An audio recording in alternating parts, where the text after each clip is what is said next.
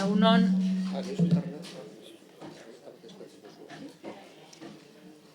Hasiera emango diogu apirileko osoko bilkurari. A ber, hemen. Vale. Besterik gabe hasiko gara. Alicia González del Valle beranduago iritsiko da. Eta horrela, emango dugu 43. puntua. Getxoko Udalbatzak 2022ko martxoaren 31an egindako aurreko osoko bilkuraren akta onesteko proposamena. Ez dago ekarpenik, beraz, onartua geratzen da. 44. puntua. Azpiegitura eta udal eraikinen arloetako hainbat inbertsio finantziatzeko kreditu gehigarria onartzeko proposamena. Batzordearen proposamena da onestea gehigarrizko kreditu emateko espedientea 2022ko bost epatekoa 1.097.500 euro duela. Eta hor jartzen da ze aurrekontu partidara lotuta dagoen. Iriarte jauna. Bai, egun guztiei, alkategaria, eskerrik asko. Hainbat udal inbertsio publiko finantzatzeko proposamena aurkezten dugu. 2022ko udal aurrekontu orokorrean 13 milioi euroko inbertsioa aurreikusten da. Horrez gain, 2021ko udal aurrekontuaren likidazioa egin ondoren, inbertsio gehiago egitea eta udal aurrezkiarekin finantzatzea proposatzen genuen. Guztira, 1.097.500 euro dira. Y más concretamente, 322.500 euros para la renovación. 305.000 euro handikoetxe kaleko jarduketak egiteko.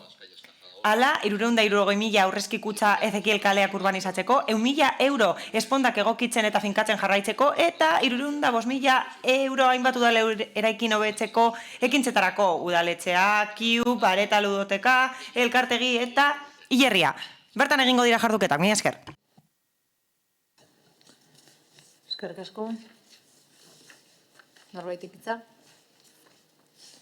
Ez? Bai, Bildu Rodríguez jauna.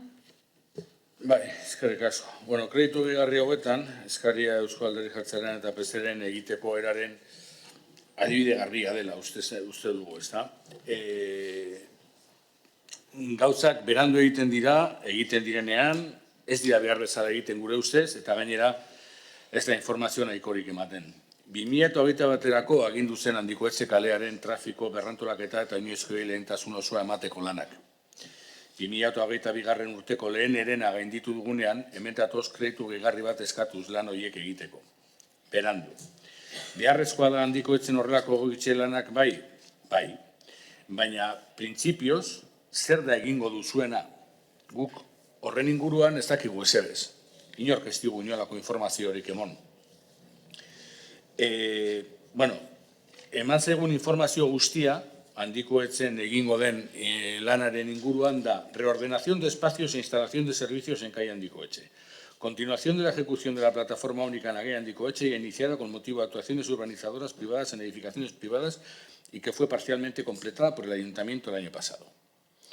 Erderaz irakurri dut, justo zatitzu hau erdera utzean eman diguzuelako. Karo, eskatzen diguzue 322.500 euro hau egiteko, handikoetxe kalean oinezkoei lehentasuna eman bartzaile, baina ezakigu zehazki noraino helduko den hori, zer da egingo duzuena, nola egingo duzuena, zer nolako eragina izango duen trafikoaren gainean, auzotarrekin hitz egin duzuen, eta bar luze bat. Eta bestea da, Ezekiel Agirre. Hau aipatzeko beste kontua da, hau aurreko legegintzalditik datorren obra bat da. Eta honen inguruan galdetu genuen guk batzordean duela hilabete batzuk. Eta egiteko zegoela, berriro ere, ia 4 urteko atzerapena. Eta berriro ere, zehazki, ezagutzen dugu Ezekiel Agirre zer egin nahi zen bere garaian ikusi genuelako. Zehazki, zen izango da orain lan honen emaitza edo espero den emaitza horren berri ez daukagu. Gero egingo diren beste inbertsio batzuk, nolabait ezagunak dira, indarrean doden inbertsio batzuen jarraipena direlako, eta beste batzuk nolabait egin beharreko lanak direlako eta azalpen bueno, ez dut esango azalpen askorik ez luketela behar, baina eskertzeko litzateke be azalpenak hori beharrezko tokitan izatea, eta hori normalean ez da gertatzen. Guk egia esateko gure ustez mozionek markatu, proposamen honek islatzen du udalaren eskazia, udal gobernuaren eskazia, eta beharrezkoa den arren, uste dugu gauzak ez direla horrela egiten. Beraz, aztenetu bingo gara.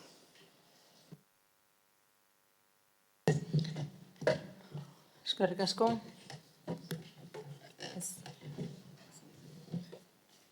Beraz, bozketara pasatuko gineateke. Proposamenaren aldeko bozkak.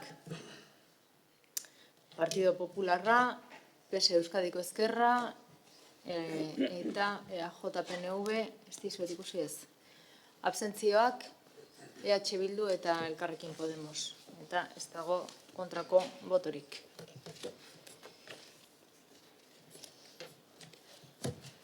Eta honekin batera, 45. puntura pasatuko gineateke kreditu gehigarria onartzeko proposamena Gizatiar Fundazioaren aldeko diru laguntza izenduna emateko. Batzordearen proposamen hau da, honestea, gehigarrizko kreditua emateko espedientea zenbakia 2022 zenbatekoa 15.000 euro duela. Eta hor jartzen da aurrekontu partidoei lotuta dagoen aurrekontu partidak agertzen dira. Uriarte jauna. Alkate eskerrik asko. Puntu honetan Gizatiar elkarteari 15.000 euroko ezoiko diru laguntza finantzatzea proposatzen dugu. Gizatiar elkarteak getxoan egingo dituen jardueren koordinazioa eta garapena finantzatzea da diru laguntzaren helburua. Hori guztiak emakumeen eta gizonen berdintasunerako planaren garapenarekin bat datuz. Eskerrik asko. Eskerrik asko. Norbaitek hitza hartu nahi du. Bai, Amaiba Andrea.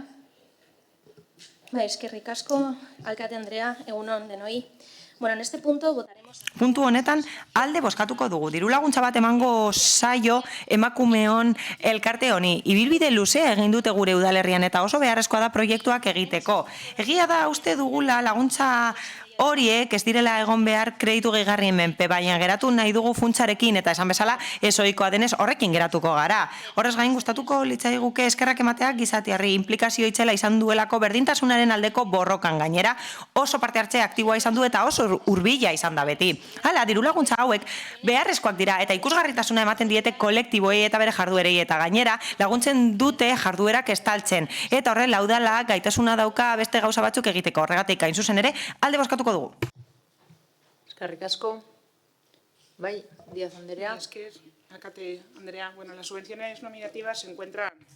Diru laguntza izendunak, diru laguntzen lege orokorrean araututa daude eta aukera ematen dute interes publikoko, sozialeko, humanitarioko eta bestelako intereseko proiektuak finantzatzeko baldin eta interesgarriak badira udalentzat. Esan den bezala, Gizatiar entitate bat da, errotze handia duena Getxoko udalerrian, eta gainera bere jarduerak oso errotuta daude emakumeen eremuan, emakumezkoen eta gizonezkoen berdintasuna sustatu dutelako eta balio asko defendatzen dituztelako gure berdintasun planarekin bat datozenak. Hala, interes sozialeko proiektu bat da, Getxoko emakume askok parte hartzen dutelako bertan eta horrietako asko adinekoak direlako. Hala, diru laguntza izendunarekin helburua da indartzea elkarte hori, horrela aukera izango dute zeharka lan egiteko eta gainera landuko da sartze aktiboa, nahigabeko bakardadea saiestuko da eta belaunaldi arteko harremanak sustatuko dira eta sareak sortuko dira bestelako voluntariotza elkarteekin. Horregatik proposamen hau ekartzen da osoko bilkurara azter dezagun eta onar dezagun hala badagokio. Díaz Andrea. Bai, Bildosola jauna. Bai, guke bai alde bozkatuko dugu, ados gaude Paulak adierazitakoarekin, eta alde bozkatuko dugu ez gauderako diru laguntzaren aurka, ez dugu inolaz ere zalantzan jartzen, eta hori bai berriro eskatu behar dugu horrelakoetan gardentasun gehiago behar dugula, eta ondo legokela informazio gehiago izatea elkarte hauek egiten duten lanaren inguruan, besterik gabe. Eskerrik asko. Beraz, bai, Eiguren Andrea. Bai, labur, eskerrik asko alkate jauna, egunon guztioi. Besterik gabe, hauze gustatuko litzaidake esatea, nabarmendu nahi dut, nire kideek esandakoa eta beste alderdi politiko batzuek esandakoa. Diru laguntza hau emango da eta guretzat proiektu bat da interes sozialekoa, hain zuzen ere. Funtzean, hori uste dugu emakume askori zuzenduta dagoelako. Horietako asko, adineko emakumeak dira, eta zein da horren helburua? Helburua da funtzean indartzea elkartea bera. Horrela, zeharka jarraitu halko du elkarteak lan egiten. Jarraituko du elkarteak lan egiten, jarduera askotan ekintza asko egiten dituzte gizatear elkartean, eta gainera, esan beharra dago, belaunaldi arteko harremanak sustatzen dituela elkarteak eta sareak, sortzen dituela sareak, bestelako voluntariotza sare batzuekin, denok dakigu, gizatearren ibilbidea oso luzea izan dela Getxon. Gainera, bere errotzea itzela da Getxon, batez ere, Romon bereziki, eta bere jarduera guztiak bideratzen ditu berdintasun politikak indartzera eta emakumeen gizarteratzera. Esan bezala, funtzean berdintasuna sustatzen da, eta hori guztia bat dator gure legegintzaldi planarekin, eta horregatik guztiagatik alde bozkatuko dugu, noski. Eskerrik asko. Beraz, orain bai bozketara pasatuko ginateke, proposamenaren bozkaren alde, hau batez onartua geratzen da.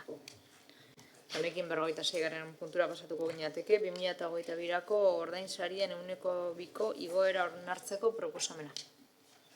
Batzordearen proposamen hau da, lehenengoa langile funtzionarien oinarrizko ordainsariak eta osagarriak 2% areagotzea 2022ko urtarrilaren batetik aurrerako ondorioarekin, 2001ko abenduaren 30an indarrean zeudenekiko. Bigarrena, langileen ordainsaria funtzionarien kontzeptu berdinetan handitzea 2021ko abenduaren 31an indarrean zeudenekiko 2022ko urtarrilaren batetik aurrerako ondorioarekin. Hirugarrena, behin-behineko langileen ordainsariak 2% areagotzea 2021ko abenduaren 31an indarrean zeudenekiko. Laugarrena, lanpostuen zerrendaren aldaketa honestea, areagotzea o aplikatzea dakatzen zenbatekoekin, balio berria jasotzen dizuten taulak erantzi dira. Bigarrena, alkatetza gaitzea erabakiak gauzatzeko. Seigarrena, akordio hau Bizkaiko aldizkari ofizialetan argitaratzea lanpostuen zerrendako erazkin gisa eguneratutako ordainsarien balioekin. Uriarte jauna. Andrea, eskerrik asko. 2022ko estatuko aurrekontu orokorren legean ezarritako legezko aurrekontu muga hurrengoa da, 2% igoera gehienez ere. Sektore publikoko soldaten arloean, eudelek emandako gomendioek 2% hori proposatzea gomendatzen dute. Udalaren ahalmen ekonomikoak gehikuntza hori bere gain hartzeko aukera ematen du. Horrekin guztiarekin, sindikatu guztiekin, 2022ko 2% igoera negoziatu eta adostu zen. Hori da beraz, gaur osoko bilkura honetara ekarri dugun proposamena. Eskerrik asko. Eskerrik asko. Hitza norbaitek? Ez, beraz. Bozketara pasatuko ginateke, proposamenaren aldeko bozkak hau batez onartua geratzen da. Eta 47. puntura pasatuko ginateke, Puerto Deportivo Labra Getxo S.A. sozietatearen administrazio kontseiluan udala ordezkatuko duten udalkideak izendatzeko proposamena. Batzordearen proposamen hau da, Puerto Deportivo Labra Getxo S.A. sozietatearen akziodunen batzar nagusiari proposatzea Álvaro González Pérez eta Ibon Rodríguez Larrinaga jaunen izendatzea udalen ordezkari sozietatearen administrazio kontseiluan. Eguren Andrea. Eskerrik asko, Kate Andrea. La propuesta... Proposamen hau ekartzen da puntu honetan. Alkatetzak ekartzen du osoko bilkurak azter desan eta helburua da Puerto Deportivo Labra Getxo S.A. sozietatearen akziodunen batzar nagusiari proposatzea Álvaro González Pérez eta Ibon Rodríguez Larrinaga jaunen izendatzea udalaren ordezkari gisa sozietatearen administrazio kontseiluan. Hala, ordezkari gisa duten agintaldia ez dator bat legegintzaldiaren hasierakin eta horregatik ekartzen dugu orain legegintzaldiaren erdialdean gutxi gora bera. Horregatik ekartzen dugu orain, hain zuzen ere, azaldutakoagatik. Mila esker. Norbaitek bai, Amiba Andrea. Eskerrik asko, alkate Andrea. Bueno, en este punto... Puntu honetan, abstenituko gara. Uste dugu zuen irizpidea aleatorioa dela. agintaldiak berritzeari dagokionez. Hala, 2021 esan genuen bezala, uztailean ez dugu ulertzen zergatik egin den hau. Hala, organoaren aniztasuna urratu duzue. Puerto Deportivo Elabragetxo esean. Gu kanpo geratu ginen, eta ez dakigu zergatik. Gaur, posten gara, bai, posten gara, ez duzuelako gauza bera egiten. Hala, aniztasuna bermatzen duzue erabaki honekin eta horregatik abstenituko gara. Hala, EH Bilduk esan duen bezala, hau lotuta dago premia batekin. Zuen premia da erreformak aurrera ateratzea. Eta horiek egin nahi dituzue kezka edo arazo gehiegi entzun gabe. Eta zein da arazoa? Arazoa da, obrak egin edo ez gora behera ez dela aniztasuna itzuliko, eta ez dakigu nosbait alakoa izan zen, eta kontraesana da, demokratizatzea eta gardentasuna aipatzen dituzue, eta gero horrelako ekintzak egiten dituzue, eta horrek ordezkarintzaren orekan dauka eragina, eta soilik da onuragarria zuentzat. Horregatik hain zuzen ere abstenitu egingo gara. Beste norbaitek hitza hartu nahi du? Ez, beraz proposamenaren bozketara pasatuko gara. Proposamenaren alde, Partido Popularra, EH Bildu, PSE Euskadiko Ezkerra eta Eusko Alderdi Jeltzalea. Kontra, ez dago, eta abstentzioak Elkarrekin Podemos. Beraz, honekin, 48. puntura pasatuko gineateke. Esku hartze sozioedukatibo eta psikosozialiko zerbitzua emateagatik agintzari kooperatibari faktura ordaintzeko proposamena. Batzordearen proposamena hau da. Bat, ekonomia prozesalagatik prozedurarekin jarraitzea eta espedientean prestazioen valorazioari buruz jasotako informazioaren arabera, zerbitzu emaileen aldeko kalte ordaina finkatzea. Udala bidegabea beraztea saihestuz aurkeztutako eta adostutako fakturekin bat datorren zenbatekoan eta hor jartzen dira ezetasuna guztira 10, 30.751 euro eta 77 zentimo. 2. Faktura horiek onartzea eta horretarako agintzari soziedad kooperatibaren aldeko 30.751,77 euroko obligazioa zeratzea eta aitortzea. Uriarte jauna. Andrea, eskerrik asko. Puntu honetara datozen fakturen arrazoia denok ezagutzen ditugu, esku hartze sozioedukatibo eta psikosozialeko zerbitzua emateko kontratua azaroan amaitu zen. Esleipena garaiz egin zen, baina errekurtso bat aurkeztu zen esleipenaren kontra, partzialki ontzat eman zena. Orai zelata, zerbitzua esleitzeko lehiaketa berriro ere hasi zen, eta prozedura horretan gabiltza oraindik. Honetan, martxoko fakturak ordaintzeko baimena eskatzen da. Eskerrik asko. Norbaitek hitza? Ez, beraz, bozketara pasatuko gara, proposamenaren aldeko bozkak.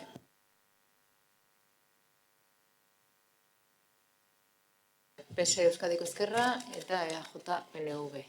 Kontrakoak, Partido Popularra eta abstentzioak, EH Bildu eta Elkarrekin Podemos.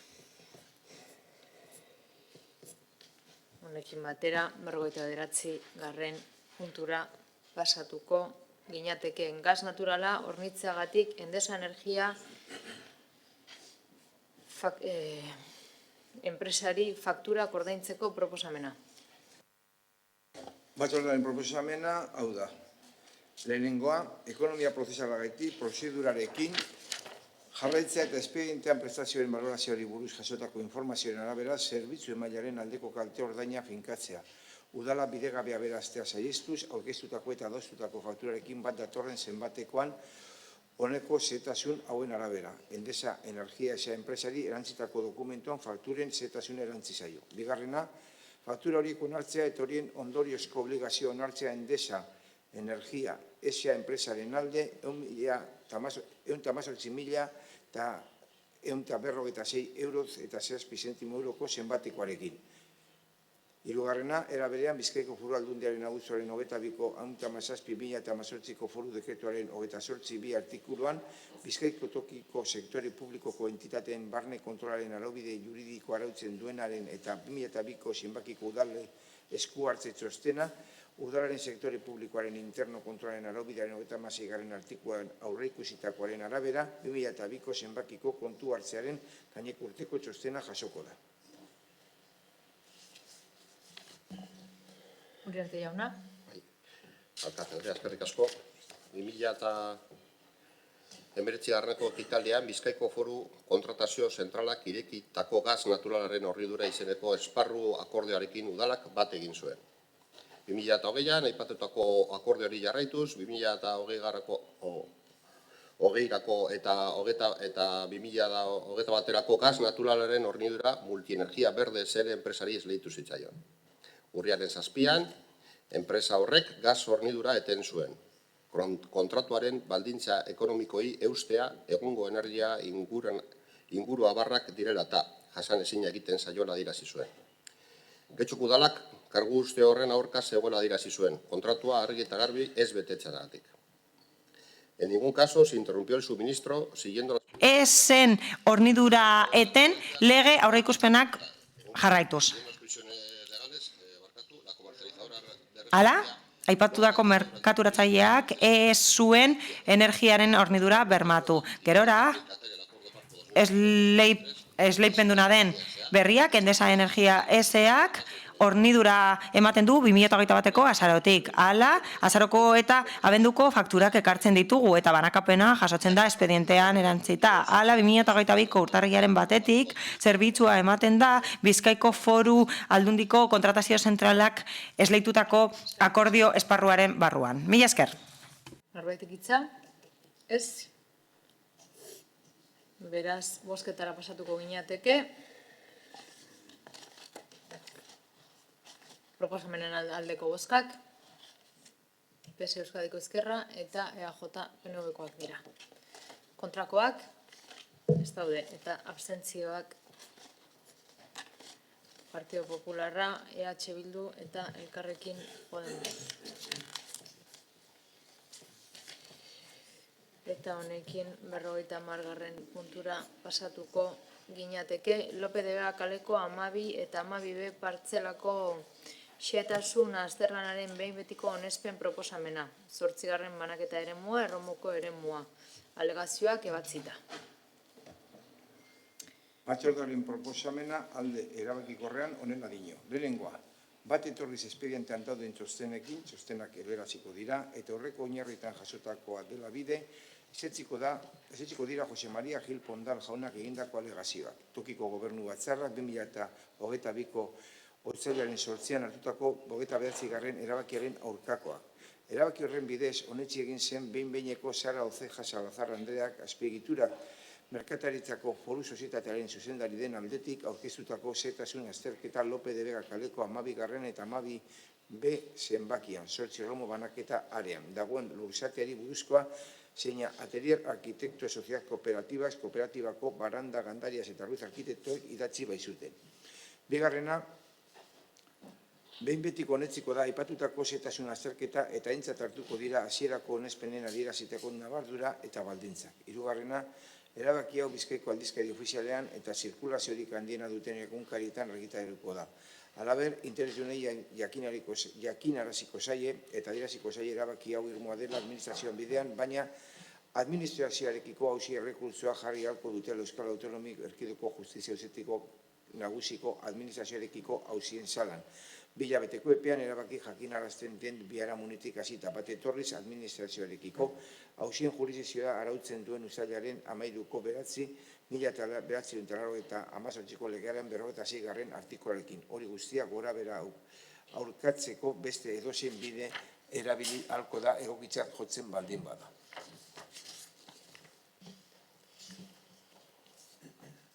Urkitza jauna. Eskerrik asko, Alkate Andrea, egun on guztioi.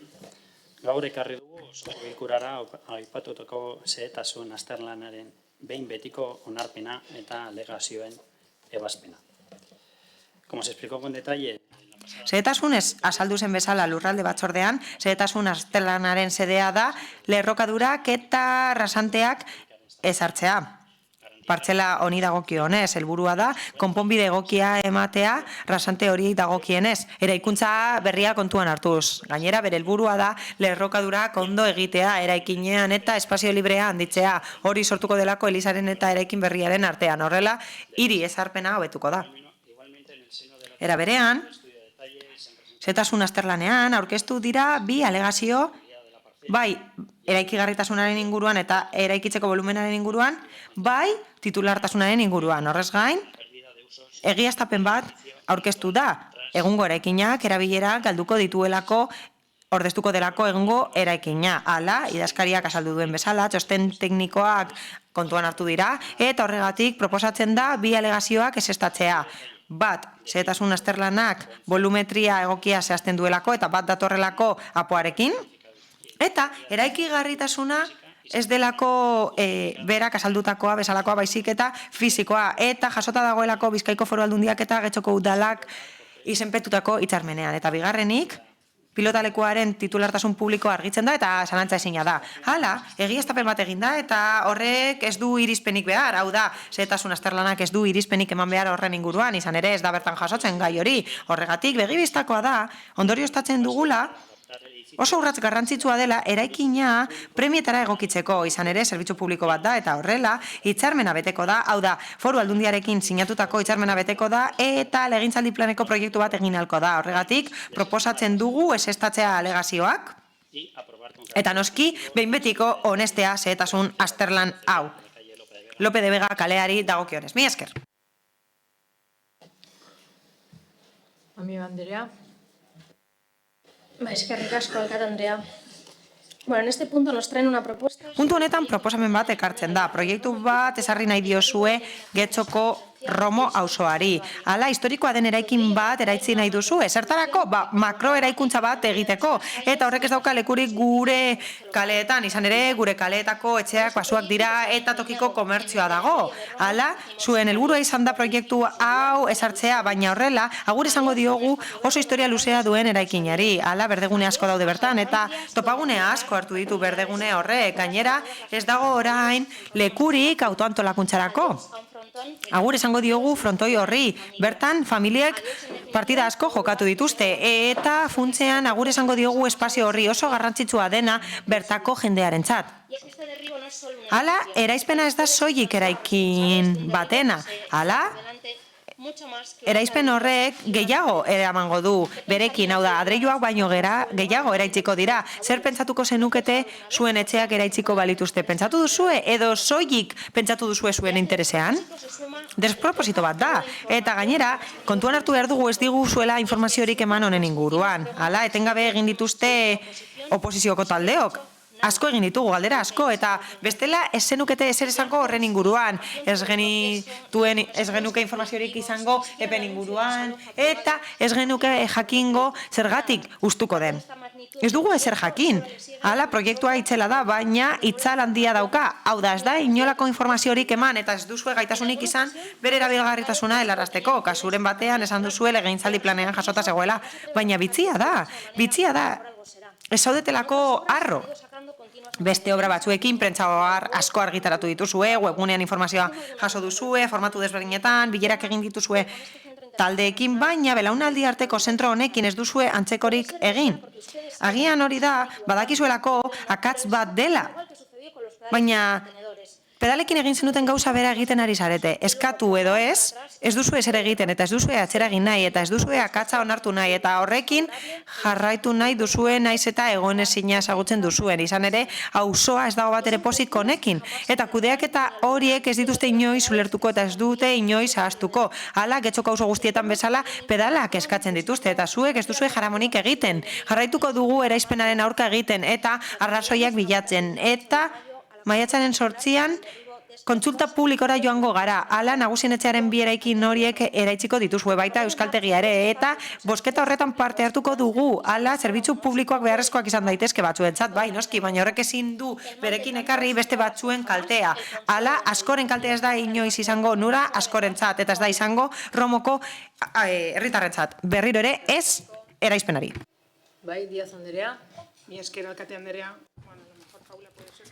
Behar bada, Paula, hala izan dezaiteke, aldundiak egikaritzen duelako proiektu hori, baina gogoratu behar dugu, behin betiko onespena emateko proposamen honetan, zinegotziak azaldu bezala, Helburua da alderdi teknikotik alegazioei erantzutea. Bizilagun batek aurkeztu baititu. Besterik ez dakagu proposamen honetan. Beste zerbait eztabaidatu nahi izanez gero, hauze ez litzateke momentua alegazioz ari garelako. Hainbatetan azaldu izan dugu, osoko bilkura honetan, esan izan dugu Eusko Alderdi Sozialistaren jarrera zein den, baina berriro azal dezakegu beharrezkoa izanez gero. Estamos en una fase más de desarrollo de la propuesta política. Proposamen politikoaren garapen fase batean gaude. Bizkaiko Foru Aldundiak eta Getxoko udalak proposatzen dutena da, zehetasun azterlana, eta azpigituren kontura uzten da proiektua idazteko lana. Gure eredua argia da. Zuzkidura etxebizitzak behar ditugu Romon, gazteentzat, eta hori gainera osoko bilkura osatzen dugun alderdi politikook adierazi izan dugu hauteskunde garaian, oso garrantzitsua da alokairuan etxebizitzak izatea, alokairu merkean gure gazteak emantzipatu ahal izateko, eta haiek babesteko nolabait. Bigarrenik, egoitza plaza publikoak sortu behar ditugu adinekoentzat. Momentu honetan, beste udalerri batzuetara bidaltzen ari gara gure adinekoak, berton ez daukagulako lekurik. Gainera, egoitza eredu berri honekin, osoko bilkura honetan esandako ez bezala, proiektu honen bitartez, bizikidetza unitate txikiak izango ditu oinarri proiektuak.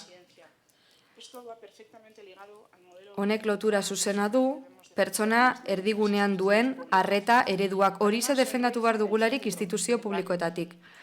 Gainera, auzoaren erdigunean izango litzateke hau, eta ez kanpoaldean. Adinekoen errotzea mantentzeko. Alderdi sozialistak Ibar Nagusien etxearekiko duen jarrera honakoa da. Espazio bat izatea bertan bizitzako jarduerekin jarraitu ahal izateko. Erakinaren mantentze lanetara ez gara iritsi saiatu garelako aukera aztertzen, baina ez dagoelako irtenbide teknikorik. Azken finean hori da politika egitea, erabakiak hartzea. Herritar guztien alde, eta guztion ongizatea aurretik jartzea. Eraizteari ezetza ematea, hori segokina izango zidateke bai, baina badakizue babestu beharreko ondasunen artetik ez dela nagusia. Oposiziotik zer proposatzen duzue bestela?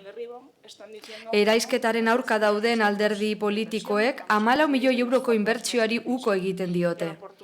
Next Generation funtsetatik datozen euro hoiei. Eta gure gazteentzako zuzkidura etxebizitzak egiteari ezezko ematen ari dira. Eta gure adinekoentzako plaza publikoak sortzari. Guk aurrera egin nahi dugu.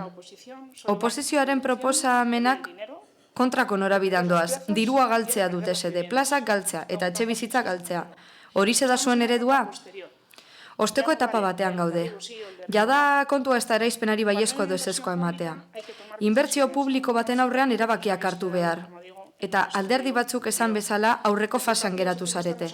Alderdi sozialistatik beti egon gara Ibar Nagusien etxea espazioan txertatzearen alde.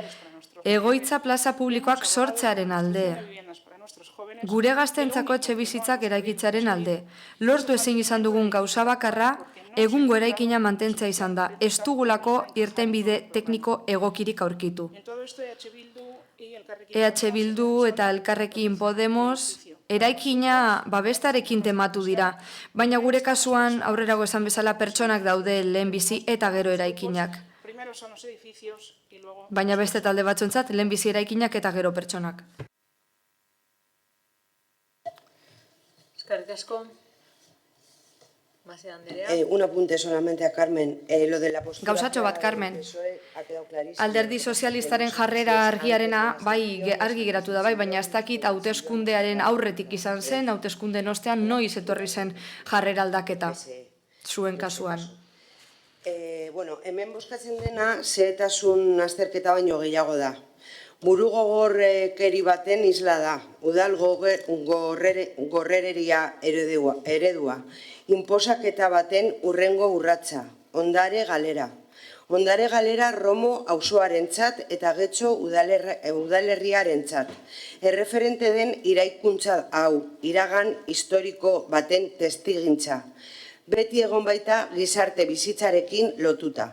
Ez hori bakarrik, gaur egun bertan topatu daitekeen bizitza ikaragarria da. Barkatu, arazoak daude itzulpenarekin, ez da entzuten, haber konpontzen dituzten.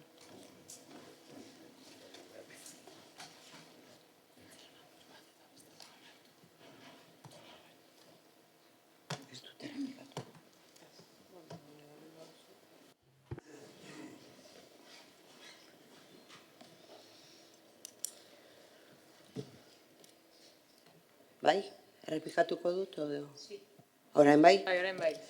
Errepikatuko dut. Bale, hemen bozkatzen dena zehetasun azterketa baino gehiago da. Burugogorkeri baten isla da.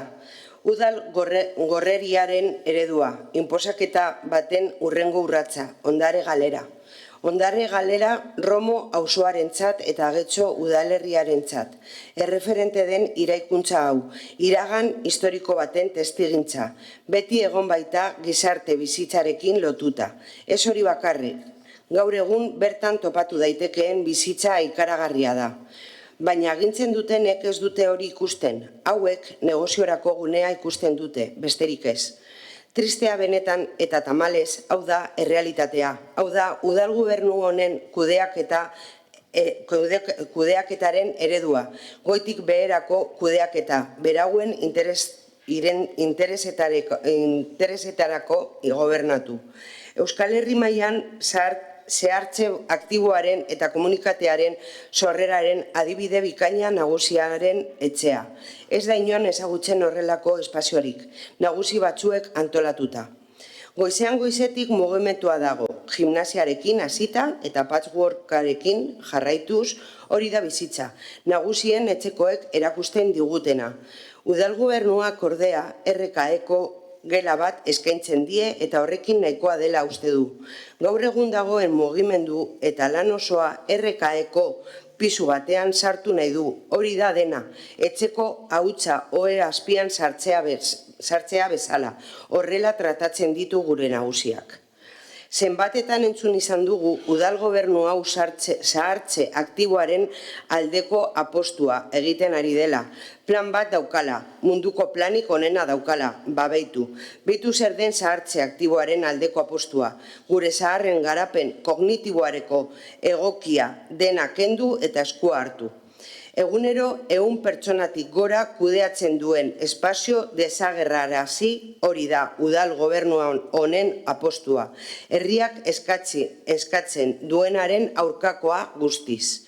Ez dut interbentzioa bukatu nahi gogoraziz hurrengo maiatzaren 8an herri galdeketa egingo dute Erromoko auzokideek. Eta argi dago zer den herriak bozkatuko duena.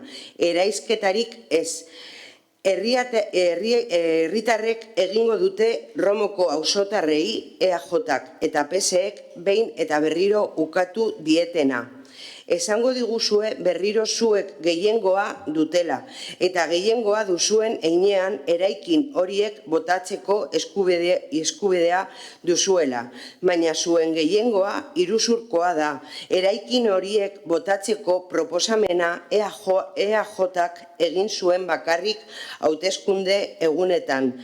Gainontzeko alderdiok PSek barne, eraikinak ez botatzearen alde ziren, are gehiago, lo que es más, el PSE en un debate de la propia nagusien etxea. PSEek nagusien etxean egindako eztabaida batean hildo gorri gisa markatu zuen hori. Eta gero hauteskundetan postua lortuta ahaztu zitzaizuen.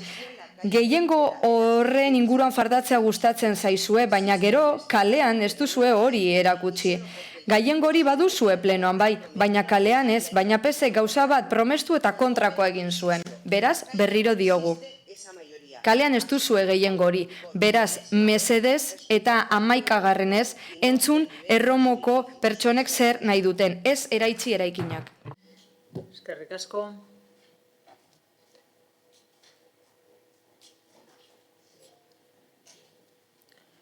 Gonzalo jauna. Bai, egunon.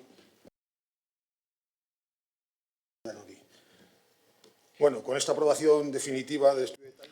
Zehetasun azterlanaren behin betiko onespen honen bitartez, zuzkidura publiko honen helburua beteko dugu. eta antza erabileraren inguruko eztabaida dugu gaurkoan, baina azpimarratu behar dugu administrazioen arteko lankidetzaren emaitza dugula hau, eta modu berritzailean erantzungo diogula arazo bati. Zentro publiko honek 7.000 metro karratu eta gazteentzako zuzkidura etxebizitzak zein egoitza plazak izango ditu, mendekotasun egoeran dauden adinekoentzat. Aukera inklusibo kohesionatua da, eta gainera beharrizanei erantzuten die. Belaunaldien arteko arrakala murriztuz. 140 gazte eta adineko biziko dira bertan, espazio komunetan eta bertan bizipenak eta balioak partekatuko dituzte jarduerez gain. Belaunaldien arteko zentro hau udalak zein aldundiak bultzatzen dute. Eta helburu gisa izango du gazteen emantzipazio beharrizanari erantzutea eta plaza publiko faltari erantzutea baita ere adinekoen kasuan. Gazteak eta adinekoak batera bizitzea nahi dugu, belaunaldien arteko arrekala murriztea. Labur bilduz, ekimen hau aitzindaria da estatu mailan eta eredu berritzaile bat du oinarri. Adinekoek eta gazteek espazio komunak partekatu eta interaktuatzeko aukera izango baitute. Gainera, proiektu honek Europako berreskuratze funtsak jaso ditu, aurrekusetako inbertsio osoaren 89,8 hain zuzen ere. Beraz, ez gaude horren oker. Europako funtsekin finantzatu baldin bada hau, ez gaude horren oker eta ganera Agenda 2030 babesa ere badu. Ministerioaren babesa du, Elkarrekin Podemoseko idazkari nagusia ministerio horren buruan delarik. Beraz, ez gabiltza oker, norabide honetik goaz, eta uste dugu proposamen interesgarria dela. Herrialde guztietan ez du funtzionatu. Izan, beraz, guk, behintzat, ikusiko dugu zer gertatzen den da badugu konfiantza proiektuan. Bozketara pasatuko gara, beraz, proposamenaren aldeko bozkak, PS Euskadiko Ezkerra eta Eusko Alderdi Jeltzalea. Kontrakoak, EH Bildu eta Elkarrekin Podemos, eta abstentzioak, Partido Popularra. Eta honekin 51. puntura pasatuko gineateke, hainbat ebazpenen berri ematea. Aurrekontua gehigarrizko kredituz baliatuta aldarazi. Batzordearen proposamen hau da, kreditu transferentzien erabilaren bidezko aurrekontu aldaketari buruzko zinegotzi eskuordaren ebazpen honetaz jakitun geratzea. 2022-2022ko zenbakidun ebazpena, 30.322 euroko zenbatekoarekin kreditu transferentzia energia elektrikoaren prezioaren igoeraren finantzaketa.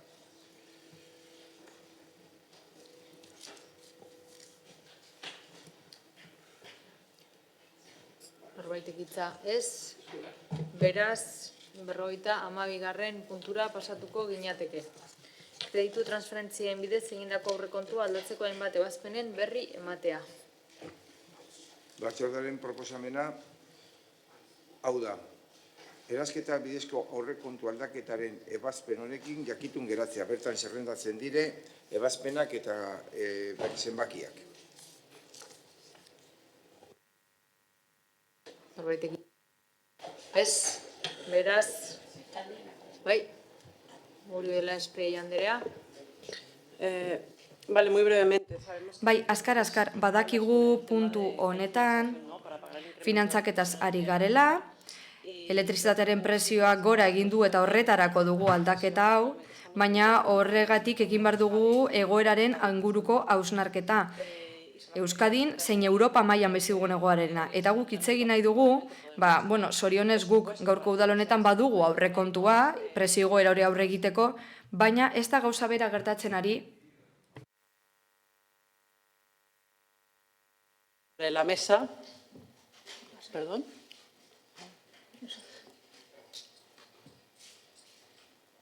Que no escuchan. No nos escuchan arriba. Han perdido el sonido original. Denak ulertzen dugula gaztelania. Bueno, continúo. Entonces, simplemente comentar que también cuando hablamos de presión energía hay que tener un poco de mirada larga y aunque podamos asumir este tipo de incrementos... Bueno, guk geuk ordain dezakegu presigoera hau, baina epe luzerako neurriak pentsatu beharko ditugu, edo eredu aldatu, edo energia zikinekiko mendekotasuna murriztu, eta bueno, aurreragoa ikusten ditugun osoko bilkura honetan horren inguruko mozioak. Eskerrik asko. Mesedez, begiratu zazute konexioak eta audioaren konexioak ze failoak egoten ari dira. Beste norbaitek hitza? Ez, beraz, 53. puntura pasatuko ginateke kreditu erantzietako hainbat ebazpenen berri ematea. Batzordearen proposamen hau da, eransketaren bidezko aurrekontu aldaketaren ebazpenekin jakitun geratzea, bertan zerrendatzen dire zintu diren ebazpen horiek. Norbaitik hitza? Ez? Beraz, bai, Rodríguez jauna. Bai, guri iruditzen zaigu pixka hemen esaten da bertan agertzen den zerrendaren kreditu guztiak horren berri emango dela, eta hala da, baina gero zerrenda ez da irakurtzen, eta askotan interesgarria izaten da zerrenda horre irakurtzea, ze zerrenda horretan agertzen diren gauza dira, batez be 2021 urteko aurrekontuan diruz hornitu diren partidak, lanak eta inbertsioak egiteko, eta egin edo bukatu ez diren lan batzuk. Eta horien artean badoz batzuk zerrendatzeko interesgarriak direnak, ez da? Ampliación Red de Bidegorris, presupuestos participativos 2021. Bidegorrien esate baterako ez da egin eta hortxe agertu zaigu kopuruta guzti. Eraginkortasun energetiko betzeko proiektua. 209.000 euro inguru.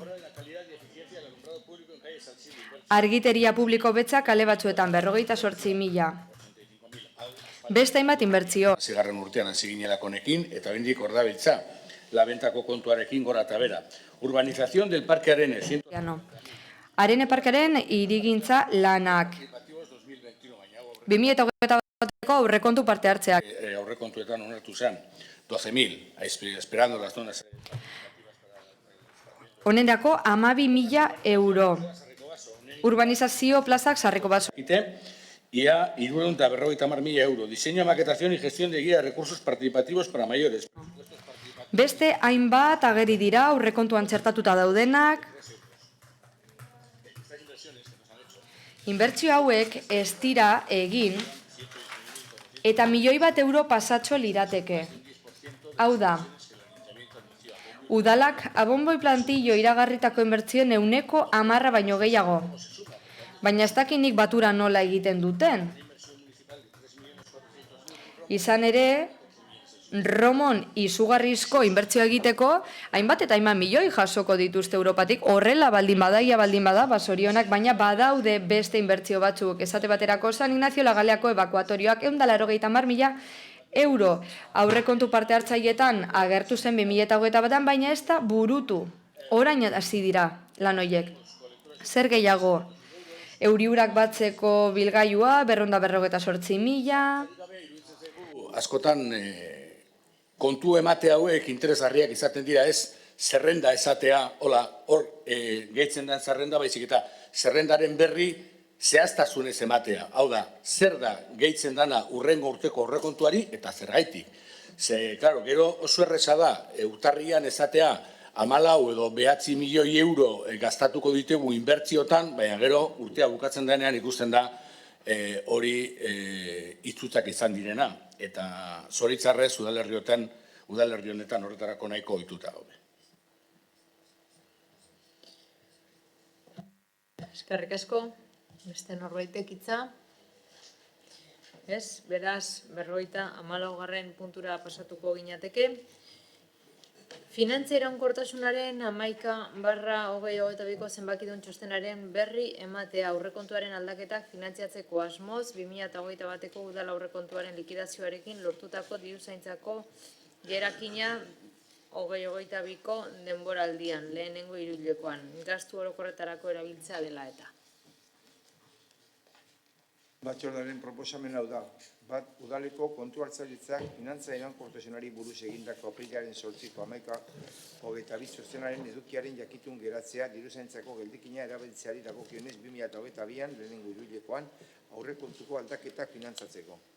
2/11/22 txosten hori Bizkaiko Foru Aldundian finantza tutoretzari dagokionez eskuduna den sailari igortzea osoko bilkuraren akta eta euskarri izan daiteken gainerako dokumentazioarekin batera.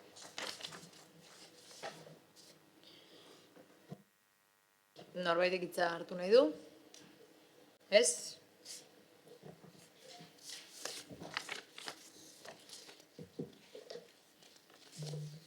Beraz, 55. puntura pasatuko ginateke 2022ko finantza kontroleko urteko planaren berri ematea. Batzordearen proposamena da, kontu hartzailetza orokorrak egindako Getxoko udaleko sektore publikoaren 21ko kontrol finantzioko urteko planaren berri ematea, osoko bilkurak informazio hori izateko ondorietarako soilik txostenari erantzitako dokumentazioarekin.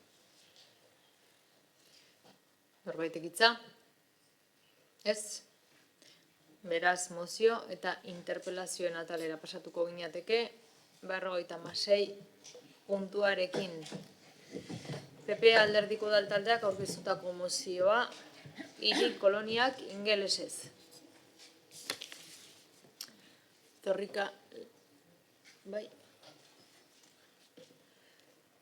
Zorria lekerika jauna, zeurea txanda. Eskerrik asko, alkate Andrea. Getxoko udaleko gazteria arloak urteak daramatza udalekuak antolatzen. Zeinetan 5 eta 12 urte bitarteko umeek hartzen baitute parte. Getxoko ikastetxe batzuetan egiten dira hiri udalekuak eta egun batzuetan txangoak egiten dira udalerritik kanpo. Udaleku horietan hainbat jarduera egiten dira, hala nola jolasak, eskulanak eta tailerrak. Berrikuntza gisa popular udaltaldeko kideo proposatzen dugu jarduera horietako batzuk ingelesez egitea, beste udalerri batzuetan egin den bezala. Uste dugu Getxoko umeentzat oso onuragarria dela jarduerak egin ahal izatea ingelesez, hizkuntza horren erabilera naiz ezagutza areagotu ahal izateko. Azaldutako guztiagatik popular udaltaldeak honako hau aurkezten du. Erabaki proposamena lehenengoa Getxoko udalak ingelesezko jarduerak eskaintza antolatzen dituen udako hiri udalekuetan eta bigarrenik mozio honen berri ematea udal komunikabidetan.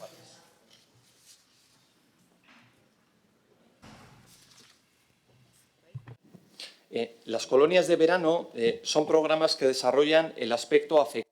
Udako kolonietan aurren alderdi afektibo eta emozionala lantzen da. Ume horiek 3 eta 4 urte bitartean izan ditzakete, modu ludikoan lantzen da hori gainera. Hala, jarduerak egiten dira, kirola, jokoak, eskulanak, tailerrak, irteerak eta bar.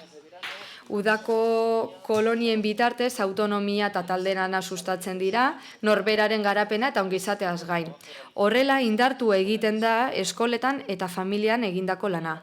Bestalde, honelako programan bitartez, lana eta bizitzako familia uztar daitezke, opor garaian. Gainera, espazio berriak sortzen dira umeek haien artean harremantzeko eta ongi pasatzeko.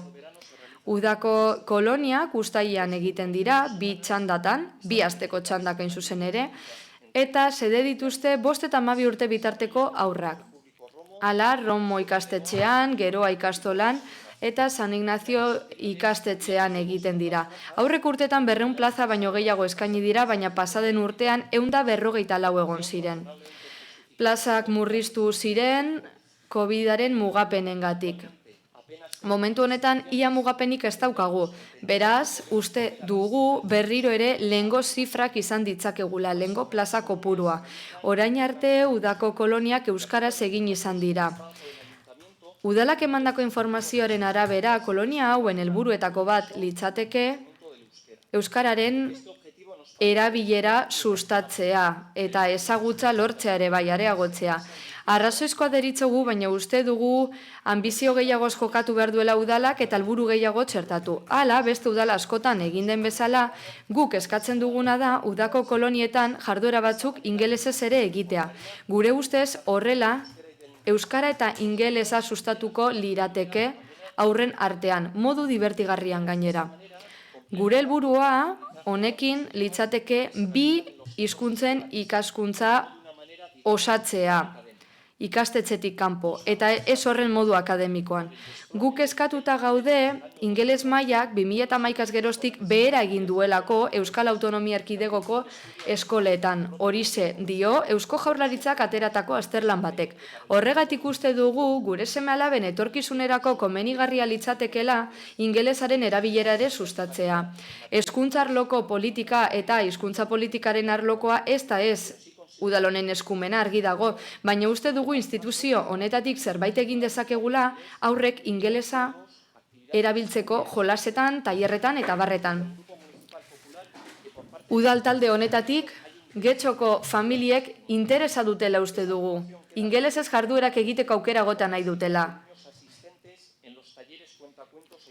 Bestela, ipuin kontaketa tailerrak ingeles egiten direnak eta hilean behin egiten direnak, kulturaretoetan, Ramon Seinalgortan, begira zenbat jente izaten duten Kids Anasek antolatutako tailer hauetan. Kulturaretoak eman dizkigun datuen arabera, zifra altu ez ari gara. Horregatik guztiagatik aurkeztu dugu mozio hau eta babesteko eskatu nahi dizuegu. Bestalde gobernu taldeari mozioan eskatutakoa burutzeko eskatu nahi diogu.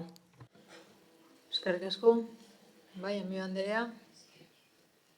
Bai, eskerrik asko. Bueno, el mes de septiembre, el pasado mes de septiembre... Joan den irailean, eztabaidatu genuen osoko bilkura areto honetan antzeko proposamen bat, Alderdi Popularrak egindakoa hain zuzen ere. Mozioan aipatzen ziren hiru eledunak ziren jarduerak, eta bertan aipatu ziren aurrentzako jolasguneak eta bere gizarte eginkizuna. Izan ere, udalekuek ere gizarte funtzio hori dute, eta antzekoak dira, bai, garrantzitsuak dira, aurren gizarteratzerako eta garapen osorako, eta horregatik baliabideak esleitu behar dira politika publikoen eremutik. Espazio horietan aurrek harremanak dituzte bere parekoekin eta familiekin, eta jokoa bideratzen da garapen positibo baterantz.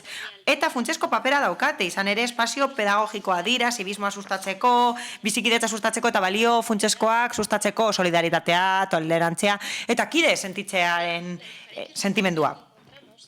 Baina badago alde nabarmen bat aurreko proposamenaren eta honen artean. Eta zein da?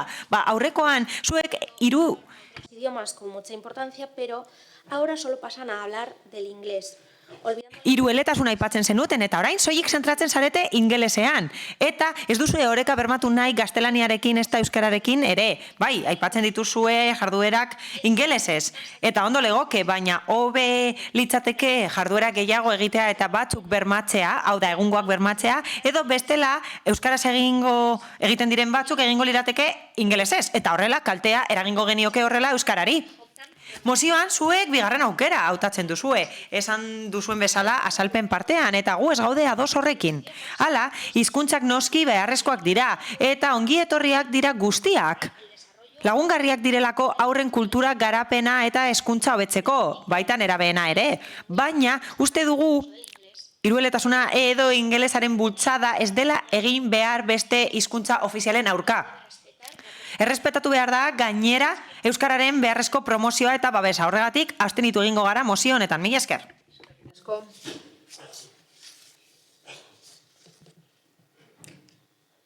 Bai, Iona. Sí, muchas gracias, Egunon. Eskerrik asko eta egunon guztioi. Proposamen bat ekartzen du Alderdi Popularrak.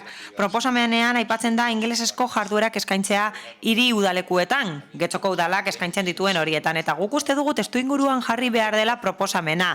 Hala, udalekuen proposamen bat dago udal mailan eta printzipio batzuek eraentzen dituzte udaleku horiek. Lehenik eta behin, esan beharra daukagu gure udalerrian udalekuen eskaintzan handia dagoela eta ez gara soilikari udalak kudeatutako ez. Badaude beste batzuk antolatzen dira, kirol klubetan, elkartetan, eta anitza da eskaintza. Hala, horietako batzuk diruz laguntzen ditu udalak nahiz eta zuzenean ez antolatu. Horietako batzuetan eskaintzen dira jarduerak ingelesez.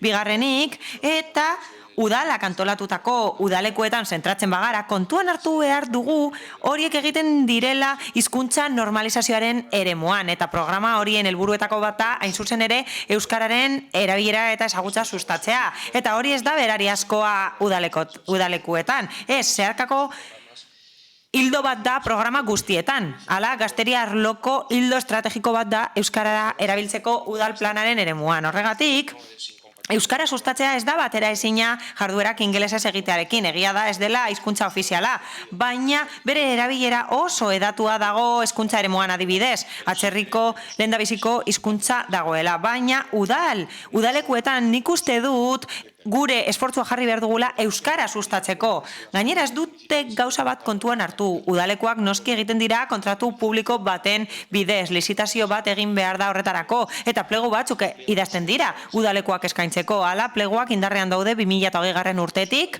eta 2 urterako daude indarrean. Bertan ez da jasotzen beharrezkoa denik profesionalei jarduerak egin behar izatea ingelesez, esaie prestakuntza eskatzen ingelesez, eta gainera enpresek edo enpresa esleipendunak ez du jarduerarik egin behar naita ez ingelesez. Horregatik, aurten ezingo litzateke zuen proposamena egikaritu. Hala eta guztiz ere, proposamena interesgarria da urrengo lizitaziorako aztertzeko. Jakinda beti, zein den kostua kontuan hartuta zer nolako jarduerak egin genitzaken, zer aldaketa egin beharko genituzkeen kontratu honetan, eta bar. Baina momentuz, azaldutako arrazoiengatik aurka bozkatuko dugu. Eskerrik asko.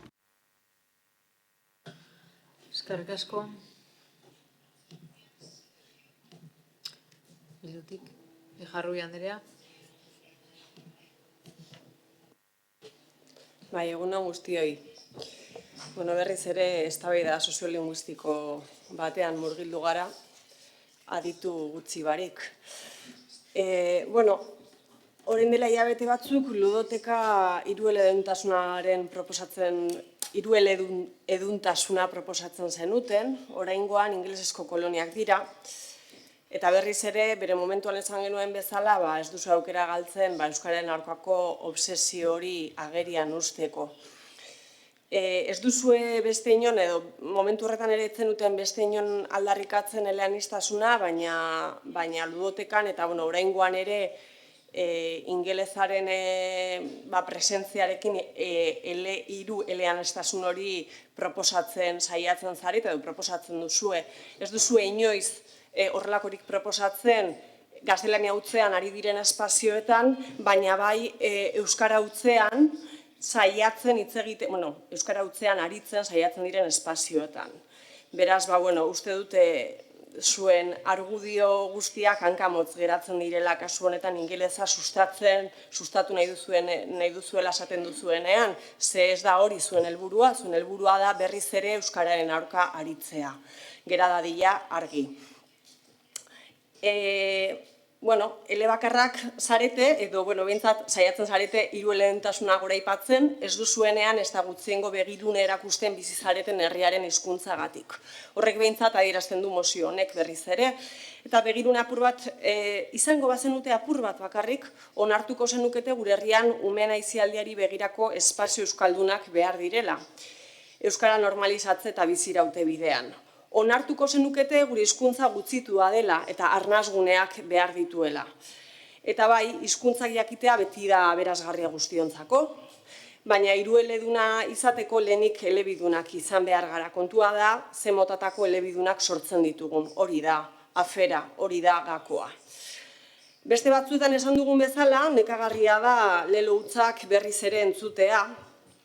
Ez dutenak ez eduki sendorik, ez da arrazoi nahikorik ere ez. Bakarrik dituztenak obsesioak, konplexuak, handikeri nahiak eta gorrotoa ere bai. Bai, Getzoko aurrek Euskara sustatzen dituzten koloniak behar dituzte, aisialdirako espazioa, ondo pasatzeko gunea, eta Euskara hizkuntza erreferente ardatz nagusia izango dituztenak. Argi dagoena da, zuen eredua eta gurea ez dela inoiz bera izango. Guk Euskararen arnasgune izango diren espazioak nahi ditugu Getzoko aurrentzako. Gure hizkuntza gutxitua delako, gure hizkuntza zapaldua delako. Eta tasun horrek berezi egiten du Euskara. Besterik ez. Normalizazioa helburu badugu, ezin diezaiokegu beste hizkuntzei ematen diegun tratamendu bera eman Euskarari. Baina argi geratzen zaigu mozio honekin, zuek, eta lehendik ere bagenekien, zuek ez duzuela Euskararen normalizaziorik nahi. Desagertzea ere ondo legoke, ezta? Gure eredua esan bezala beste bat da. bai udal kolonia hauetan, udaleku hauetan egiten dena, euskara ardatz izatea, baina baita ere beste elkarte batzuek ere egiten dutena, eta urteak daramatzetena hori egiten, besteak beste, Bizargalepoan euskara elkarteak antolatzen dituen bapiruke udaleku irekien bide sustatzen duen asaterako. Iaz, 400 ume Getxostar parte hartu zuten udaleku horietan, eta ekimen euskaltzale honi esker normalizazio bidean ere urratsak ematen jarraitzen dugu. Beraz, goraipatzekoa ere, hainbat elkartetik ere egiten den lana. Eta, argi geratu espada, eta uste dut azkenan ez daukala zentzurik honetan jarraitza, bakarrik haserretuko naz gehiago, beraz, hemen utziko dut, argi geratu du espada, esesko borobila bozkatuko dugu oraingoan ere. Eskerrik asko.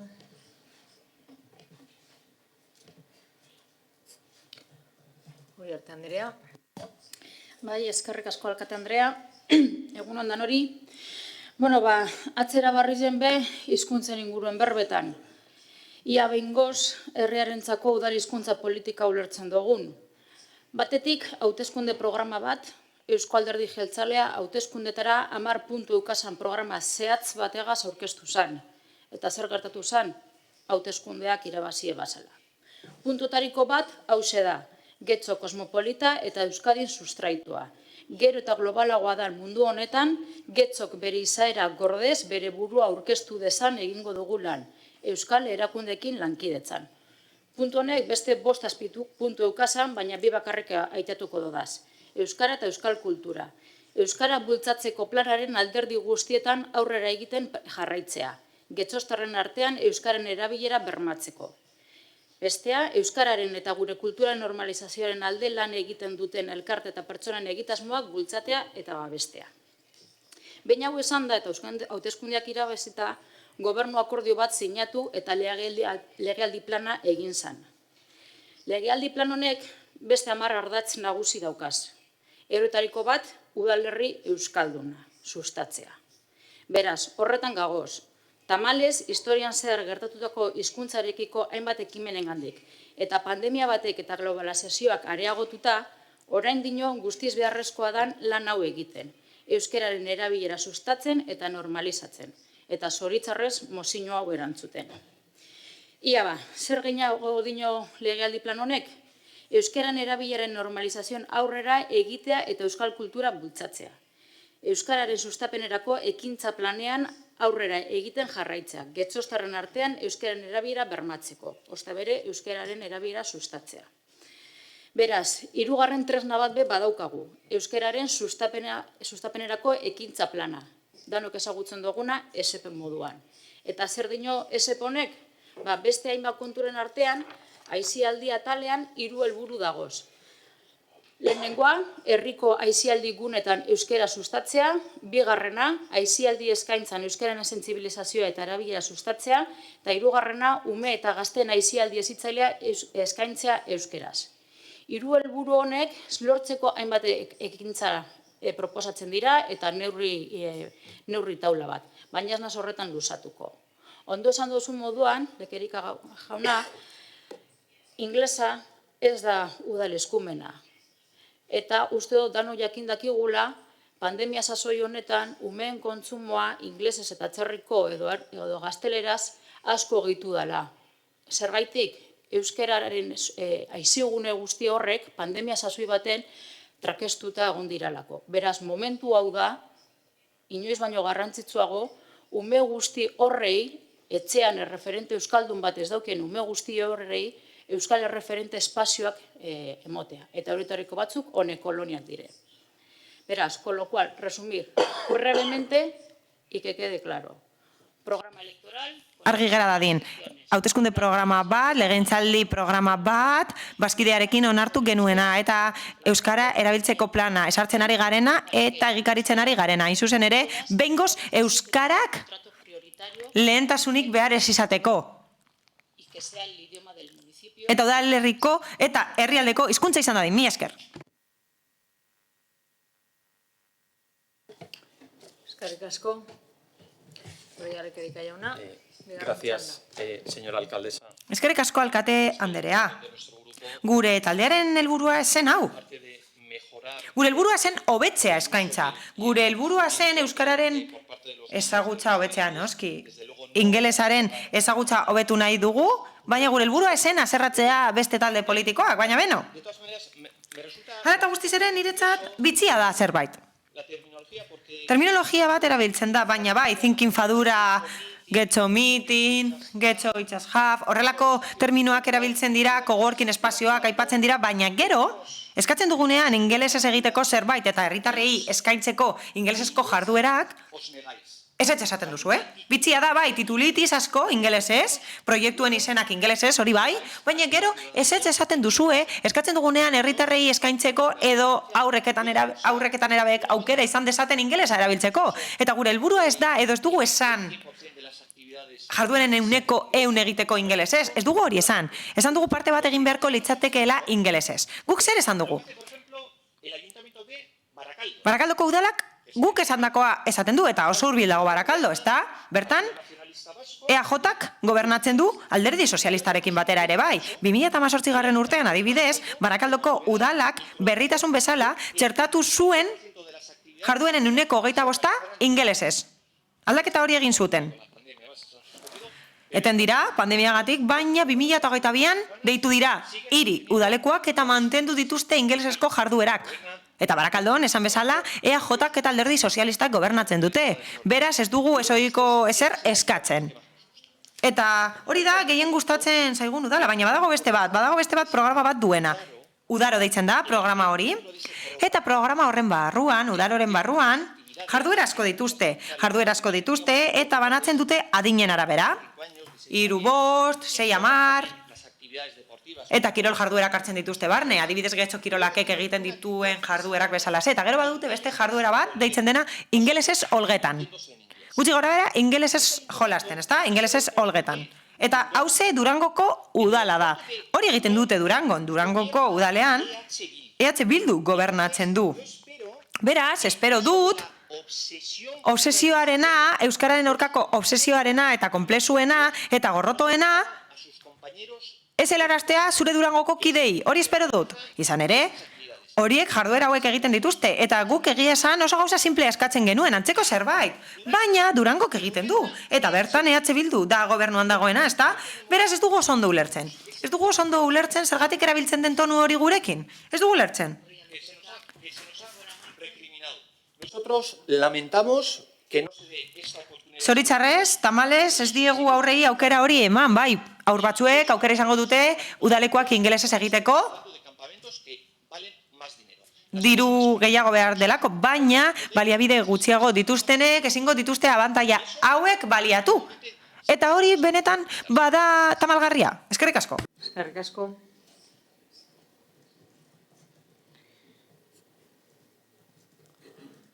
Bai, amiga Andrea. Bai, eskerrik asko, de forma muy breve. Nosotras... Labur. Esandakoagatik boska mantenduko dugu, eta esan beharra dago, Durangon, ziurazki hori egiten dela, normalizatuago dagoelako euskararen erabilera eguneroko bizitzan eta egunerokotasunean horrela, ebalua daiteke, konbenigarria den edo ez, bestelako gauza batzuk txertatzea ingelesez udalekuetan. Hala eta guztiz ere, nik uste dut urratz bat dela eta kontuan har daitekeela, hau da, kontuan har daiteke ingelesezko jarduerak txertatzearen aukera baldin eta ez badira euskararen orduak murrizten. Guk gure azalpenean hori defendatu dugu eta bai, posten gara aurrengo lizitazioetarako kontuan hartu delako beti ere murrizten ez badira euskaraz ematen diren orduak. Mila esker. Eskerrik asko. Jauna. Sí, gracias, muy breve. Eskerrik asko, labur. Besterik gabe, Alderdi Popularrak esandako azkenengo gauzari dagokionez eta lasai egon daitezen, diru laguntzak, udal diru laguntzak, ez periodikoak direnak horrelako gauzak aurreikusten dituzte. Hala, bizikidetza unitatean horrelako diru laguntza ez aldizkakoak ematen dira aisialdiaren eremuan eta udalekuen kasuan horrelako laguntzak ematen dira. Gejarrui Andrea. Ez neukan asmorik berriz ere parte hartzeko, uste dut gure posizioa oso argi geratu dela, baina, uste dut kontzeptu batzuk argi geratu behar direla. Eta, behitzu, niri soziolinguistika gaiak, euskararen inguruko gaiak, hizkuntzaren inguruko gaiak, pasioa sorrarazten dirate, bai? Ez daukat inolako arazorik, horren inguruan, horien inguruan luze hitz egiteko. Baina uste dut kontzeptu minimo batzuk, gutxiengo kontzeptu batzuk argi izan behar ditugula. Eta soziolinguistika gaia oso zabala da, badabiz aditu asko horren inguruko azterketa eta ikerketa ugari egiten, ibilbide luzea egin dute, eta uste dut gatozela ona sekulako ausardia eta ezjakintasunarekin nahi ditugunak ahotik esatera. Bueno, bai, Durangon badago horrelako plan bat, nabil bilatzen, baina ez denborarik eman, Durangoko euskaren erabilera indizeak partekatzeko edo alderatzeko besan da getzokoekin, azkenean hori da, kontua, bai? Zuk sustatu dezakezu 3., 4. hizkuntza bat irakastea, baina lehenik eta behin oinarri batzuk izan behar dira elebitasunari bide emango diotenak. Eta gure errealitate soziolinguistikoa eta Durangoko herriaren errealitate soziolinguistikoa ez dira berdinak. Badaude hor ezberdintasun eta ezaugarri oso bestelakoak. Eta gure bilakaerak eta gure ibilbideak ere ezberdinak dira. Beraz, abiapuntu objektibo zientifiko horretatik abiatu behar gara. Ondoren, politika batzuk abiatzeko. Gu ez gabiz ingelesaren aurka, inondik inora. Ez ingelesa, ez txinera, ez frantzesaren aurka, ez. Bai, Durangon euskaldunak esaten diate ia 195 dela. Getzon, zenbatekoa da? Aztertu duzue? Bueno, uste dut, gauzak ezin direla bota horrela nahi dugun bezala, inolako datu barik, eta benetan adituei arreta jarri barik. Eta uste dut hori da egiten duela Alderdi Popularrak. Beraz, hemen gorrotoa eta arazoa zuok dekozue, ez guk, bai?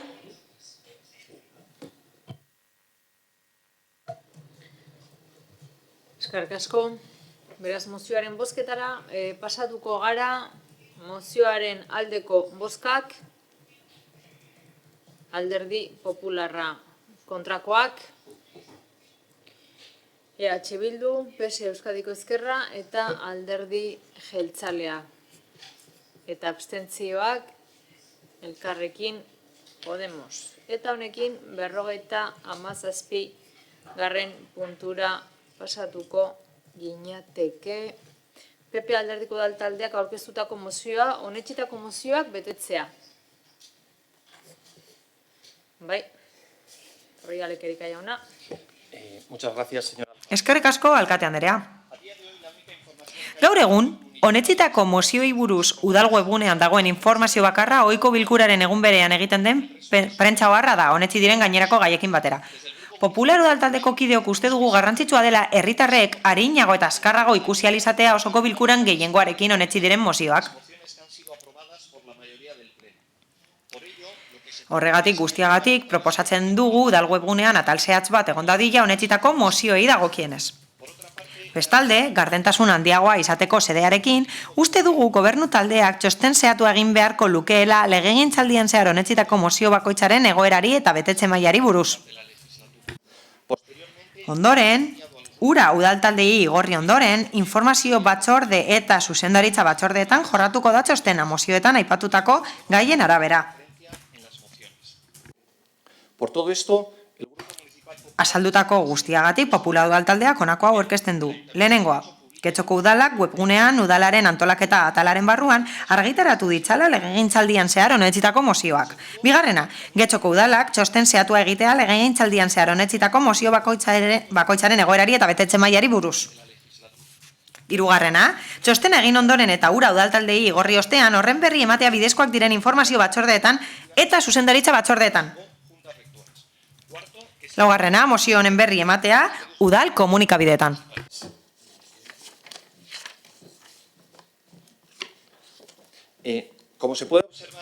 Mozioan ikus daiteken bezala,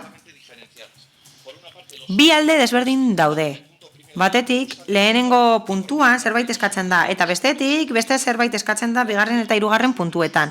Mozioa tresna bat da, kontrol tresna bat da, eta bultzada tresna bat da, eta hori erabil ditzakete bai herritarrek, bai udaltalde politikoek, eta denok dakigu zertan datzan mozio batek, eta horregatik ez gara sartuko gehiegi gai honetan, baina udal alderdi popularrak uste du mozioek tratamendu informatibo handiagoa izan beharko luketela udalaren aldetik. Bereziki onartzen diren mozioak, gehiengoak onartzen dituenean, eta beraz, herritarren gehiengoaren isla direnean.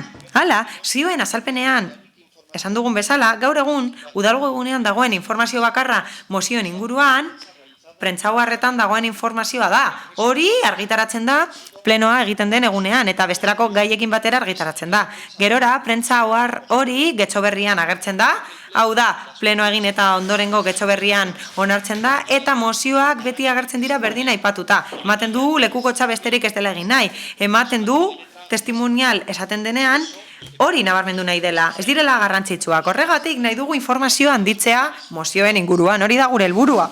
Hala, irisgarriagoak izan beharko lukete, eskuragarri egon beharko lukete, eta beraz, gardenagoak izan beharko litzateke. Adibidez, Rekenako, Valentziako udalerrian edo Madrilgo Pinto udalerrian hori egiten da. Adibidez, Rekenako udalean, eta ez duzu ikusiko hortik, baina hemen jartzen du. Alkateak, informazio batzordeak, udalbatza, enplegu publikoa, tokiko gobernu batzarra, osoko bilkurak onartutako mozioak, eta bar. Esan bezala, Madrilen, Pintoko udalean gauza bera egiten da. Antzeko zerbait egiten da, eskumenak. Tokiko gobernu batzarra, udal batzordeak, mozioen segimendua, beraz guk proposatzen duguna antzekoa da. Hau da, udal horiek egiten dutenaren antzekoa eskatzen dugu. Legegintzaldi honetan onartu dira mozio asko. Adibide bezala, aipa ditzakegu hirigintzan azkartzearekin lotutako mozioak, mapa irisgarriarekin lotutako mozioak, espazio bat lagatzeko eskatu da itsas haizearentzat, bidegorrien inguruko mozioak aurkeztu dira, ludoteka bat egiteko mozioak aurkeztu dira, edo hiri autobusa jartzeko mozioak aurkeztu dira, eta proposamen horiek gehiengoak onartu ditu, eta herritarren babesa lortu dute horrela. Horregatik mozioaren bigarren puntuan eskatzen dugu udal gobernu taldeak txosten zehatua egin dezan mozioen betetze mailari eta egoerari dagokienez. Hala, txosten zehatua eskatzen dugu, eta horrekin esan nahi dugula klasikoa baino zabalagoa izatea. Askotan esaten duzue horretan ari zaretela lanean, eta ia hori esaten duzue pleno guztietan.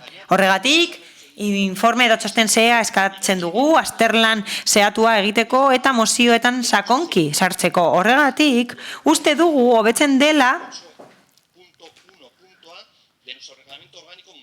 Romaren araudia hobeto betetzen dela. Esaten du osoko bilkuraren lana dela gobernu organoa kontrolatzea eta fiskalizatzea. Beraz, alderdi popularraren asmoa zein da? Helburua da onartutako mozioak tiradera batean ez geratzea.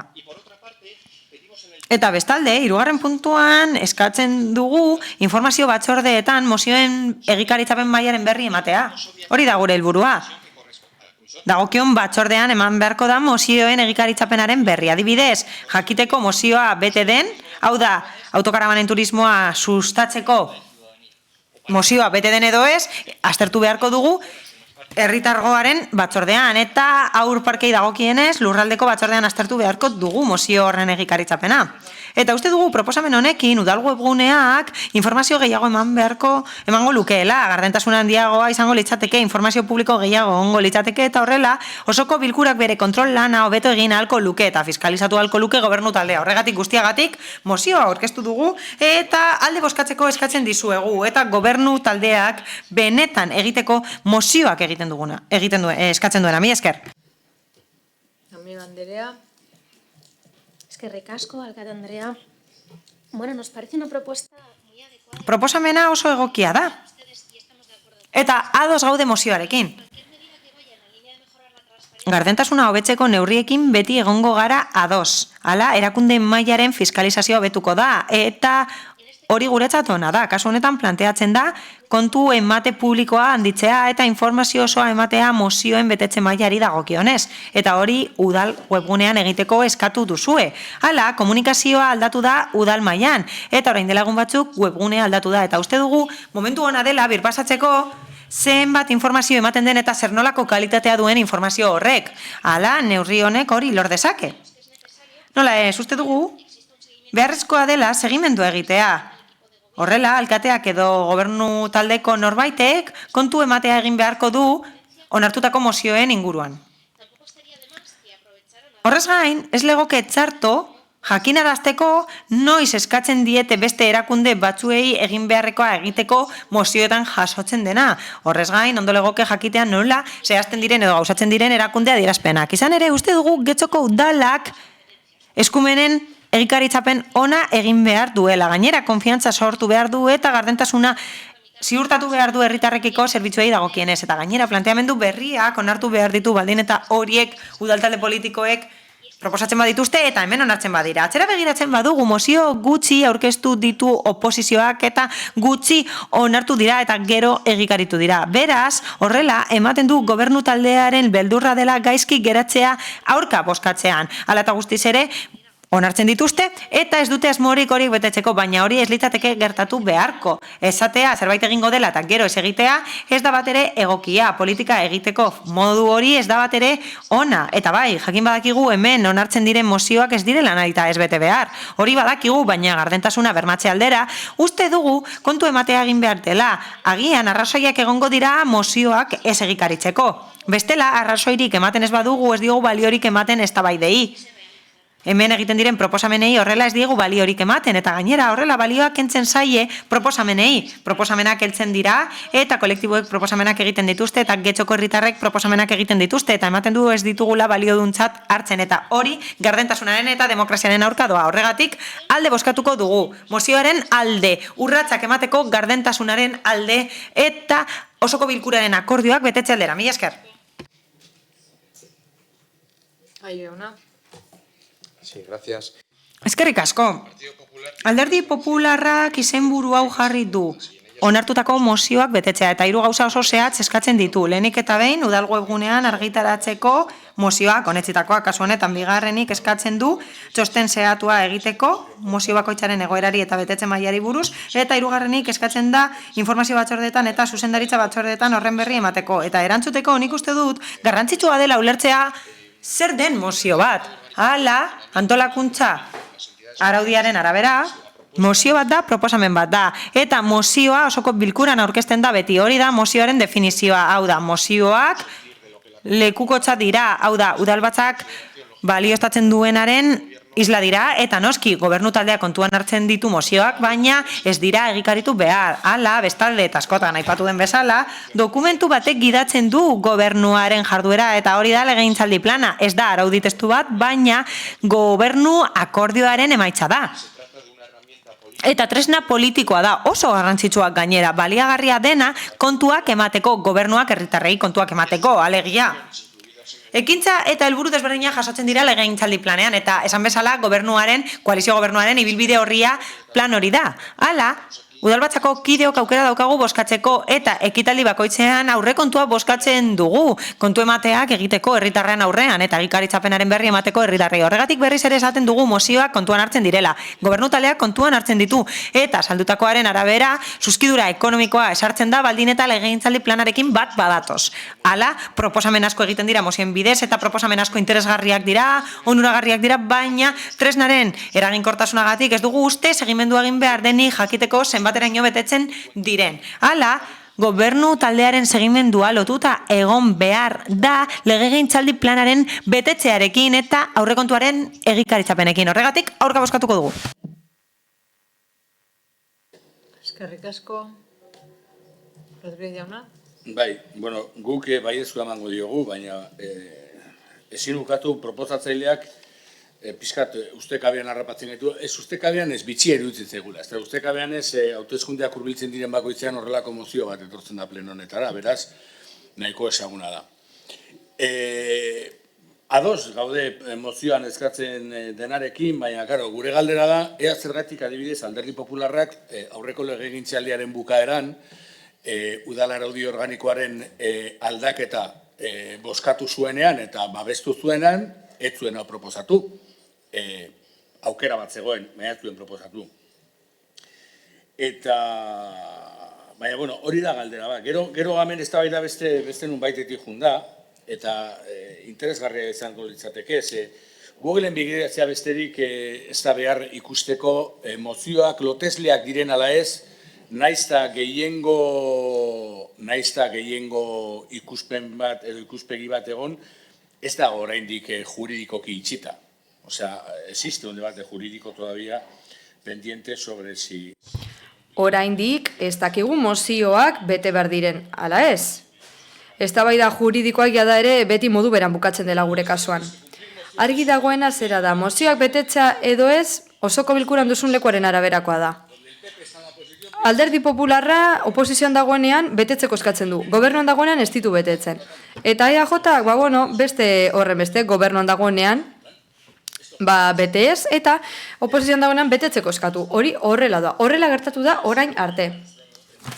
Beraz, legeek dioetena gora bera, nik uste dut konbentzimendu demokratikoa sari garela. Guk uste badugu mozioa osoko bilkuraren adierazpen zuzena dela da, legei erreparatu eta esan dezakegu balkate gisa ezin dela egikaritzu mozioan aurkeztutakoa, edo bestela mozioek ekintza administratiboak ekartzeko lan egin dezakegu, guztia da borondate politikoaren kontua. Eta hemen inor ez dago kontu honetatik kanpo. EAJ aipatu, baina Eneko Goiak esate baterako esaten zuen, EH Bilduk mozioak bete behar zituela, orain berak ez du egiten. Beraz, guztiok ikasi dugu, beraz, konbentzi demokratikoa zertan datzan. Aitortzean, osoko bilkura baten borondatea, herritarrak kontuan hartuta, eta hori errespetatzean datza, legeak dioenaren gainetik, haratago joan da. EAJ ez dago hori egitera ohituta. Izan ere, gehiengoa osoa zuenean, etzegoen aurrekontuen inguruko eztabaidarik, begira plentzian bestela, EH Bildu gobernuan zen, berarenak etziren aurrekontu batzuekin, osoko bilkuran honetzi zilako. Begiratu Durango, begiratu Galdaka. Herri kontsultak ez dira lotesleak, baina borondate politikoari esker, udal hoietan, eta askotan EH Bildu egonda bertan, Elkarrekin Podemosekin eta beste talde batzuekin batera, bete egiten da herri kontsultetan ateratako emaitza. Betetzea ez betetzea, borondate politikoaren alde dago. Eta mozioak betetzea eta ez betetzea, argi dago alderdi guztiok dauzkagula gure kabeziak eta gure alde honak. Gure aldetik eta Getxoko EH Bildu garen enean, esaten dugu gure ustez bete egin behar dugula. Eta beteko direla. Baina gero iruditzen zaigu, bitxia ere, PNV-ri eskatzea mozioa betetzea, askotan berak egiten dituen akordioak edo aurrekontuak ez dituenean betetzen, eta mozioa betetzea ditu, zei ikuste zaigu. Hala ere, esaten dana onartzen dugu, oso bitxia iruditzen zaigu nork eskatzen duen, berak gobernatzen duen tokietan ez duelako betetzen, ez dela azken aldi honetan oso alkate famatu dago alderdi popularraren ikuspuntutik, begira dezagun Madrilen zer egiten den, hori ez digu esan, edo Galizian zenbat aldiz eskatu dute PSE, DBNak, PP-ko alkateek bete dezatela mozioak. Beraz, gu konpromezua dugu eta eskatzen dugu, hau da, osoko bilkura honek onartzen duena, aurrera eraman dadila udal gobernuak. Onartzen duen edo zer gauza. Eta konpromisu bera eskatzen dugu prozesu parte hartzailetan. Herritarrei eskatzen baldin bazaie beraien proposamen guztiak jar daitezela bozketan. Eskerrik asko.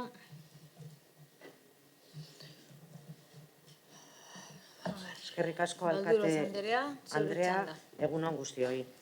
Debatimos... Alderdi Popularraren mozioa eztabaidatzen ari gara gaurkoan, eta lehenengo esaldian bertan premisa faltsu bat ageri da. Zuek diozuenez, gaurko egunez, udal webgunean onetsitako mozioen inguruan dagoen informazioa osoko bilkuraren egunean bertan egindako prentsa oharra dela. Baina hortxe erakusten duzue webgunea ez duzuela ezagutzen. Ez da bertan emandako informazioa ere. Webgune hori berritu egin dugu bide batez, herritarrek errazago kontsultatzeko eta eskarrago. Atari berria diseinatu dugu, analisi handia egin ostean. Herritarrek eskatu digutelako.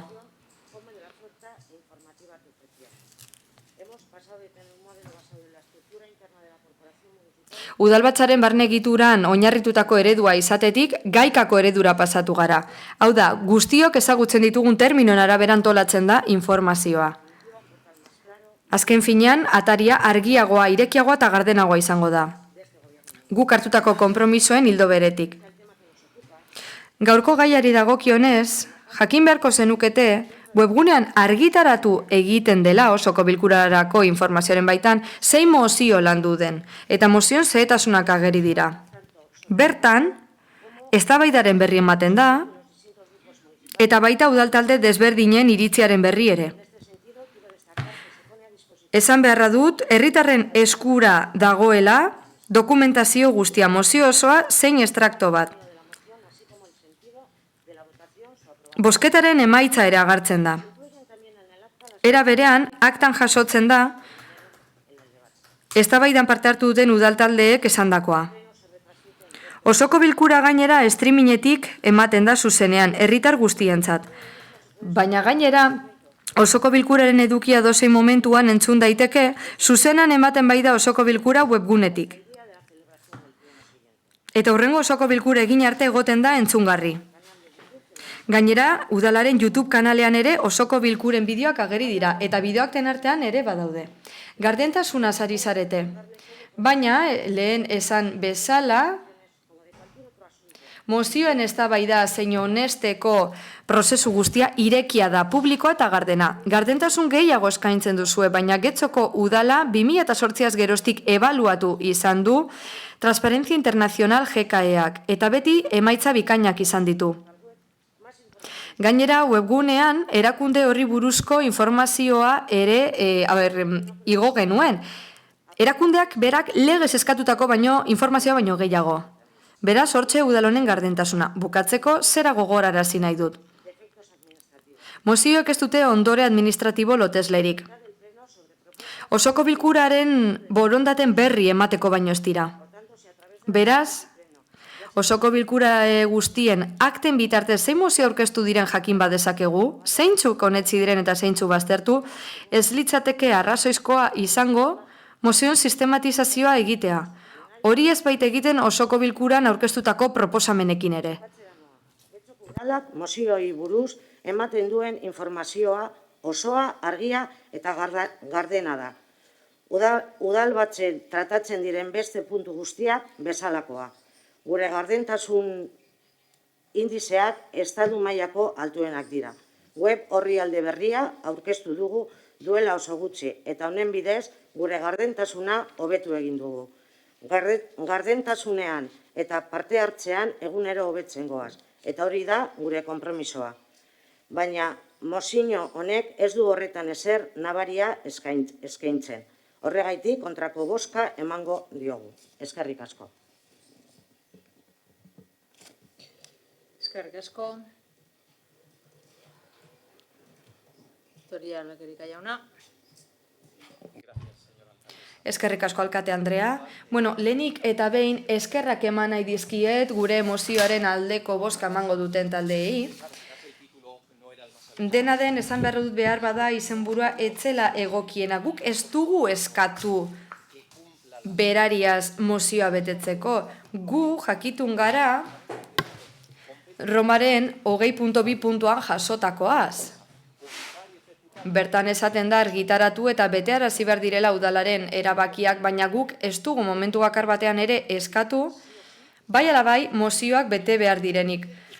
Guk besterik gabe zera esan dugu, txosten bat egin behar dela.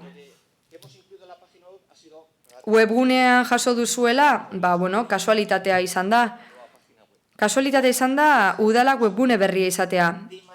Zintzoa izango natzaizue, benetan, gehiegi behar bada. Nik eskaera hau aurkeztu nuen ikusi ostean EAJak diputatuen kongresuan zera eskatu zuela. Txosten bat egiteko. Legezkoak ez ziren proposamen guztien betetze mailaren inguruko txostena. Eta gainera diputatuen kongresuaren bileren egunerokoan ageri dira eskaera horiek guztiak webgunean bertan. Hau da, kasu honetan, eskatzen dena zera da. Espainiako gobernuak informazioa ematea mozioen betetze mailaren inguruan, baina orain zuek hori eskatu duzue eta gero diozue ez dela baliozkoa. 2021 urrian eskatu zen zerbait da, beste gauza bada duela gutxi eztabaidatu zela. Beraz, benetan harritu gaitu esandakoak. Esan duzu honek ez duela ezer berririk gehitzen, eta ez dut mea kulpa kantatuko, baina mozio hau kopiatu egin nuen.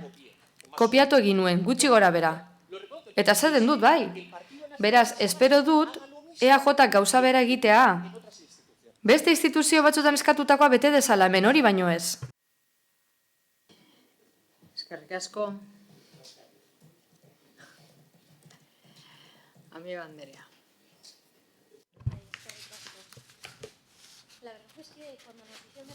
Egia esan, alderdi sozialistatik esaten digutenean ibilbide horria eta hauteskunde programa nolakoa diren, bai, zentzuduna da. Baina gero azken finean zuek abstenitzen zarete edo ez, zuek proposatutako zerbaiten antzeko zerbait agertzen denean, askotan horrela ze adierazi duzue, beraz nik uste dut alderdi popularrak planteatutakoa ez dela batera zina zuenarekin, osatu egiten duzuena, la logikoa da gainera. EH Bildutik esan dute konbentzimendu demokratikoa ezinbestekoa dela eta guztiz ados gaude. Ez hori bakarrik. Gobernatzen ari denaren borondatea ikusten dugu akordiak lortzekoa eta hemen proposamen batzuk aurrera ateratzen dira gehiengoz eta gero horiek kointzat hartu behar dira. Gainera kultura politiko aldatu beharra dugu, askotan mantra gisa errepikatzen baita, badirudi ez dakigula erdibiderik, akordiorik aurkitzen. Hemen eztabaida publiko eta gardena ditugu bai, eta bozketak ere bai. Gainera, arlo juridikoari erreparatuz gero, akordio horiek egikaritu daitezke, ez dago hori kontratzen duen ezer. Eta EAJ-tik zera esan digute webgune berria dagoela, komentatu dugu bai, eta horri esker gardentasuna hobetuko dela, bueno. Esan duzu zuzenean emititzen ari zaretela gaurko saioa, baina pena da aldi berean, pandemiaren okerrena pasatu ostean, Artezkaritza batzordeak eta informazio batzordeak zuzenean emititzeari utzi diozutela, eta horiek ere interes publikokoa dira gainera. Uste dugu gainera webgune berria izatea seinale ona dela, baina hori ez dela panazea bat, horrek ez du erakusten gardentasunik handiena, gehiago egin daiteke. Amaitzeko, osoko bilkura osatzen duen gehiengoaren borondatea da, alderdi popularrak esan bezala, akordioa kontutan hartu eta jardueretan islatzea. Beste norbaiten proposamena bada ere. Eta ez bakarrik alderdi politikoek aurkezten dituztenean mozioa, baizik eta herritarrek ere aurkezten dituztenean. Rodríguez Jauna. Sí, he escuchado de la portavoz del PNV. EAJaren bozeramaileak esaldi bat bota du, eta benetan harritu utzi nau, galdetu du nola sistematizatuko dugu mozioen jarraipena webean. Ba, udal honetan, hobeto ibiliko ginateke jarraipen hori sistematizatuz gero. Gardentasunean hobetuko genuke. Gardentasuna ez baita gauza asko esatea, baizik eta gauza garrantzitsuenak erraz eta argi esatea. Eta ez datu pila bat botatzea. Hala ere, mozioen kontu honetan nik uste dut nahiko argi dagoela eztabaida juridikoa dugula hor,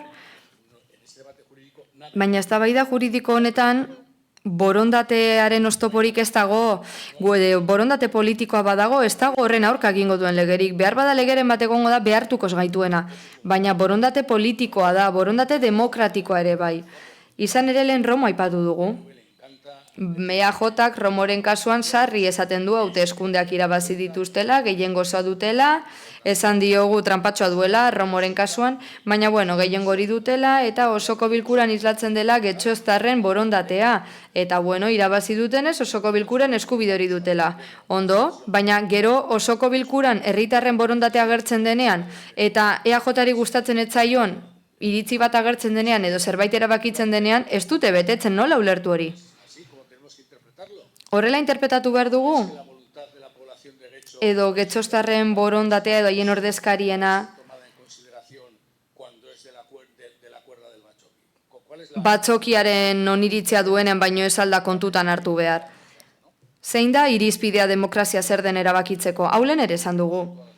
Guk uste dugu museo guztia bete behar direla, honesten direna beintza guztiak, eta jarraipena egin behar diegu, osoko alderdi popularrak esan bezala, bai jarraipena egin behar da, eta ez mozioen kasuan bakarrik kontu guztietarako garrantzitsuenetariko behintzat.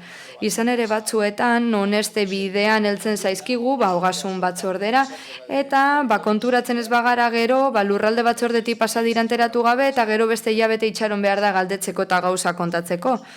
Ez egin dezakun jarraipena kontu horietarako ere. Berriro diogu, borondate kontua da lege guztien gainetik baitago borondate demokratikoa. Beraz, borondate kontua. Eta osoko bilkuran honesten dena bete nahi izan ez gero egin daiteke.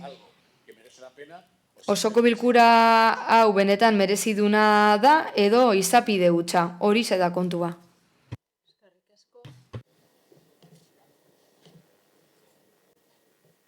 Galduraz Andrea. Señor González Lekerika. González Lekerika jauna zuek gardentasuna hobetzeaz diharduzue, gure udalerrian eta esan bezala, gardentasuna arloko puntuazio hori kaltuena guk dugu. Eta proposamen hau egin duzue EAJak diputatuen kongresuan aurkeztutako eskaera batetik abiatuz, baina ez du inongo zer ikusirik. Nik errepaso bate egin dut, gure inguruko udal guztiena, eta haien artetik bakar batek ere ez du honelako prozedurarik mozioetarako. Bilbon, Gasteizen, Donostian edo Barakaldon, mozioi ematen zaien tratamendu gurearen pareko daia.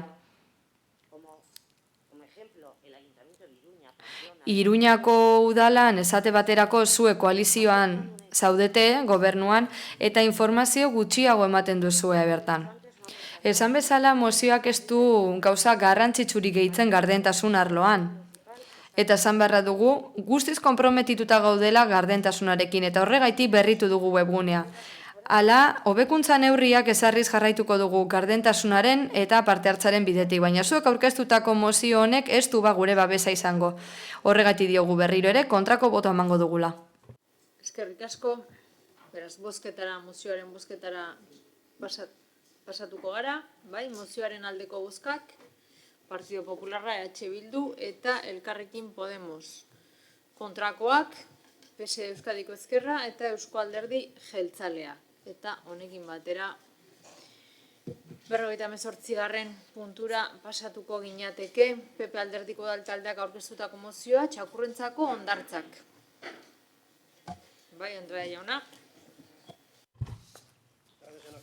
Eskerrik asko alkate Andrea eta egun on guztioi. Maiatzaren batean berriz ere debekatuta egongo da txakurre gure hondartzez gozatzea. 6-etatik 11-etara bitarteko ordutegi murriztuan bada ere gure udalerriak zalantzabarik izugarri maite ditu maskotak eta bereziki txakurrak. Eta azken horiei asko gustatzen zaie korrika egitea eta gure itsasoan bainatzea.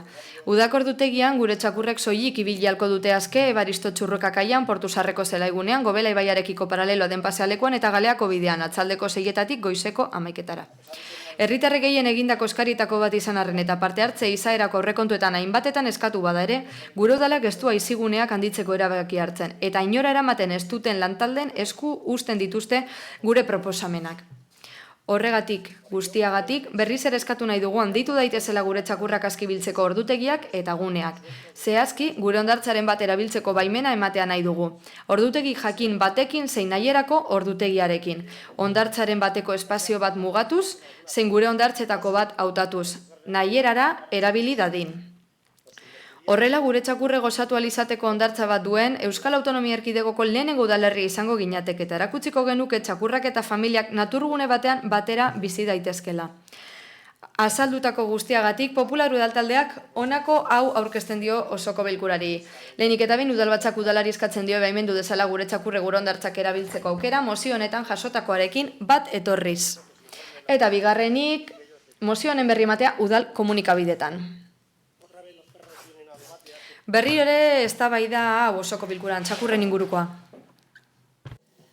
Transakzionala.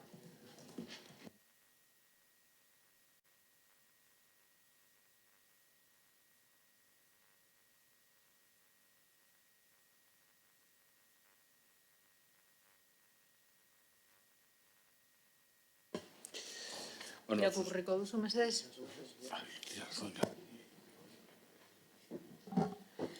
Bueno, hori, zeharkako bat aurkeztu dugu, eta pasako naiz irakurtzera. Akordio proposamenean puntu hau gehitzea proposatzen dugu. Getxoko udalak txakurren aisialdirako hainbat gune egokituko ditu. Besteak beste, Harriluze inguruko landa, Aizerrotako zelaiak, Arkotxa kaleko parkea eta abar. Ez bakarrik hondartzak.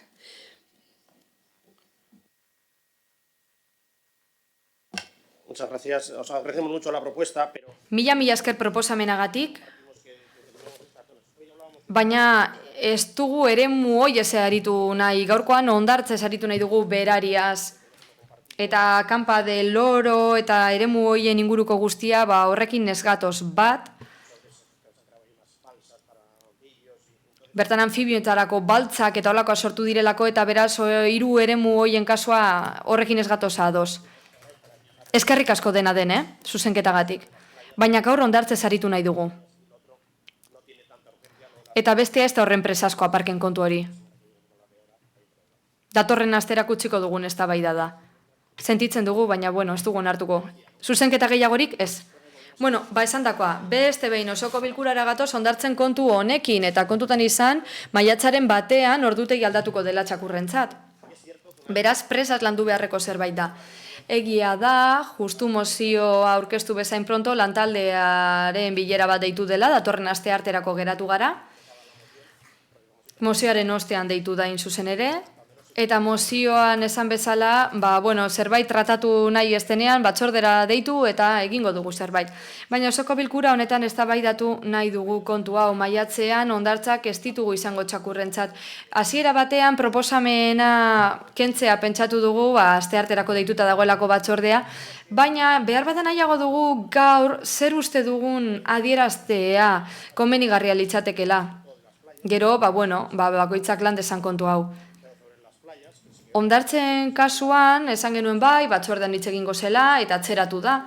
Eta gaur osoko bilkuran argi utzi nahi dugun zein den gure iritzia eta gainerako alderdiena. Eta argi utzi nahi dugu, txakurrek hondartzara joan beharra dutela. Udalerri batzutan hondartzako toki batean esia jarri dituzte txakurrentzat, hondartza batzu bat daude baita ere txakurrentzat direnak, ordutegi batzuk ere sarrita daude toki batzuetan, bat ez etorri arren, ados ez egon arren, eta gero aipatu da la Campa del Loro, ez da horrekin desadostasunak ere izan genituen bere garaian, esan ez hondartza asko ditugula eta bar. Baina, beraz aukeraren bat egon beharko da. Eta eskerrak eman nahi dizkizugu bilera deitzagatik, baina bilera batek beste bat akar, beste bat, eta maiatzaren bata hemen dago. Eskerrik asko.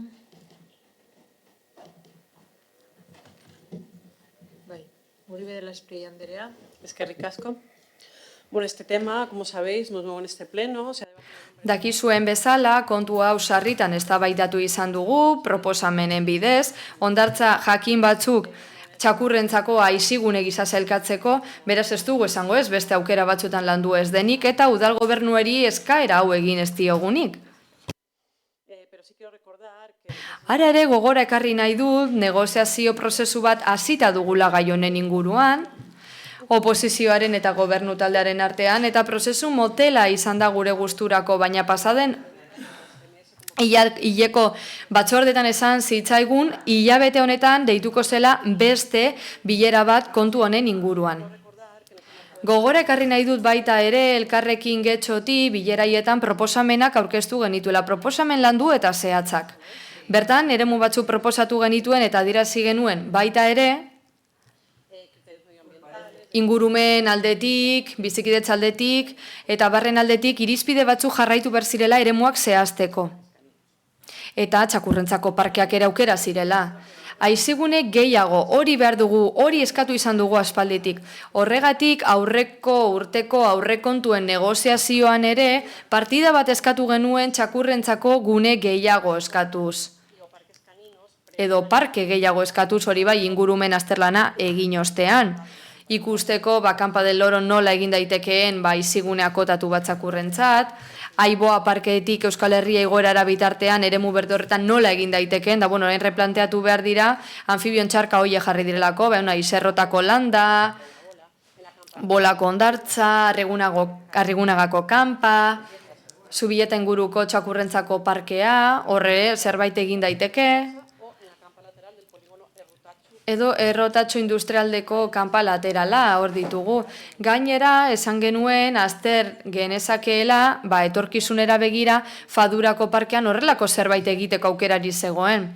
Izan ere, Getxon dugu Euskadiko txakur kopuru handiena.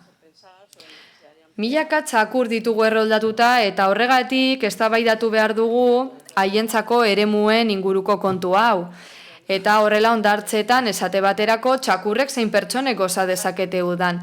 Uste dugu beharrezkoa dela eta urte osoan zehar bermatu beharko litzatekeela. Izan ere, espazio konkretu batzuk sor ditzakegu gure hondartzetan mugatuta egongo liratekenak eta horrela gure bizilagunak ere lasai joango dira hondartzara. Gainera, ez da alderdien eskaera bakarrik, herritarrek sinadura bilketak egin izan dituzte, hau eskatuz, eta 2019an esate baterako 2004en sinadura bildu zituzten. Beraz, honek badu bai babes soziala. Eta hemen sarritan esaten dute eko-friendly garela, baina txakurrentzako hondartza bat urtosorako izatea aukera ona litzateke, behin eta berriro errepikatuko dugu. Txakurrentzako aizigune izatea onuragarria da herriarentzat. Izan ere, pertsonen eta txakurren arteko bizikidetza bultzatuko da. Espazio handi eta egokietan. Horrela, neurri handi batean, ekidingo dugu txakurrak debekatutako tokietan egotea, kalteak eragitea, eta bar. Gainera, topaketa gune bila daitezke puntu komun hauek. Eta esiak dituzten eremuen kasuan, mugikortasuna murriztuta duten pertsonek ere toki seguruak izango dituzte txakurrak solte izateko. Horregatik baiezkoa emango diogu mozioari. Eta baita honen inguruko beste edozein moziori ere. Txakurrentzako toki gehiago behar ditugulako, eta espero dugu hurrengo bileran, datorren astean, proposamen guztien inguruko erantzunak jasotzea. Eskerrik asko. Díaz Andrea, mi esker alkatea.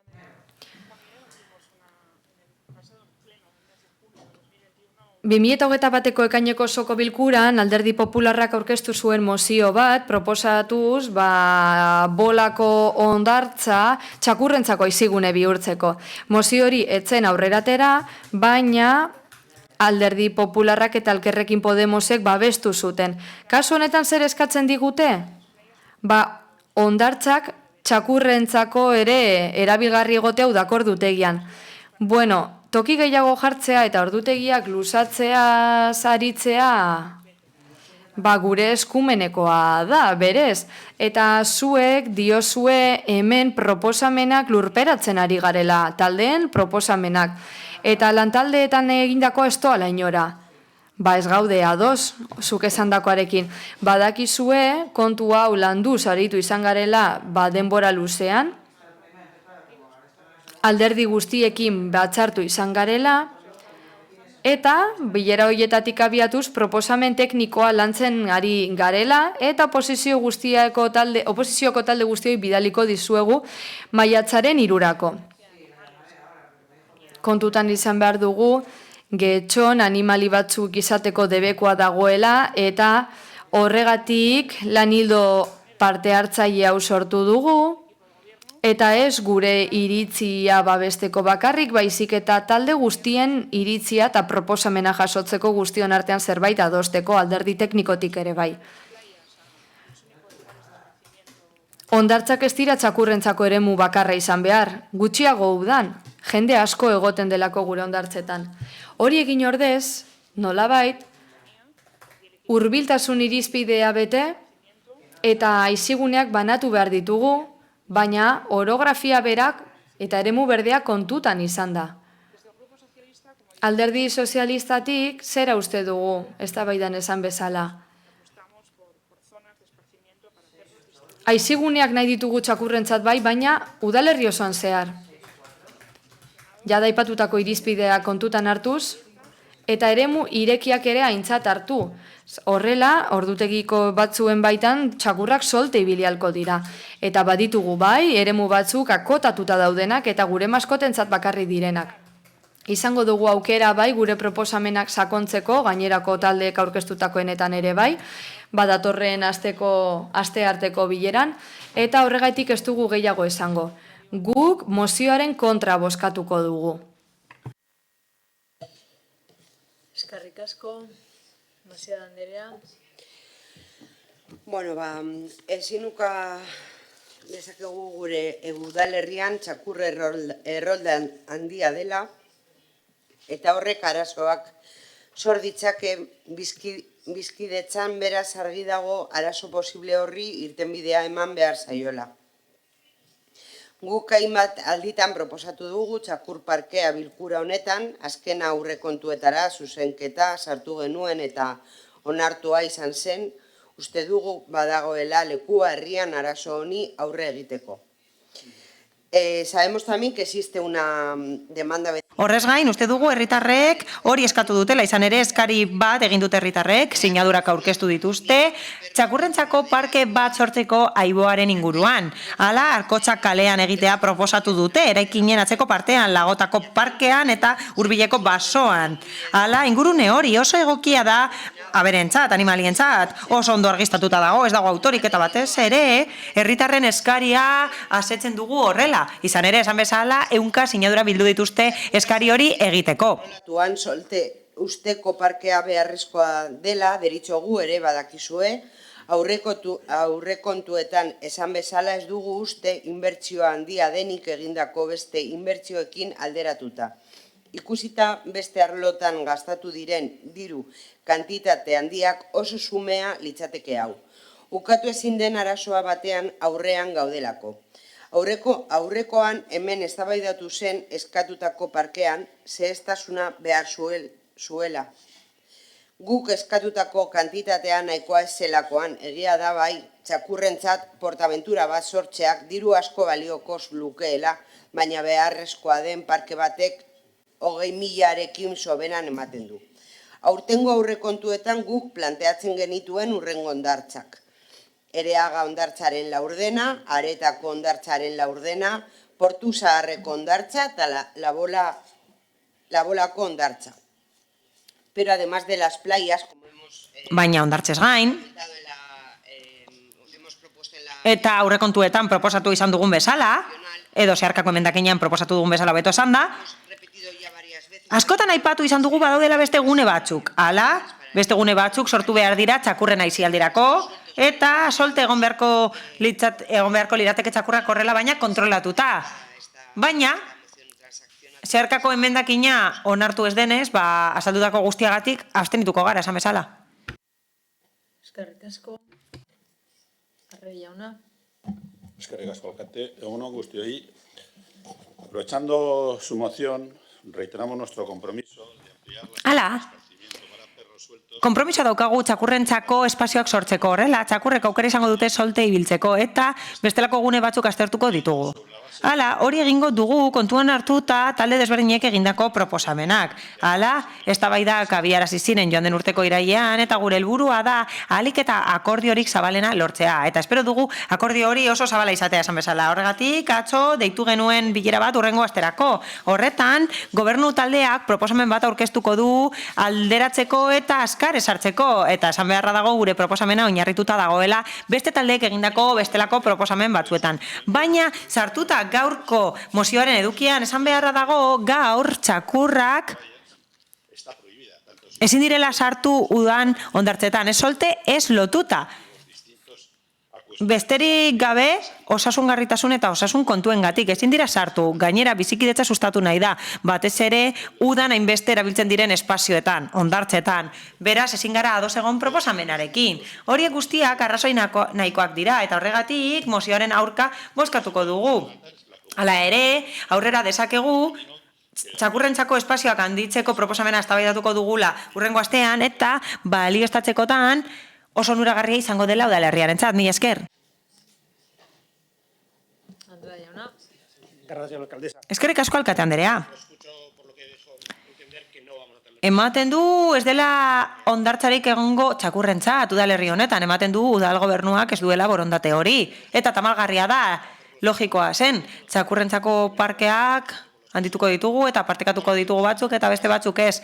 Asko izan arren gutxi izango dira, baina gure helburua zen hondartzak irekitzea haientzat, txakurrentzat eta txakurren jabeentzat, esan bezala oso garrantzitsua da, eta oso leku turistiko garrantzitsuan egongo ginateke. Izan ere, Euskal Autonomia Erkidegoko udalerri bakarra esango ginateke hondartzak irekiko zituena txakurrentzat. Hala, jendeak joan nahi badu hondartza horretara jakingo du txakurrak egon daitezkela. Praktikan zer gertatzen da?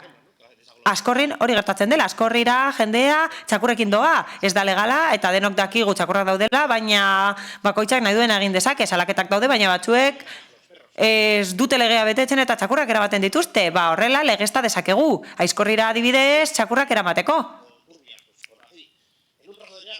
Eragako zati batean adibidez, ez dakit, aukera izan beharko litzateke edo egon beharko luke aukera txakurrek gozatzeko. Tamalgarria da, parkeak irekiko direlako, baina gutxi izango direlako. Eskerrik asko. Eskerrik asko. Uribe Laspeia, Andrea. Bueno, antes de que Ahaztu baino lehen, abisatut digute, txakurrentzako guneak handituko direla.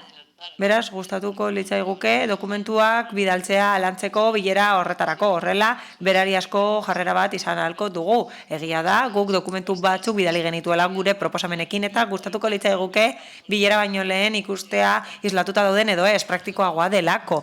Hori hala da behintzat gure ikuspegitik. Gure taldea beti egon da prest laguntzeko, beti egon da prest txakurrentzako guneak handitzeko. Ez horiek proposamena gure programan dagoelako, ez horregatik bakarrik, baizik eta prozesu parte hartzaileetan eskatu delako, sinadurak bildu direlako gune desberdinetan gune horiek handitzeko, eta horregatik dokumentu hori aurretik irakurri alba dugu, eskertuko dugu, noski.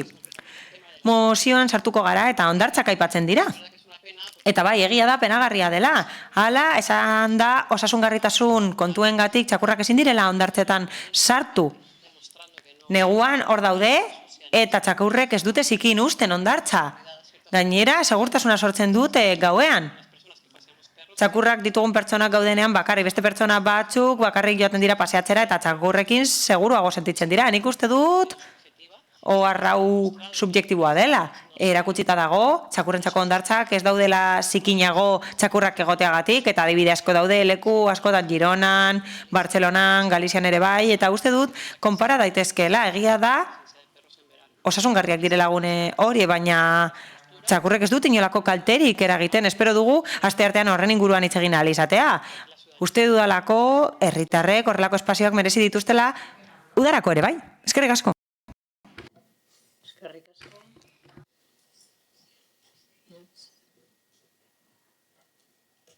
Bildutik ez, beraz bozketara pasatuko ginateke. Mozioaren aldeko bozkak, Partido Popularra eta Elkarrekin Podemos. Kontrakoak, PSOE Euskadiko Ezkerra eta Eusko Alderdi Jeltzalea. Eta abstentzioak EH Bildu. Eta honekin 59. puntura pasatuko ginateke, getxo EH Bildu alderdiko dalta... Parkatu. EH-en alditxu bat egingo dugu. Atxeen alditxu bat egingo dugu, aireatzeko pixka bat sala, egingo ditugu 15 minutu, bale? 15 minututxo atxeen aldi, 5 gutxitan hasiko gara.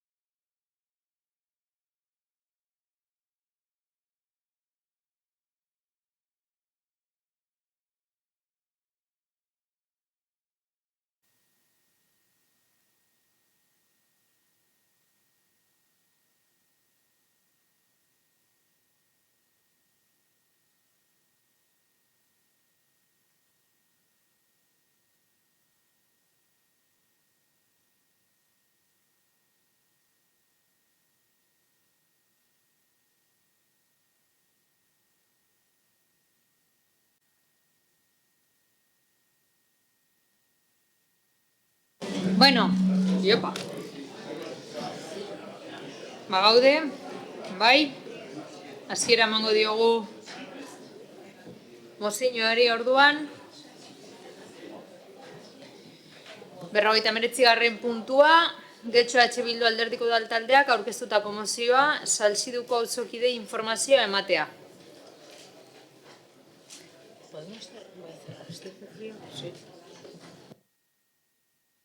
Jarrubi Andrea. Bai, eskerrik asko. Denbora daramagu APO berriaren zain eta badirudi aurrerapena helduko dela. Dokumentazioan irakurri dugu APOaren erredakzioa partartzaile izan dela eta horrekin batera herritarrak kontuan hartu egin direla ere. Baina mozio honetan aztertuko den gaiak aurkakoa erakutsi digu. APOaren aurrerapenean, Salzidu inguruan aurreikusten diren hirigintza planteamenduek kezka handia sortu dute bertako auzokideengan.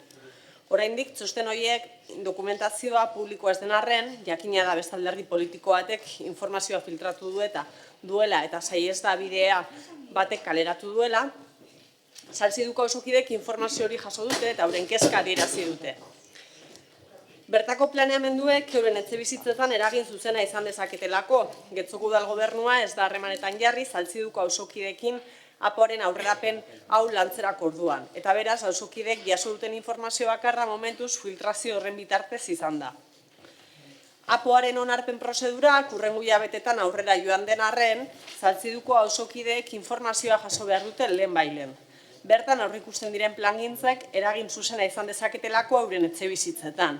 Esate baterako euren eraikinetan inbertsioak egitea erabakitzen ari diren auzokideen kasuan.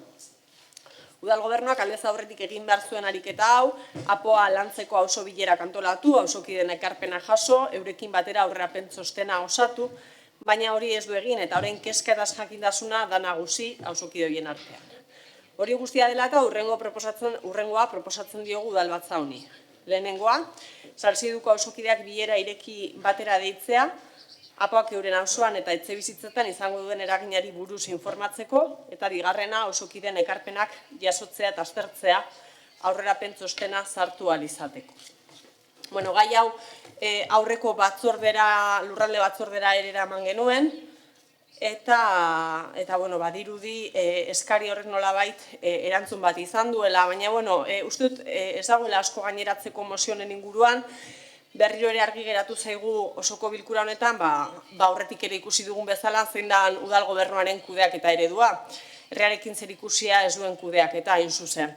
Aurretik nagusien etxearen adibidea izan dugu, eta beste hainbat ere jarritzakegu. Besteak beste aurrekontu partartzaileekin ere egiten dena, monografiko bat osa dezakegu gai honekin. Baina gaur dagokiguna da gure herriko 70 familia baino gehiagori zuzenean eragingo dion gaia. Hainbeste urteko atzerapena izan duen APOaren aurrerapenak badauka plana auzokide hauentzako, baina hauek ez daukate nahikoa informaziorik. Nahikoa informazio argigarririk. Erdi ustela, erdi usteak agian, hala moduzko informazioa. Esan bezala, auzokide hauek ezakite zehatzmeat zer gertatuko den beren etxe bizitzarekin. Izan ere, argi dago herritarrek oro har ez daukatela oraindik APOaren inguruko informazioa, ez bide ofizialetatik, behintzat. Baina, kasu honetan, beren beregi eragingo die herritar hauei. Izan ere, euren etxe bizitzak daude jokoan. Hau da, ez dakite beren bizi proiektuaren oinarriarekin zer gertatuko ote den datozen urteotan, eta horrek larritasuna eragin die. Beste hori ere eragingo liguken bezala, beraiei ere ezin egona eragin die. Herritar horiek jakin izan dute modu ez ofizial batean, zenbait plangintza dagoelan bere etxeak eraisteko behintzat edo hori da behintzat heldu zaiena. Bai, jakin badakigu alderdi politiko batek egindako filtrazioen ondorioz jakin izan dutela hori, filtrazio zalagarriak, zilegitasun eskasekoak, gure ustez. Agian alderdi politiko ustel batek egiten dituen trampen parte ere badirenak, baina errealitatea da, herritarrek horren inguruko informazioa eskuratu dutela, eta ez informazio osoa, eta ez informazio argia. Jaso dutena da, erdi ipurdiko informazioa, eta horrek urduritu ditu. Prozedimendu horren gaineko bestelako argibiderik ez daukatelako. mozionen bidez, udal gobernu honi eskatzen diogu empatiaz joka dezala, eta herritar horiekin guztiekin bildu dadila, euren keskei erantzuteko, erdipurdizko informazio hori osatzeko, argitzeko eta noski, euren iritzia ere entzuteko eta bide batez aintzat hartzeko. Jakin badakigu maiatzaren, jakin izan dugu, orain dela gutxi, orain dela denbora eskaz, aurreko astean batzordera eraman genuen, lurralde batzordera eraman genuen eskariaren ondorioz, badirudi maiatzaren 5ean alkatea auzokide bakan batzuekin bilduko dela. Ez dakigu ze gai zehazki landuko den bilera horretan, baina pentsa dezakegu gure ekimenez aurreko batzordera eraman genuen eskari horri erantzunez erantzungo diola bilera horrek. Baina kasu honetan guretzako ezinbestekoa da auzokideekin ez bakar batzuekin batzea. Uste dugu ezin egona oso edatua dagoela, kezka oso edatua dagoela, eta uste dugu ezinbestekoa dela oro har bertako auzokide guztiekin batzea. Guztiek dituzten zalantzak argitzeko eta argitasunez guztiekin hitz egin ahal izateko eta sortutako larritasun hori eta ondo ez hori ere kudeatu ahal izateko. Jada nahiko nazgarria eta kezkagarria da helarazi dieten informazioa da, beraz gaizki ulertu gehiago saiestu aldera ezinbesteko ikusten dugu bilera irekia deitzea bertako auzokideekin. Eta hori da hain zuzen ere mozio honen funtsa nagusia. Eskerrik asko. Eskerrik asko. Bai, Uribe Lasprey Andrea. Bueno, antes de comentar la moción en sí... Mozioa aztertu baino lehen, eta EH Bilduk esandakoaren ildotik berriro ere esan nahi dugu gauza bat. Ukatu nahi ditugu filtrazioak, ez dakigu zergatik egin dituzten agian hauteskundetara begira, baina APOaren informazioa filtratu du alderdi politiko batek, jakinda konfidentziala zela informazioa, batez ere kontuan hartuta zirriborroa dela. Hala, egiaztatu behar da oposizioaren proposamenekin, baina horrez gain, nahitaezko txosten batzuk falta dira beste erakunde batzuek igorri behar dituztenak, ura, kostak, eta bar. Zentzu horretan, guk espero dugu zirriborroaren edukia aldatzea. Oposizioak bultzatuta, herritarrek bultzatuta, eta beste erakunde batzuek bultzatuta. Hala, herritarrek ahotsa izan behar dute, erabakitzeko nolakoa izan behar den etorkizuneko hiri garapena. Hala, esan den bezala, gai hau jorratu zen azkenengo batzordean. Orduan, gobernu taldetik esan zuten momentuz, ez dela bilerarik egin horren inguruan. Orain esan den bezala, zirriborro bat zelako eta aldatzeko aukera zegoelako. Orduan, esan genuen egokia zela, eztabaidarako espazio bat sortzea auzokideekin. Batez ere, alarmak saiesteko eta ziurgabetasuna saiesteko, eta uste dugu espazio hori sor daitekela alegazioen fasea baino lehen. Eta gobernuak esaten zuen orduan egingo zituela bilera, baina orain ematen du maiatzaren 5ean alkateak bilera bat egingo duela. Beraz, jakin nahiko genuke zer jorratuko den bilera honetan, gai hau edo beste gai batzuk. Hala bada, uste dugu urrats egokia dela, norabide honean doala, baina gustatuko litzaiguke hori gora bera jakitea zein izango den bileraren edukia. APOa bezalako prozesu batean, pertsona askoren etxebizitzak sartzen dira eta horregatik azalpen guztiak eman behar dira. Oso garrantzitsua delako eta horregatik zehatz-mehatz azaldu behar da politikoki eta teknikoki. Izan ere, planak eragina izango badu pertsona horien bizitzengan, garrantzitsua da horiek kontuan hartzea eta aukera izan behar dute informazio osoa edukitzeko eta erabakiak hartu ahal izateko bere etxebizitzen etorkizunaren inguruan. Bestela arriskuan jarriko dugu bere etorkizuna.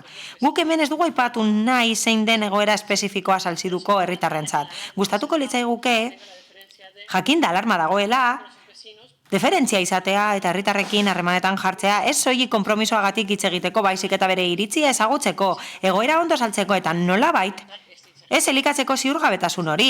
Hala, elkarrizketak abiaraziko badira nahiko genuke serioak izatea, batez ere kontuan hartuta zein izango den bere etorkizuna. Gainera, bermeak ziurtatu behar dira, erabakiak hartu aurretik, pertsona horiek guztiek aukerak izan ditzaten eta gure proposamenarekin bat etorriz, bere adostasunik gabe ezer ez egitea. Horregatik guztiagatik, noski EH Bilduren mozioaren alde bozkatuko dugu eta bere planteamendua eskertzen diegu. Eskerrik asko. Eskerrik asko. Jauna. Gracias. Eskerrik asko, alkate anderea. eztabaidatu dugu osoko bilkura honetan luze APOaren inguruan. Arrazoi desberdinengatik gainera. Hala, APOak etorkizuneko hirigintza plana zehazten du eta garrantzitsua denez, administrazio prozedura zorrotza egin behar da eta lege eta dekretu desberdinek zehazten dute prozesu hori. Hala, oposizioko taldetik esan den bezala, orain dela urte asko abiarazi zen prozesua eta fase asko izan ditu prozesuak. Hasiera emateko fasea, lantaldeak, parte hartzea, ingurumen txostenak eta eremu desberdinetako txostenak, irizpide objektiboen dokumentua eta orain momentu honetan beste fase batean gaude. Hasiera bateko onarpenaren aurreko fasean, hain zuzen ere. Mozioan ondo esan den bezala eta beste batzuek esan duten bezala, fase honetan dokumentazioa bidali zitzaien oposizioko taldei, zirriborro bat, hain zuzen ere, eta gobernu taldeak gonbidatu zituen ekarpenak egitera epe zehatz batean. Dokumentazioa ez da publikoa, konfidentziala da, baina hori gora bera nolabait filtratu egin da, esan den bezala. Hala, hasiera bateko onespenaren urrengo fasearekin aukera izango dugu dokumentu bat aurkezteko. Hala, dokumentuan interes orokorra jasoko dira, jasangarritasuna kontuan hartuz, jasangarritasun fisikoa eta ekonomikoa barne hartuz ere bai. Gero, alegazioak egiteko epea irekiko da eta herritarrek parte hartu ahalko dute. Horrela, bakoitzaren interes partikularrak adierazi ahalko dira, baldin eta interesdunak badira noski. Uste dugu hori dela unerik egokiena, nahi duenak zilegi diren alegazioak aurkezteko. Eta horiei erantzun tekniko egokia eta politikoa eman beharko zaie. Hala, esan bezala, APO berria honesteko prozesua oso zorrotza da, faseak oso ondo zehaztuta daude, eta horietan bermatzen da herritarren parte hartzea, eta horregatik uztartzen da herritarren parte hartzea irizpide teknikoekin, eta horiek azkenengoak noski bere bizikoak dira. Prozesua oso garantista da. Beraz, PSE-etik nola ez, errespetatuko ditugu zehaztutako epeak. Hala, APO honetan gauza asko proposatzen dira, baina ez dugu sakonduko, ez delako publikoa. Helburua da egungo egoera hobetzea eta etorkizuneko erronkei aurre egitea, adibidez klima aldaketari aurre egitea, uholdeak saihestea, eta gainera, lurzorua okupatu nahi dugu beste modu batean. Gainera, hori irizpide fiziko bat da eta kontuan hartu behar dugu. Horregatik uste dugu beharrezkoa dela itxarotea. Fase publikora itxaron beharko dugu, hain zuzen ere erantzun zehatzak emateko eta prozedura errespetatuz. Orduan, interes partikularrak adierazi ahalko dira eta horregatik, azaldutakoagatik noski, aurka bozkatuko dugu. Andrea jauna. Sí, gracias, señor. Eskerrik asko alkate Andrea. Esan den bezala, orain dela hilabete batzuk zirriborro bat eman zeniguten, oposizioko taldeok, alegazioak edo ekarpenak egiteko hasiera batean honetzi ostean. Alderdi Popularraren lana den bezala, lan serioa egin dugu erabakiak hartzeko. Hala, ekarpenak egin behar izan ditugu eta beharrezkoa da jakitea edukia, eta komentatu den bezala, eta horrela egin den bezala, eta dituei helarazi zaien bezala, eta bai, ukituen dauden biztanleei eman diegu informazioa jakiteko zein den bere iritzia eta ekarpenak egin ahal izateko udal mailan. Jakinda eskubideak urratuko direla eta hori egin dugu. Hala auzoetara joan gara eta saldu diegu zer egin nahi den edo planean zer proposatzen den. Eta bere iritzia ezagutu nahi genuen, bestela ez daukagolako aukerarik baliodunak diren iritziak egiteko eta ekarpenak egiteko gure militanteen eta simpatizanteen iritzia jakin nahi izan dugu, jakiteko zer nolako ekarpenak egin behar genituen. Nahi dugulako plana onuragarria izatea denontzat epeluzerako plan bat delako funtzean, baina mozioaren edukiari dagokionez nik ez diot azalduko gobernuari nola egin behar dituen bilerak eta norekin bildu behar den. Alegazioen fase bat egongo da, luza izango da, eta nik ez diot alkateari esango norekin egin bilerak eta norekin ez, baina deigarria da hemen soilik planteatzea bilera egitea salziduko herritarrekin. Kontuan hartuta, plan honetan eta osoko bilkura honetan Andramari gure elurrako herritarrak etortzen direla jakinda. Arazoak dituzte plan berriarekin eta mozio bat egin genezake Andramari gure elurrarekin biltzeko. Gainera bilerak egin litzakete askorriko auzokideekin. Plan partzial bat zegoen eta epaitegietan, izan ere auzitegi gorenean, herritarrek irabazi dute epaitegia, askorriko urbanizagarriak diren gunei dagokienez, batzuek ezin izan dute bere plan partzialak garatu, baina epaia irabazi dute eta orain ez dira urbanizagarriak. Beraz, horiei ere itzordua eman aldiegu azaltzeko eragin handia izango duelako planak bere egoerarengan. Horrez gain, aukera daukagu Arteagako auzokidei deitzeko, izan ere plan partziala aurkeztu dute eta ez da onartu eta eragina izango du bere plan partzialean, egin dute arkitektuekin eta ez da jorratu. Hitz egin genezake Trinitarioetako auzokideekin, eragin handia izango duelako planak bere egoerarengan. Airene Azpikalean ere bai, etxeak eraitziko dira eta hori guztia garrantzitsua da. Guk hori egiten dugu eta auzokideekin hitz egiten dugu bere iritzia ezagutzeko eta jakiteko iritzia eman aurretik zer pentsatzen duten. Hau da, alde edo aurka agertuko garen erabaki aurretik haien iritzia entzun nahi dugu. Zirriborroaren antzekoa izango da, argitaratzen dena, eta landu behar da pertsonekin. Bestela, ez dakit nola landu duzuen, ziurazki irakurriko zenuten 1000 aldiz, baina oso garrantzitsua da iritzia jasotzea. Hemen nik dakidala ez dago ingeniaririk, ez dago abokaturik, arkitektorik, eta uste dut ez dagoela inolako aditurik hori balioztatzeko. Nik eskatuta nago, eta hori esan nion gobernuari eta idazketa taldeari. Eskatuta nago, ala, salziduko gunean, keskagarriena zer da? Keskagarriena da, bertara jaten zarela eta obrak daudela. Eta hori da keskagarriena eta gobernu taldeari helarazi diot eta idazketa taldeari noski. Izapidatzen ari zen plana, denbora asko eman da hori lantzen eta bagenekien garatuko zela gune hori eta baimenak eman dizkiegu igogailua jartzeko, birgaitzeko fatxadak eta niretzat hori ez da bateragarria egungo egoerarekin eta hori esan nion gobernu taldeari noski. Eta gainerakoari dagokionez lan egin behar da, auzokidekin, bere iritzia jaso behar ditugu eta horrekin guztiarekin proposamenak egin ditzakegu plan aldatzeko hasiera batean. Hori egin albadugu ondo eta bestela gerora egingo dugu. Nik ez diot esango alkateari norekin bildu behar den. Askok afekzioak dituztelako plan honetan, planak eragin handia duelako herritarrengan, getxo osoan ditu eraginak plan honek eta hortaz abstenituko gara. Esan bezala, aukera daukagulako askorekin biltzeko eta ez zehatz batzuekin soilik. Asko, Gonzalo jauna, zure hitza. Bueno, egunon. Lehenik eta behin,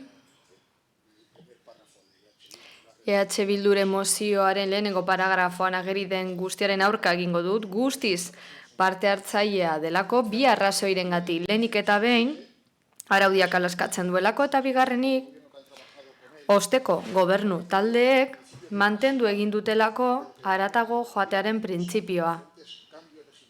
Hala, legegintza aldetik, aldaketa desberdinak egin direnean ere hala egin dute. Getxon, ezinbesteko 13 pauso eman dira, abraina azalduko ditudanak labur-labur. Lehenik eta behin, herritarren parte hartze prozesua daukagu. Eragile desberdinek parte hartzeko prozedura zehazten da, teknikak barne.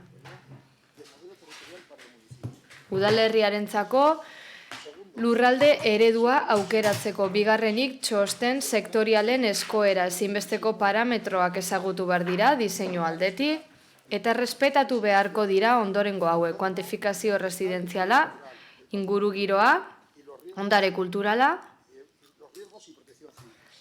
arriskuak eta babes zibila. Plangintzarako aholku batzordeak ematen ditu jarraibideak apo egiteko. Lantalde desberdinak egoten dira herritarren gandi proposamena jasotzeko eta aukera politiko eta teknikoak aztertzeko gero. Aurrerapenak herritarren parte hartzea izan behartu oinarri, batzordeak esandako ere aintzat hartu behar du, eta txosten sektorialetan jasotakoa ere bai. Horrela, eredu bat definitu behar da, antolamendu estrukturalaren oinarrizko irizpea kontutan hartuta, tartean alegazioak egiteko epea eta jendartean erakustekoa. Irizpideak eta helburuak ezartzea. Aurreko txosten guztiak direla bide, txosten hau politikoa litzateke, eta udalak onetsitako dokumentuen nondik norakoak hartzen ditu kontutan gero apoa idazteko. Hasierako dokumentoa, horixe da momentu honetan gauden fasea, lehenengo dokumentu osoa da, administrazio eta sektore desberdinekin erkatu beharrekoa.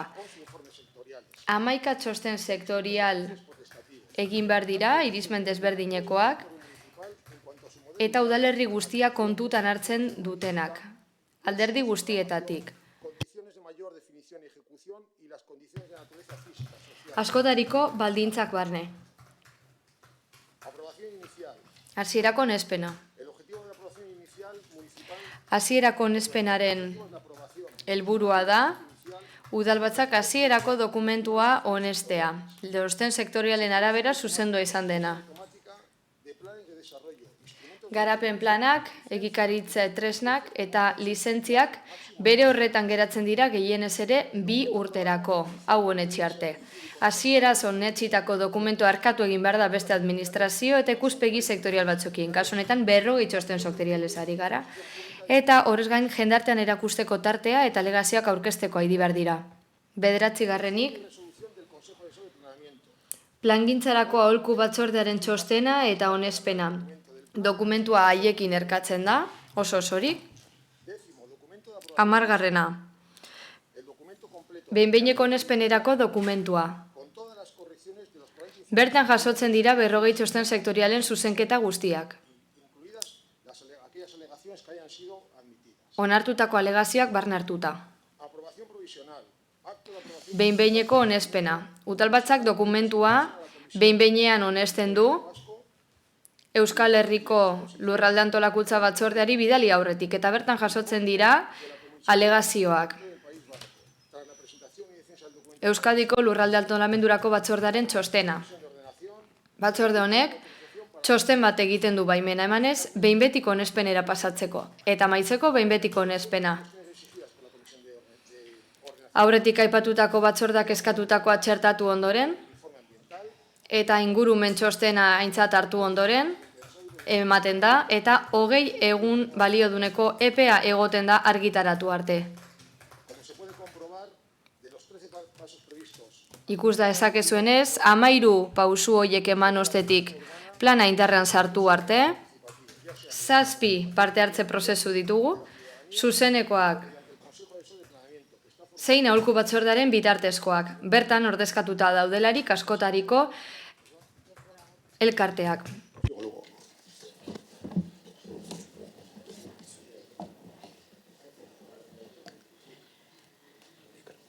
Ongi. Bigarren txanda hartu guzue? Bai, Gerrobi Andrea? Bai. Bueno, prosedimendua oso ondo azaldu diguzu. APOak jarraitu beharreko prozedimendu administratibo legala oso ondo azaldu duzu.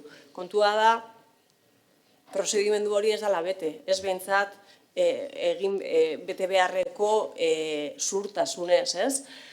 Eta daukagun errealidadea beste bada. Daukagun errealidadea da, Salziduko auzokide batzuei alderdi politiko batek filtrazioak egin dizkiela. Eta horrek, ezin egona sorrarazi diela.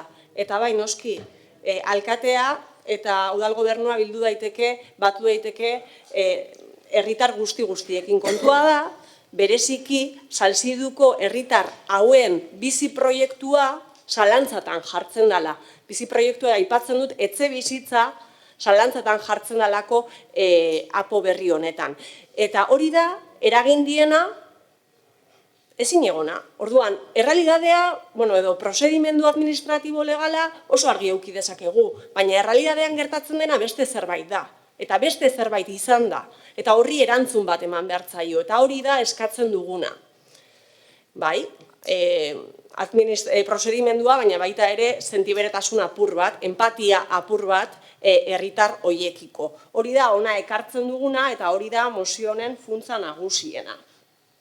Argi daukagu urteak daramatzagulako APOari jarraipena ematen eta 2014ko prozesu parte hartzailean ere Getzoko EH Bilduk parte hartu zuelako herritar gisa. Getxo osoari eragiten diola APO honek. Herritar guztiei, baina modu integralean, gure bizimoduaren atal guztietan. Baina kasua da, Salziduko herritar hauei beren beregi eragiten diela. Eta informazio hori filtratu egin da, eta sortu dena da kezka, ardura, eta horri gardentasunez erantzun behar diogu. Horregatik eskatzen dugu bilera bat egitea, herritar hoiekin. Herritar horiek ez dituztelako behar erdipurdizko informazioak, ez da erdi egiak, erdi gezurrak. Behar dutena da informazio osoa momentu honetan.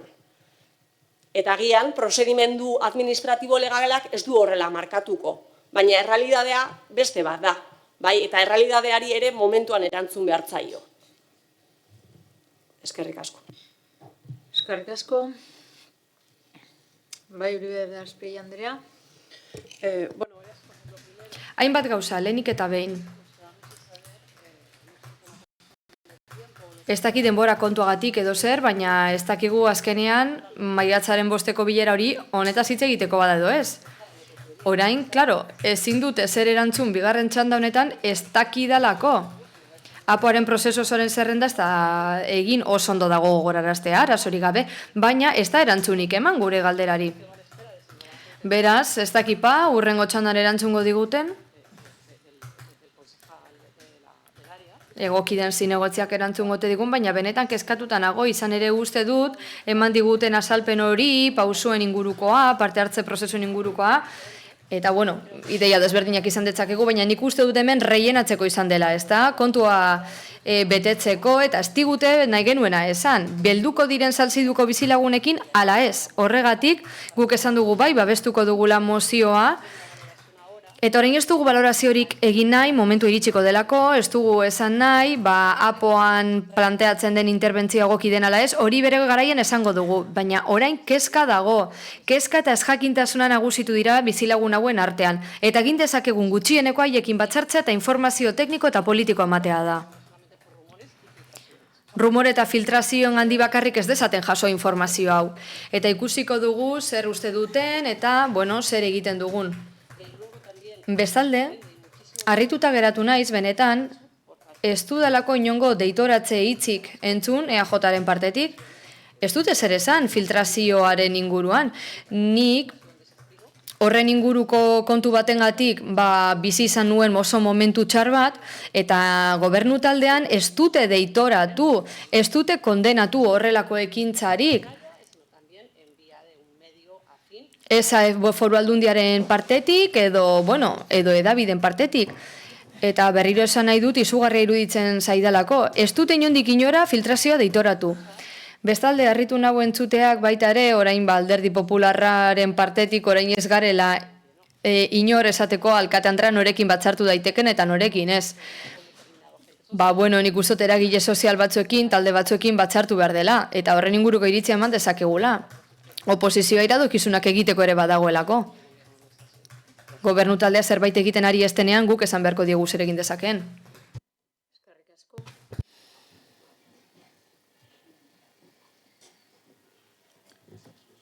Andrade jauna. Sí, gracias, alcaldesa. Ni harritutan oraindik EH Bilduk eta Podemosek nahi duten gauza bakarra, alkate Andrea Salziduko kidekin batzartzea delako, hori baino ez da aipatzen. Salziduko bizilaguna baino ez dira aipatzen mozioan. Eta Sarriko Basoko bizilagunen kasuan, haiei ere eragingo die planak, eta kezkatuta daude. Eta gainerako auzo batzuetakoak ere bai. Andramari gure lurrakoak gaur ere hemen ditugunak oso kezkatuta daude. Eta etxea eraitziko zaien guztiak, haiek ere bai, konportekoak baita. Eta Martiturrikoak baita ere, guztiak daude kezkatuta. Beraz, mozio hau salzidurako baino ez da, zergatik? Bertan zuen zinegotzia bizi delako? Ez daki zergati den, ez daki zergaiti zauten kezkatuta salzidu gati bakarrik, herria izugarria da, handia da, getxo osoa hartzen du planak. Salzidu baino ez zaituak eskatzen? Ez daki zergatik, alkate Andrea batzartuko da nahi duenarekin, guk behintzat hauek guztiak aipatu ditugu, hauekin egin ditugu bilerak eta hala egiten jarraituko dugu. Getxorako plan bat daukagu, eta jakin beharko dugu getxozterrek zer usteuten guztiek eta ez salzidukoek bakarrik. Eta nik aipatutako talde guztiekin batzartu eta ikusiko duzu guztiak daudelak eskatuta. Eta behin eta berriro eskatuko dugu, Sarriko Baso Andramari Gulurka guztiekin batzartzeko. Baina ez dakiz argati nahi duzen bilera bat salzidukoekin bakarrik. Gero egongo da jendartan erakusteko tarteren bat, eta, hor alegazioak egingo dituzte. Baina alderdi politikoak hori baino lehenago batzarten bagaren, ondo. Eta zerbait lortzen badugu, ondo. Gero ikusiko dugu alegazioetan eta.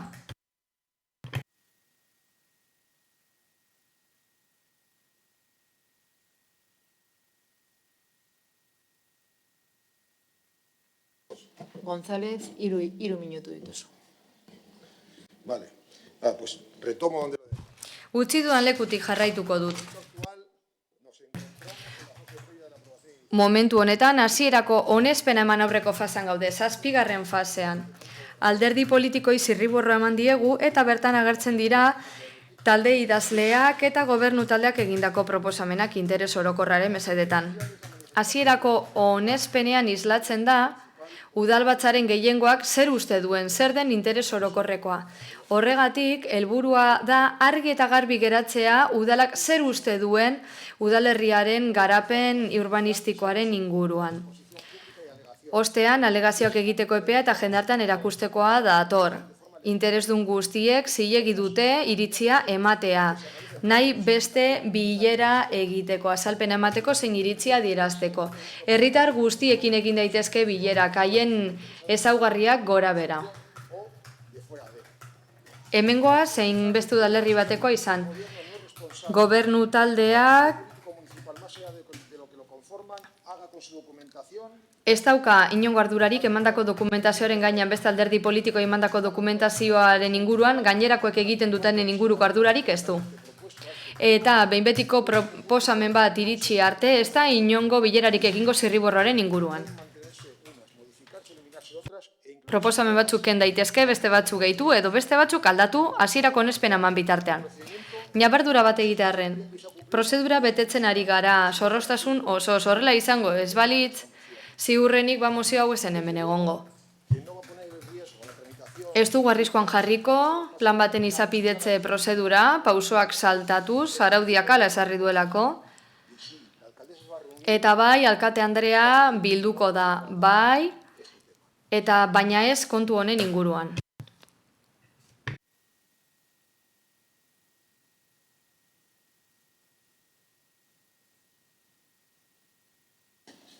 Eskerrik asko, beraz bozketara pasatuko gara.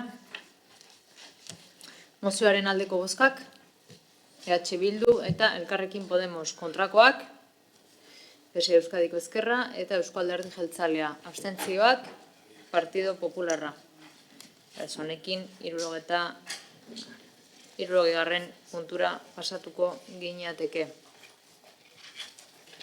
Getxo EH Bildu alderdiko udaltaldeak aurkeztutako mozioan, galdara komunitarioak azken errekuntzua tarifa arautuan sartzeko eskakizuna gasaren faktura murrizteko.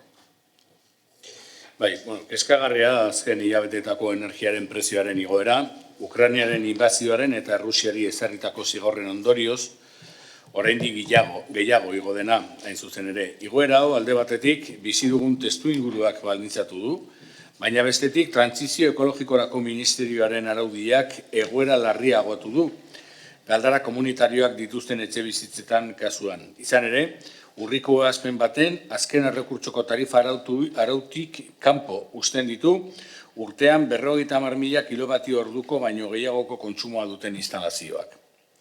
Araualdaketa horren ondorioa larria eta agerikoa da, izan ere, galdara komunitarioak dituzten familien gaz fakturak 400 eta 500 eurokoak izaten ari dira. Hau da, aurreko fakturak hirukoiztu dira. Gainera, horietariko asko babes ofizialeko etxebizitza dira. Horietan ohikoak baitira galdara komunitarioak. Horrela, urrengoa gertaliteke. Etxebitetako etxebizitzetan 200 eta 350 euroko alokairua ordaintzen duten bitartean, 300 eurotik gorako gaz fakturak ordaintzera heldu daitezke eta gastu horiek jakina beren gain hartzea oso zaila da. Egoera hau pairatzen ari diren familia asko egoera zaugarrian daude. Galdara sistema individuala duten etxebizitza eta familiek tarifa arautuak erabili ohi dituzten bitartean, galdara komunitarioak dituztenek ezin dute kontratu horiek izan. Auzokide guztiek kontratu bakarraren menpe baitaude. Bereizketa horren ondorioz egoera bidegabeak sortzen ari dira, inolako justifikazioari gabekoak. Horrela oso garrantzitsua ikusten dugu galdara komunitarioak dituzten pertsonen egoera arintzeko urratzaki ematea. Izan ere, horren bidez, egoera larri honi aurre egiten lagundu ahalko genieke. Beraz, honen aurrean honako akordio proposamena luzatzen diogu osoko bilkura honi. Getxoko udalbatzak trantsizio ekologikorako eta erronka demografikorako ministerioari eskatzen dio gaz naturalaren azken baliabideko tarifaren erabileren arauak berrikusi ditzala. Helburua etxe bizitza bakoitzeko urteko gaz kontsumo azken baliabideren tarifetan ezarritako gehiengo kontsuma baino txikiagoa duten jaben erkidegoek. Merkatu araututakoa erabili ahal izatea baloratzea. Getxoko udalbatzak gobernu batzorrari eskatzen dio energia berriztagarrien erabilera eta energia berriztagarrien erabilera eta energia eraginkortasuna toki mailan sustatzen dituzten jarduketak indartzeko, energia komunitate eta kooperatiben bitartez, energia trantsizio justua eta energia aurrezteko mesedetzeko. Eta egoera honek jarraitzen duen bitartean eta ministerioak erabakia hartzen duen bitartean, Getxoko udalak diru laguntza lerroa sortuko du egoera honek sortu dituen kalte ordainak arintzeko, beti ere kontuan hartuta herritarren errenta maila. Bueno, enaz hasiko gazaren igoeraren zergaitiren eta horren prezioaren igoeraren zergaitiren eta horren... Parkatu, transakzionala dugu. Hemen. Barkatu. Neri pasa zaitu.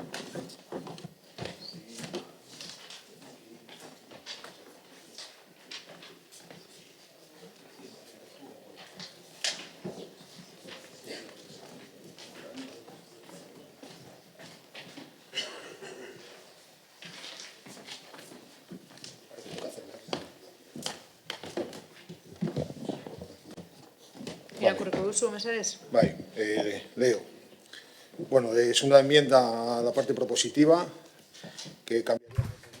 Proposatzaileei honako proposatzen diegu 2 puntuak aldatu eta haukoa gehitu.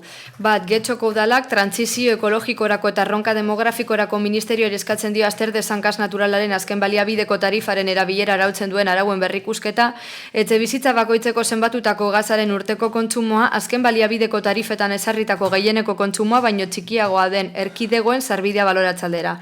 Eta bigarrenik, Getxoko udalak Eusko Jaurlaritzari eta Bizkaiko Foru Aldundiari eskatzen die jarrai dezaten Bizkaiko lurralde historikoan efizientzia naiz energia aurrezpena hobetzeko jarduketak babesten eta horien aldeko apustua egiten. Gainera, Getxon energia aurrezpena eta eraginkortasun hobetzeko ekintza garatzeko konpromisoa berresten du.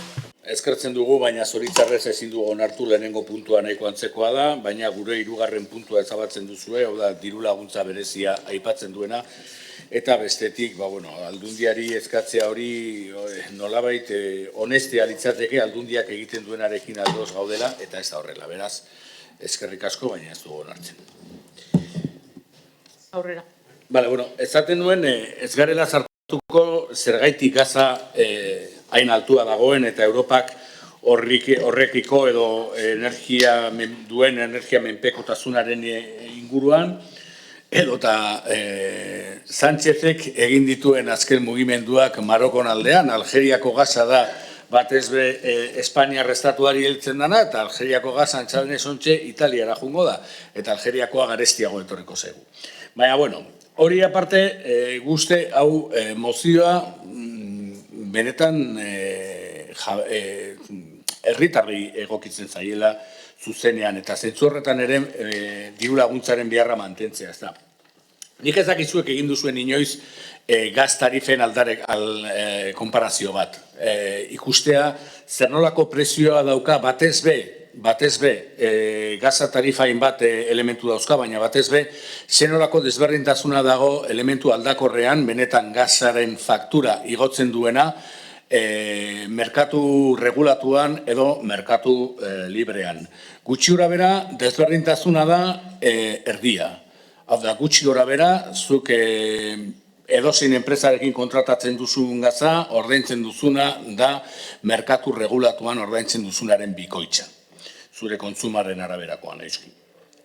Zer gertatzen da, merkatu regulatuan sartzeko baldintza bat dagoela, eta baldintza hori da 50.000 kilobatri orduko baino gutxiago kontsumitu behar duzula urtean. Hainbat komunitatetan, galdara komunitario bat dagoenez erosketa bakarra egiten da, eta erosketa hori kantitate horretatik gora egiten du. Horrek ez du esan nahi, etxe bizitza horietan pertsona bakoitzak hori baino gehiago erosten duena, edo kontsumitzen duena, baizik eta komunitate bezala, kontsumitzaile handiak direla, baina ordea, ordaintzen dutena kontsumitzaile txikiek dira, eta kontsumitzaile txiki horiei kendu zaizkie beste batzuei onartzen zaizkien eskubideak. Y ese es el verdadero problema. Hay gente que tiene la caldera comunitaria que en su... Eta hause da arazoa, galdara komunitarioa dutenen kasuan, ez dute muga honetatik gora kontsumitzen, batez besteko kontsuma 5.000-15.000 kilobati ordukoa izaten da gutxi gora bera. Baina ez dute horren beste kontsumitzen esan bezala, beraz gertatzen da, pertsona hauek kontsumitzaile handientzako prezioa ordaintzen dutela, ez dute azken baliabideko tarifa aplikatzeko eskubiderik, baina ez dira kontsumitzaile handiak eta ez dute muga hori gainditzen kontsumo aldetik. Beraz guk zer eskatzen dugu, trantsizio ekologikorako ministerioarekin hitz egiteko eta konpontzeko. Eta hori egin bitartean, diru laguntza hildo bat ezarri beharko litzateke, eskatzaileen errentaren araberakoa, nola ez?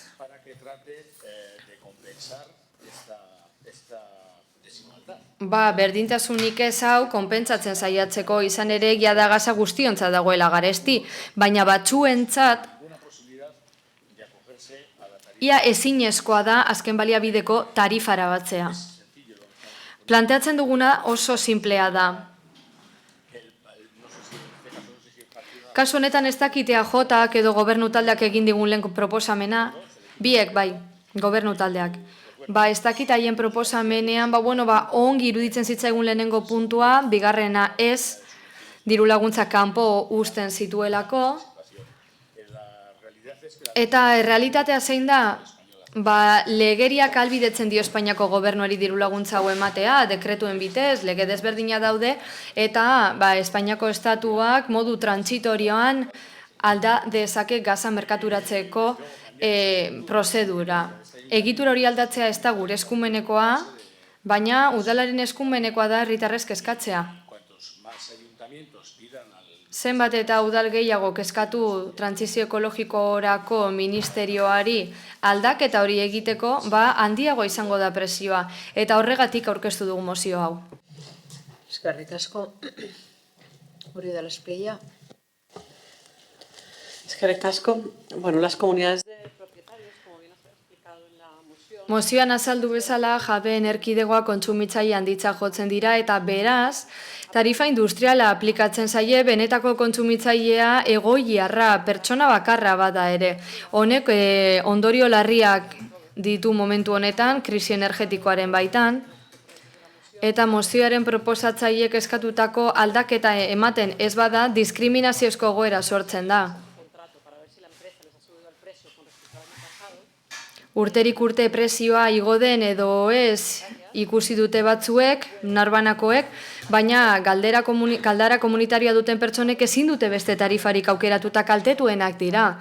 Eta ez bakarrik kontsumoa edo beto esan da faktura areagotu zaielako, baizik eta beste merkatura pasatu ezin direlako, arautura pasatu ezin direlako. Elektrizitaterekin gertatu bezala, badaukagu merkatu libre alde batetik eta besteetik erregulatua. Hortxe, azken horretan, azken baliabideko tarifa bat dago, baina kontsumitzaile partikularrek baino ezin dut aplikatu. Bestalde, tarifa arautuan gobernuak ezartzen ditu tarifak, eta gutxienekoa da, bertan gas naturalaren erabiltzaile guztietatik norbanakoak baino ezin baitira batu.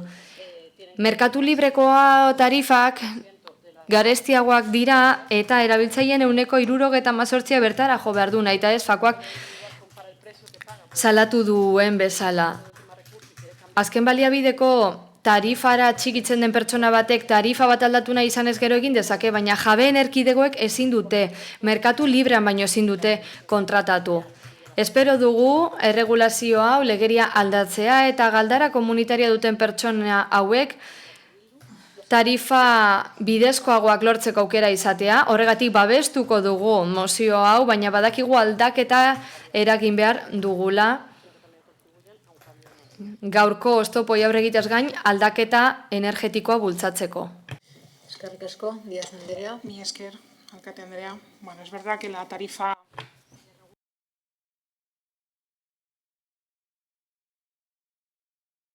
Arautua familia asko salbatzen ari dela, 3 mota daude, tarifa hauen kasuan, eta etxe bizitza bakoitzeko urteko kontsumo hartzen da kontutan. Beraz, konpainia bakoitza kontsumo tarifa bat ezartzen dio familia hauei kontsumoen arabera.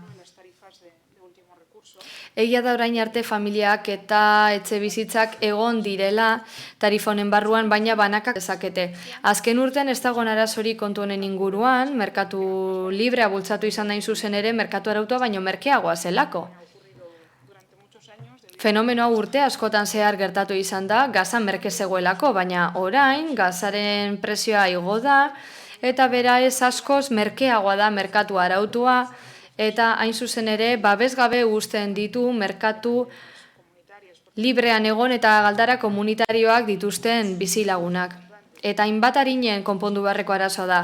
Bi irtenbide daude.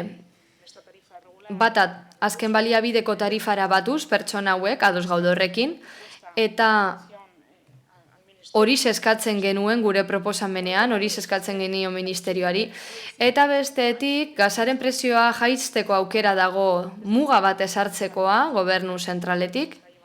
Hain zuzen ere hori egiten ari dira, duela gutxi iragarri duten bezala. Pedro Sánchezen taldeak iragarri bezala. Eta PSE-etik uste dugu oso garrantzitsua dela pertsona kalteberenen eskubideak babestea, eta horregatik areagotu dira gizarte larrialdiko laguntzak 1.500 euroko mugaraino, energiaren kontzepturako. Ia 160ko igoera izan da, eta benetan pena da gure zuzenketa baztertu izana, gu berez bat gatoz esandakoarekin, ministerioak hainbat arinen konpondu behar du egoera hau, galdara komunitarioa duten erkidegoentzat, eta garrantzitsuena zer da lan egiten jarraitzea gobernua egiten ari den bezala gazaren prezioa hainbat arinen jaisteko. Beraz, ezin dugu zuen mozioa babestu, 3. puntuan eskatzen duzuelako Getxoko udalak diru laguntza lerro bat sortzeko, ondoroei aurre egiteko.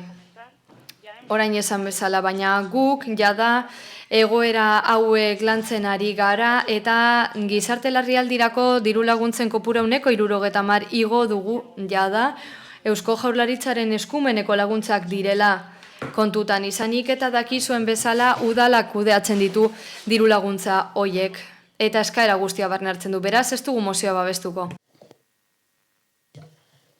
Eskerrik asko, bai, Zorrialekerika jauna. Eskerrik asko, alkate Andrea. EH Bilduk mozio bat aurkeztu digu galdara komunitarioak dituzten erkidegoak azken baliabideko tarifa arautuan sartzeko, gazaren faktura murrizteko, txedez. Beste zerbait esango dizuet, eztabaida honetara sartzen naiz, baina ez du sentitzen maila berean nagoenik, izan ere EH Bilduren mozioa denez, EH Bilduren ordezkaria aditua izango da energia arloan eta gas arloan. Ni ez naiz aditua kontu horretan, ez energia arloan zein gas arloan. Beste behin Getxoko udalari eztabaida hau ekartzen diogu gure eskumenekoa estenean. Izan ere kontu hauek gobernu zentralaren eta gorte nagusien eskumenekoak dira.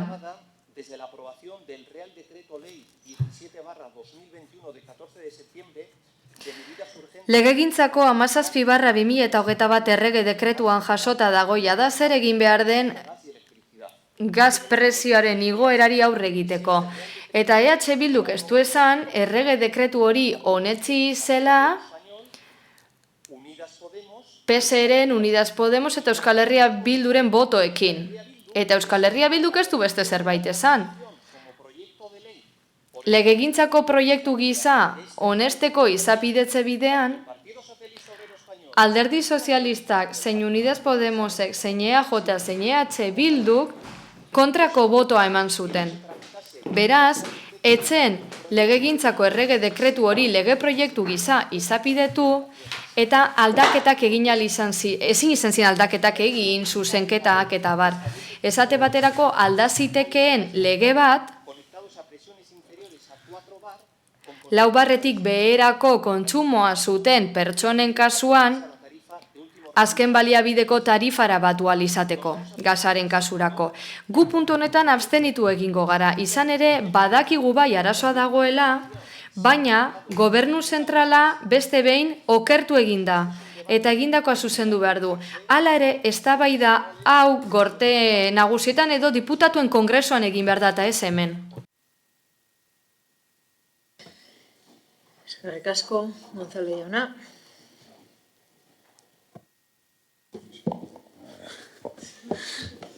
Bueno, egunon berriro. Bueno, normalmente en las mociones que intervengo... Normalean, mozioetan hitz egiten dudanean zentratzen naiz azalpenetan. Normalean ez gaudelako ados horretan, hor daudelako argudio politikoak, baina gaur ez dut esango ados ez nagoenik. Azalpen partea diagnostiko zuzena da.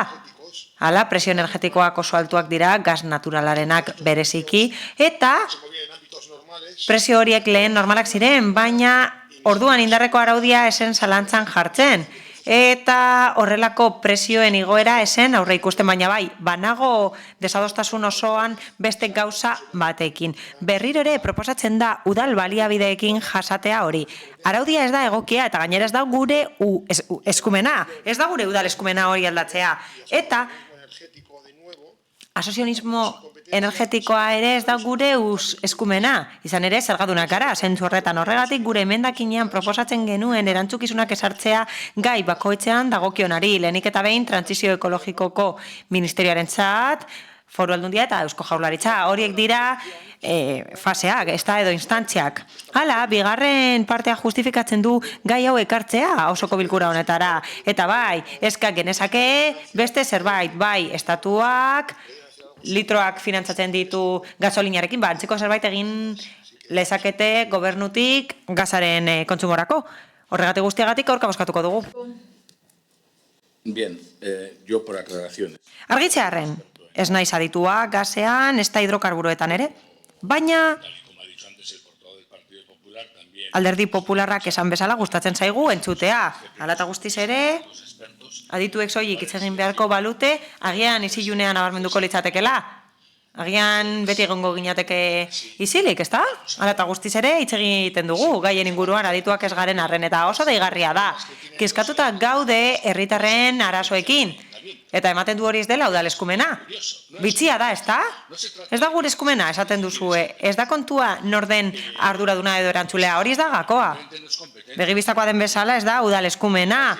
Gaz tarifak aldatzea hori argi dago eta noski EH Bilduk errege dekretua babestu zuen eta gaur goizean beste bat babestu du, baina kontua zein da? Kontua asko zabalagoa da, harago doa. Eta aitor dezakegu, bai, errege dekretua onartu zela eta gabezia asko zituela. Eta gabeziak gora behera, zuzen daitezkela gabeziak gerora, ezta? Hori denok dakigu. Beraz ere esaten dugu, udalaren eskumena da tarifa aldatzea, gazaren eremuan? Ez da udal eskumena. Udalaren eskumena alda herritarren arazoak konpontzea? Ez da bidezkoa egoera hau. Eta familia batzuk egoera okerragoan daude, eta guk uste dugu udalak eskumena duela bere egoera arintzeko, eta oso erraza da. Eskumena eta borondatea. Eta nik uste dut horrela erantzuten diodala EAJak esandakoari eta Alderdi Popularrak esandakoari. Gero, aipatzen da, aspatzen dira gauza asko Alderdi Sozialistaren hitzartzeetan. Gauza asko egin dituztela esaten dute. Ez. Energia laguntzak igo ditu Eusko Jaurlaritzak, ez udal honek. Baina horrez gain esan du konpainiek kokatzen dutela. Ez, tarifa hori azkenengo baliabidearen tarifa eskatu behar da. Hala, Iberdrolak eta bestelako merkaturatzaileek ezin dute azkenengo baliabide hori saldu. Legeak desberdintzen dituelako, funtzean. Beraz, zer proposatzen dugu? Proposatzen duguna oso erraza da, oso simplea da, naiz eta Alderdi Popularrak pentsatzen duen ez dela gure eskumena eta ezin dugula hitz egin ez garelako adituak. Oso simplea da. Agien batzuek gabezia dute baliabide batean eta txarto pasatzen ari dira. Horregatik eskatzen dugu defizientzia hori zuzentzeko eta liberean proposatzen dugu udalak modu iragankorrean konpentsatzea egoera hori. Familiarik zaurgarrienetan, hau da baliabide gutxien dituzten familietan. Baina esaten baduzue hori ez dela eskumena, hau da baliabide gutxien dituzten familiak laguntzea ez dela eskumena, udal eskumena beste batena delako, bizio desberdinak ditugu eta desberdin ikusten dugu zer egin behar den udal batean. Eskerrik asko. Eskerrik asko. Beste norbaitek. Bai, Díaz Andrea. No iba a intervenir, pero... Ez nuen hitz egingo. Baina gustatuko litzaidake EH Bilduren bozeramaileari erantzutea hiru gaiei dagokienez, ematen du ez duela ondo entzuten. Orain bezala, nik ez dut inoiz esan konpainiek esleitzen dituztenik tarifak, azkenengo baliabideko tarifak, baizik eta kokatzen dituztela familia kontsumoaren arabera, eta ez dut esan udala dela irizpideak esartzen dituena AESak aldatzeko. Esan dut, hain zuzen ere, Eusko Jaurlaritzaren zuzentarau bat dagoela eta horregatik aldatu behar izan dugula gure araudia. Izan ere, 170 igo ditugu laguntzak. Ondo dakizuen bezala, laguntza, gizarte larrialdetarako laguntzak ez dira berdin kudeatzen beste udal batzuetan. Eusko Jaurlaritzaren aurrekontua agortzen denean leku batzuetan ez dituzte laguntzak ematen, baina guk estaltzen dugu eskari osoa gure baliabidekin egin behar badugu ere. Bai, Urriarrekerika jauna. Sí, gracias, señora alcaldesa. Eskerrik asko alkate Anderea. Besterik gabe, eskerrik asko EH Bilduko bozeramaileari. Zilegitasuna emateagatik adituak ez garen hori mozioak aurkezteko. Mi esker. Bozketara pasatuko gara, mozioaren aldeko bozkak, EH Bildu eta Elkarrekin Podemos kontrakoak, PSE Euskadiko Ezkerra eta Eusko Alderdi Jeltzalea, eta abstentzioak Partido Popularra. Eta honekin 71. puntura pasatuko ginateke, getxo EH Bildu Alderdiko Udaltaldeak aurkeztutako mozioa udan Azkorrira heltzeko autobus zerbitzua sortzea.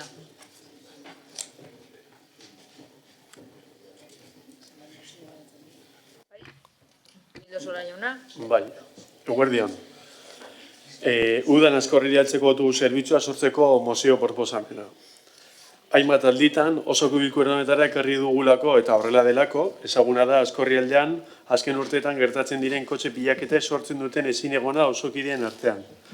Are gehiago, getxostar guztiontzak osagarria den eremu berde honetan, motordun ibilgailuen joan etorri etengabeak getxostar guztiok arduratzen gaitu. Izan ere, naturaz gozatzeko leku bakarretakoa da eremu hau, galea inguruari lotuta eta sopela eta plentzia arteko kostaldeekin konektatuta. Eta zer esanik ez, bertako fauna eta landarediaren babesan honek duen eraginak, batez ere, apo lasterkariaren kasuan. Argi dago, mugikortasun arazoek asko daukatela ohitura kolektiboetatik, baina egia da baita ohitura aldaketak eman daitezen prozesuak eman behar direla.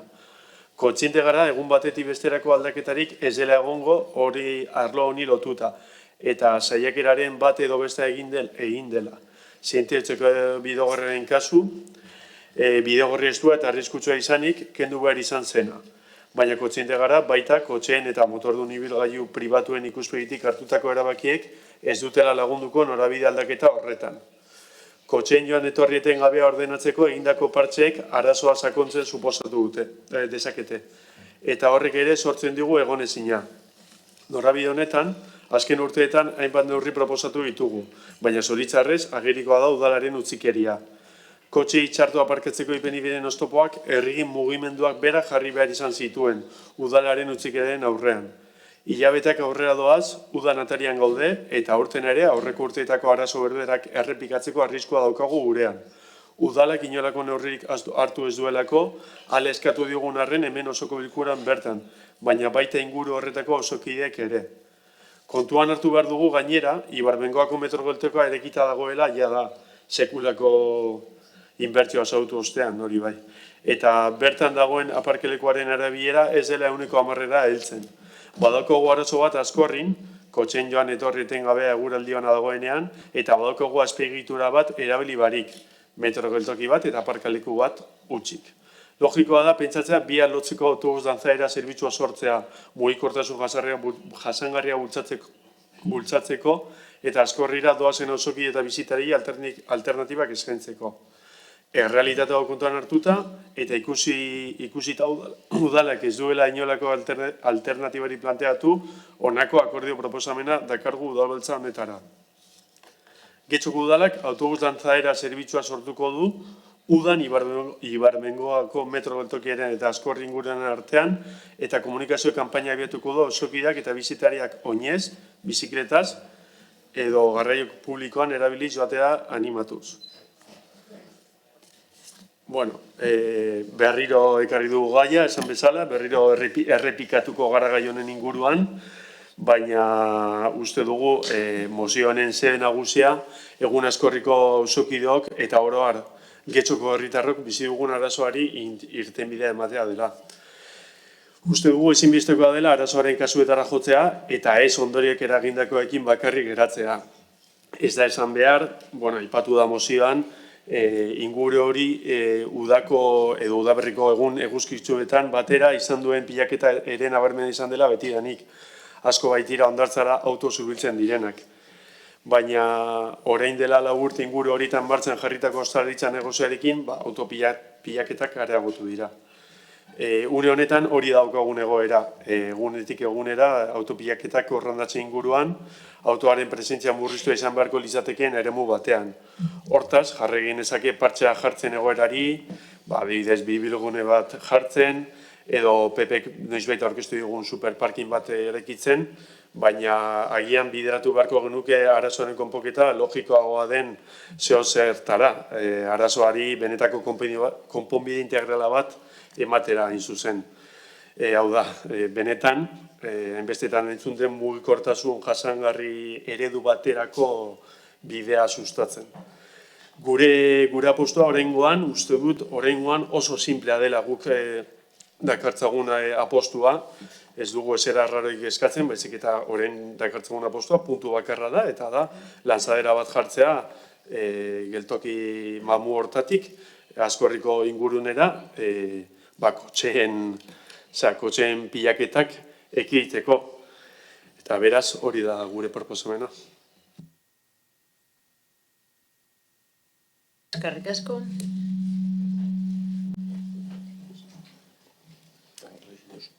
Amio Anderea. Eskerrik asko, Alkat Andrea. Ez da lehenengo aldia honen inguruan eztabaidatzen duguna. Zergatik? Garraiobide publikoak gabezia asko dituelako Getxon, eta horiek zuzendu behar dituelako udalak. Horrela trafiko gehiago ez sortzeko pribatua noski. Auto asko daude, eta igotzeari utzi ezezik murriztu ere egin behar da, horrelako espazioak babesteko, Askorri babesteko besteak beste. Elkarrekin Getxotik horregatik hainbatetan eskatu dugu lantxadera zerbitzua eskaintzeko Ibarbengoa eta Askorri artean, baina urte osorako ez soilik udan planteatu duzuen bezala maiztasuna areagotu beharko litzateke udan, eta helburua izango litzateke autoen kopurua murriztea apurka. Horrez gain proposatu dugu aukerarik ez ematea gaizki aparkatzeko Askorriko gunean eta Goienetzen eta Sientoetzen dauden estratetan. Disuasio neurriak aplikatuz beharrezkoak diren guztiak, adibidez, posteak jar genitzake ingurunean egongo litzatekeenak, egurrezkoak izango direnak, eragin bisualik ez eragiteko eta horrelako neurriak indartuko lirateke kanpainak eginez. Horrez gain proposatu dugu Getxoko udala konpromisoa hartzea babesteko ingurune naturala Askorrin, kutsadura, zarata eta trafikoa murrizten duen bitartean. Hori egin dezakegu neurgailuekin, aldagai horiek neurtzeko eta segimendua egin alizateko. Izan ere, neurriak soilik izango dira eraginkorrak diren edo ez neurtzen badugu. Elkarrekin Getxotik eskatzen dugu babes plan integrala egiteko eta ingurumena babesteko eta hobetzeko plan bat egiteko. Hori jaso beharko da apoan eta hain zuzen ere horren inguruan mintzatu gara goizean zehar. Landu beharko litzateke hori elkarteekin, auzokideekin, adituekin eta alderdi politiko guztiok izan beharko genuke horretan parte hartzeko aukera. Hori egin behar da zorroztasunez, lasaitasunez eta gainera mugikortasun plan zehatza egin beharko litzateke horrekin, hau da, inguru horretarako pemusarekin bat etorriz. Gobernuak bizkarra ematen dio Askorriri, baina hori egiteri utzi beharko lioke autoak murrizteko, espekulazioa saiesteko, horrelako negozioak saiesteko, eta saiesteko gune hori urbanizatzea, edukierak murriztuz, eta nagusiki pemus egokia sortuz gune horretarako. Eta hildo horretatik aurkeztu dutenez mozio hau eta guk defendatutakoarekin bat datorrenez, alde bozkatuko dugu, noski. Mila esker. Bai, Díaz Anderea. Eskerrik asko, Alkate Andrea. Bueno, se ha traído Osoko bilkura honetara ekarri da proposamen bat, lanzadera bat jartzeko askotan. Aukera izan dugu honen inguruan hitz egiteko eta alderdi sozialistatik Esan behar dugu alde gaudela, aukeraren alde gaudela. Azterlan tekniko bat egin beharko genuke mugatzeko zein den lanzaderaren ibilbiderik onena eta erantzunik onena emateko herritarren eskariari. Baina EH Bilduk proposatzen du lanzadera zerbitzu bat jartzea Ibarbengoako geltokitik Askorriko hondartzaraino. Eta gai hori desberdina da, erabat desberdina. Badakigu Bizkaibus lerro bat dagoela, 34-11 da lerro hori, Getxo Askorri konektatzen du, Leioarekin eta Erandiorekin, eta maiztasuna ordukoa da, eta bikoizten da. Bikoizten da, udan beraz, ordu erdiro dago autobus bat.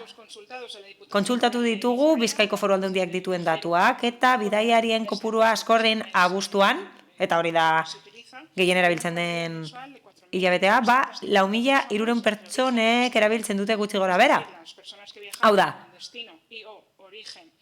Askorrira edo Askorritik 4.300 pertsonek hartu zuten zerbitzu hori. Hala,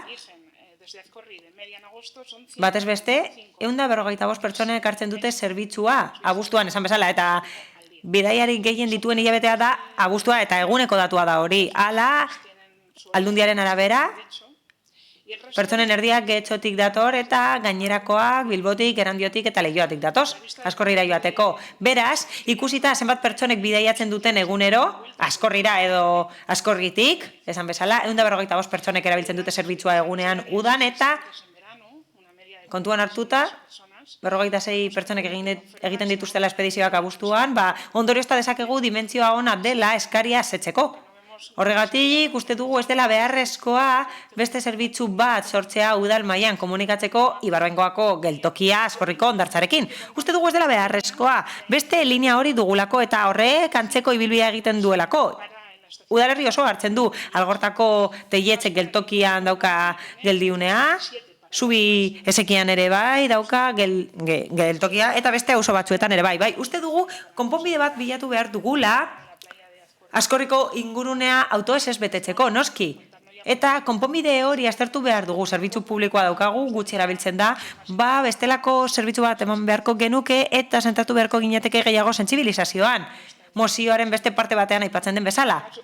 Edo nola ere, ez dugu uste beharrezkoa denik zerbitzu gehigarria sortzea udal mailan Ibarbengoatik Askorriraino. Hala eta guztiz ere, aztertu behar da beharrezkoa den ibilbide bat egitea Algortako beheko parteetatik beste parte batzuetara. Izan ere, 34-11 lineak ez du gune hori barne hartzen, baina erabaki hori hartu beharko litzateke azterlan teknikoan. Hala, mugikortasuna aztertzen duen arloak erabaki hartu beharko luke horren inguruan udalerri osorako eta ez soilik tarte horretarako. Horregatik guztiagatik ez dugu alde bozkatuko. Mila esker. Eskerrik asko, bai, Arandi Andrea.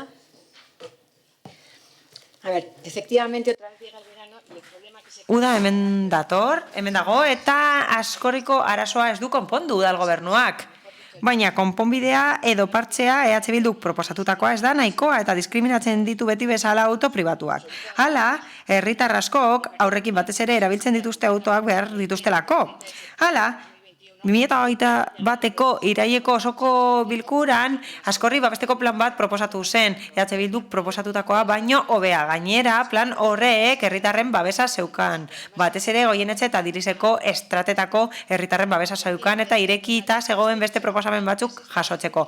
Helburua zen oinezkoentzako eta txirrindulentzako irekitzea, estrata horiek eta mikrobus bat jartzea Askorri beste usoekin konektatzeko. Helburua zen telefonika eraikina erostea, aparkaleku bat egiteko 100 plazarekin, tao jartzeko udan eta bestelako aparkaleku batzuk sortzeko. Hala, helburu zen komun publikoak jartzea, txirrindula elektrikoentzako puntu bat jartzea, berkargarako, lantzadera bat jartzea Ibarbengoatik Askorriraino eta gaur ematen du berritasuna proposatzen duela EH Bilduk. Autokarabenentzako parkin bat egin nahi genuen kuartelean, garbiketa zerbitzuak indartu nahi genituen eta landarediaren eta faunaren inguruko azterlanak proposatzen genituen eta legea betearaztea biribilguneari dagokionez.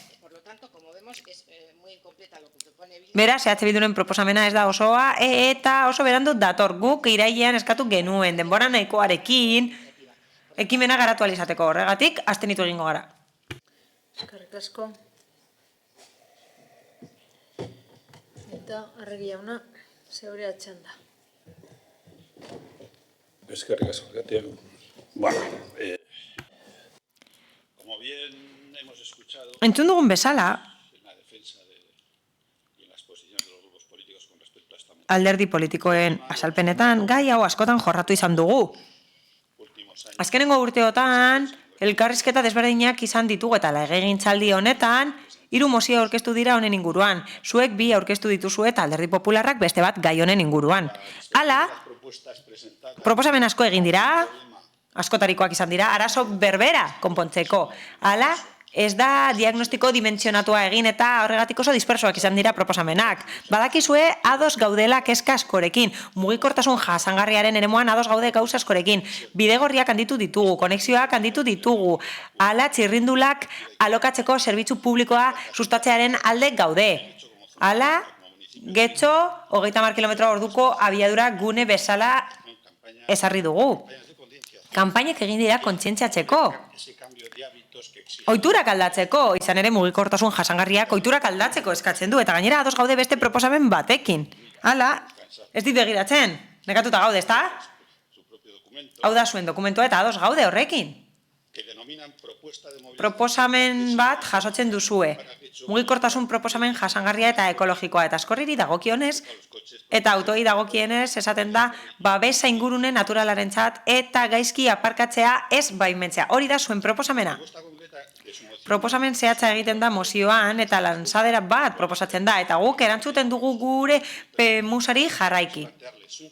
Gure erantzuna da hori sartzea proposatzea azterlanean. PEMUSak azterlan bat egingo du baloratzeko zeintzuk diren premia berriak edo detektatutako premiak garraiobide publikoaren barne harremanetan, eta hori da 5. neurria. Erabaki behar dugu, aztertu behar den eraginkortasuna, hau da, neurri asko daude, eta eraginkortasuna aztertu behar da beti. Eta garrantzitsua da lehentasunak esartzea gai honetan.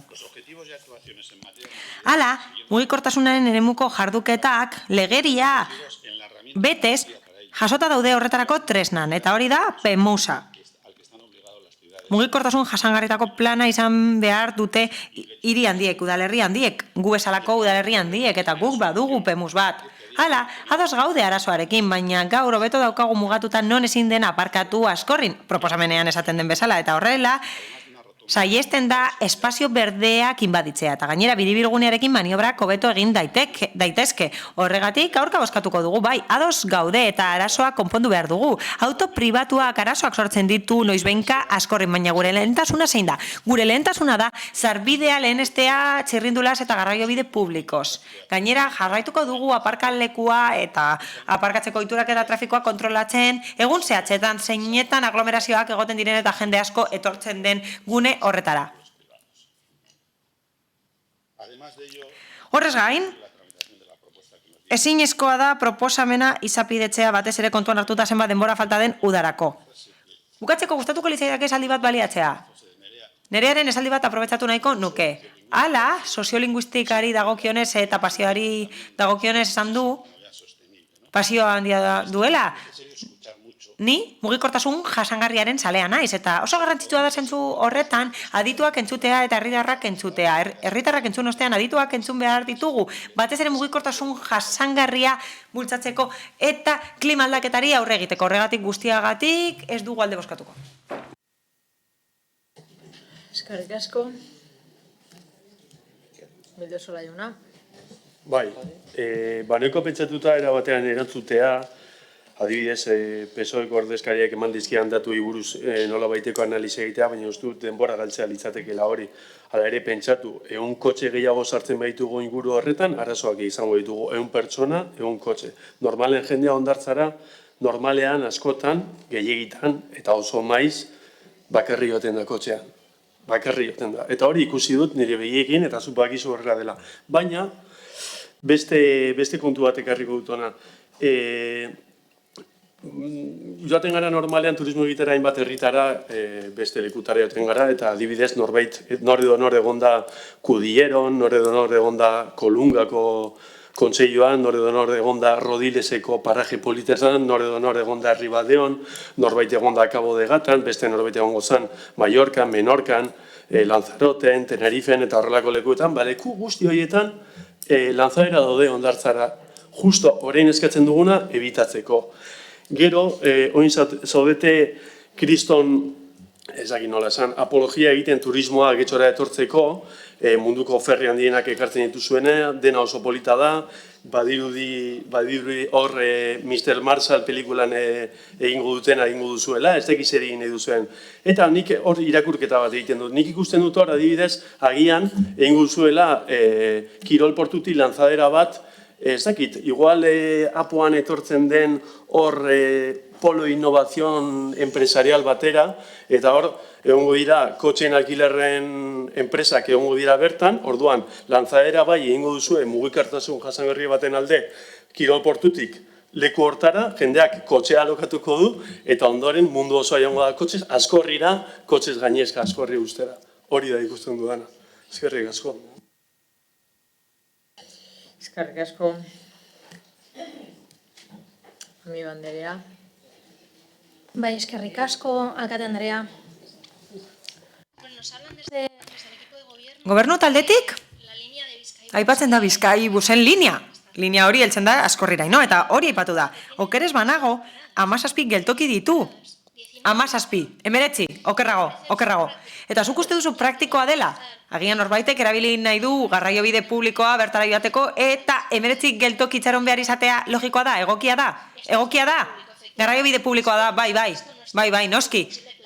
Agian ez da planteamendurik onena, horregatik hain zuzen ere zer esaten dugu? Esaten dugu Getxon hori kudeatu behar dugula. Eta bai, metroa existitzen da, noski, eta badago aparkaleku bat. Guk eskatu ez genuena, bide batez. Orain eginda dago, eta uste dugu konponbide bat eman behar zaiola. Utzik dago aparkalekua eta askorri autos bete eta bera, zerbait ez dugu ondo egiten. Hala eta guztiz ere, aipatu da autobusa algortako beheko parteetatik, autobusa ez delako bertatik pasatzen. Guk hori proposatu dugunean, esan diguzue, erraza zela eskatzea Bizkaibusi linea aldatzeko, baina orain zuek autobus bat jarri nahi duzue bertan. Agian lanzadera hori erreala izango da, noizbait. Alderdi Popularretik aipatzen da babes plan integrala, bai, eztabaidatu genuenean noski. Zuek horrela izendatu zenuten, baina auto gehiago nahi zenituzten, aparkaleku bat egin nahi zenutelako, 10 aparkalekurekin, eta jarri nahi zenuten, eta beste neurri batzu jarri nahi zenituzten. Horrela, uste baduzue autoen gandik, babesten dela askorri, fantasia izango da, aurkakoa lortuko duzuelako, eta EJak esaten du ez dagoela azterlanik, ez dagoela diagnostiko horik, eta egia da, baina errealitatea behatzearekin batzuetan nahikoa da pistak lortzeko. PEMUSA aipatzen dugunean guk esaten dugu bai, existitzen da PEMUSA, baina gerta daiteke, zarkituta egotea edo zenbait gauza espezifiko kontuan esartzea, askorri bezalako guneari dagokionez. Eta bai, kolektiboek saiakera egin behar izan zuten orain dela hilabete batzuk mugatzeko autoen kopurua. Hala, gobernuak biribilgune bat egin zuen, aparkalekoa baino lehen, eta horrela autos pilatu zen ingurune hori. Zerbait gaizki egiten ari da, eta horregatik neurriak hartu behar dira, horregatik noski alde bozkatuko dugu. Eskerrik asko.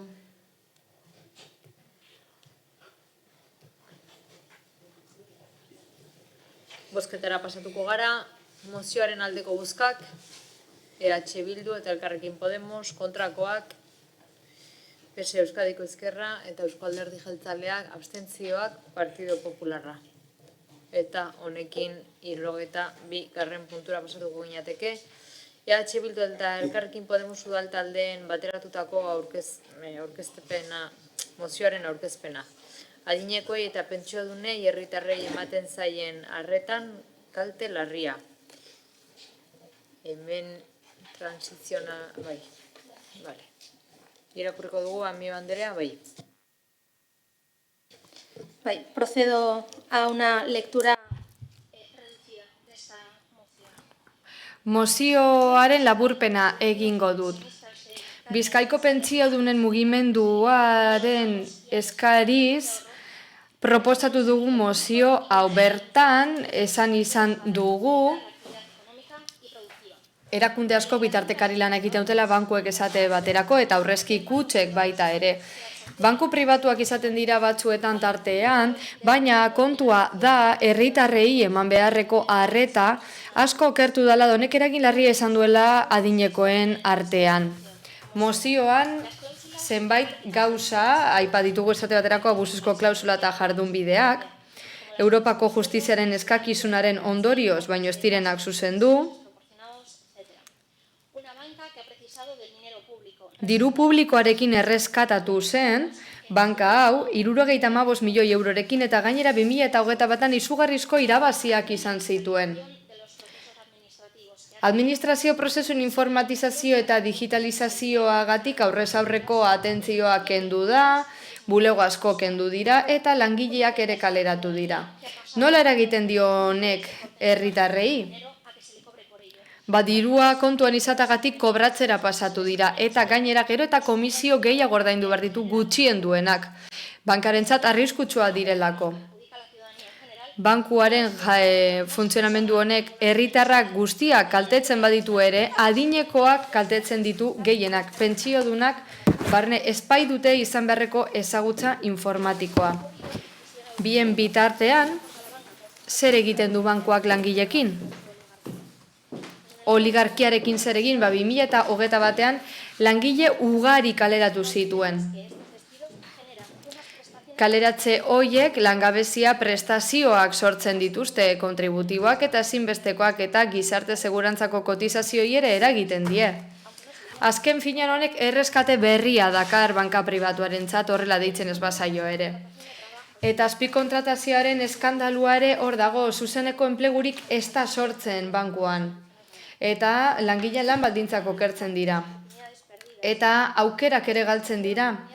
Izan ere, banku publiko bat izateko aukera galdu zen bankiarekin, daren erreskateak 20.424 euroko kosto izan zuen. Espainiako estatuari 3.002 milioi euro baino ez dizko itzuli gainera. Da behin saneatuta CaixaBankek zurgatu du. Hala, estatuaren partaidatza ere murriztu da ezeraino. Era berean, sare berabiltzeko aukera galtzen ari da, neurri batean behintzat alokairuko etxebizitza parke publikoaren gabezia arintzeko.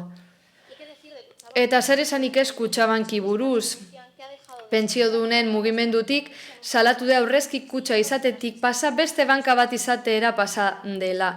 Abusuzko klausulas jositako bankuen praktiketin bat etorri da, eta hainbat pertsona kaltetu ditu enpresak barne. Inbertsio funtsak onartu ditu alare, inongo errorik ez dutenak Euskadin. Horregatik guztiagatik banku publiko bat behar dugu. Banku pribatuak helburu duelako dirua irabaztea eta besterik ez negozio egitea.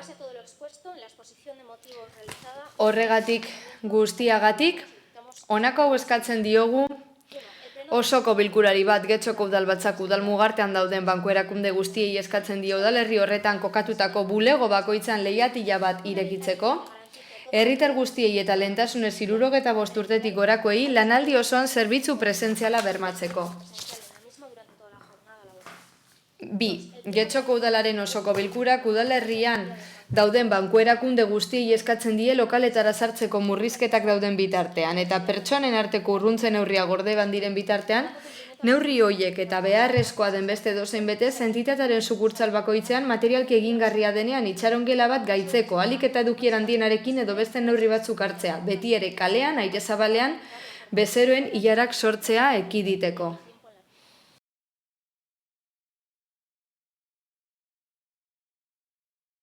Udalmugartean dauden banku erakunde guztiei eskatzen die, azaroaren 24ko 19/2017 errege dekretuan, otsailaren 28ko ECE 228/2019 aginduan eta martxoaren 22ko 164/2019 errege dekretuan xedatutakoa betez, oinarrizko ordainketa kontuak arautzen dituztenak lehenengo mailan hileko komisioa ordainduz eta bigarren mailan finantza kalteberatasuneko edo bazterkeriako egoeran dauden kolektiboi zuzendutako dakotasuna. Horren zabalkunde zabala egin dezaten eta kontu horiek eskatzen dituenari aurkeztu beharreko dokumentazioa simplifika dezaten. 4.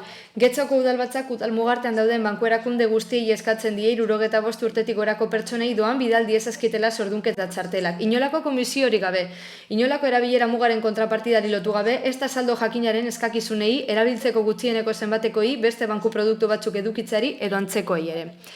5. Beroiko jardueran bankuek funtzio pribatua betetzen dituzte bezeroekin bat etorri zala nola, pentsio plan bat, inbertsio fondo bat arpidetzea, akzio pakete bat edukitzea eta kudeatzea, kutxa gotor bat alokatzea, eta bezeroak ez du jarduera hori egin behar. Baina aldi berean funtzio publiko batzu betetzen ditu, zeinetan bezeroak ez baitu itunik egiten, baizik eta ezinbestean bankuaren bitartekaritza onartu behar du beste aukerarik gabe. Hala nola gordailu zaina, bere diruak kentzea, ezinbesteko horniduren ordainketa, hala nola gaza, elektrizitatea, zergen ordainketa eta tasak. Getxoko udalaren osoko bilkurak Espainiako bankuari eskatzen dio argi eta garbi berez ditzala bankuek betetzen dituzten funtzio pribatu eta publikoa. Edo alakorik ezen gutxieneko komisio bat. Sei, Getxoko udalaren osoko bilkurak ekonomia gaietarako eta eraldaketa digitaleko ministerioari eta Espainiako bankuari eskatzen die bankaren berezko funtzio publikoak betez eta pertsona fizikoentzako sarbideak izaniz, banka publiko bat sor dezan. Banka hori printzipio honen arabera arautuko da. Saldorik handiena duenari gehiago kobratzea eta ordainagirin eta gainerako ordainbide eta kobrantza bideen kudaketaren eta beste prestazio batzuen kostua kobratzea, batez ere zerbitzu hori gehien bat baliatzen duten pertsona fisiko edo juridikoei. Eta 7, Getxoko udalaren osoko bilkurak batetik 4 bitarteko erabakien berri emango dio udalerriko banku erakunde guztiei, bai eta 5. eta 6. erabakietan aipatutako erakundei ere. Horren bai, emendakina aurkezten dute.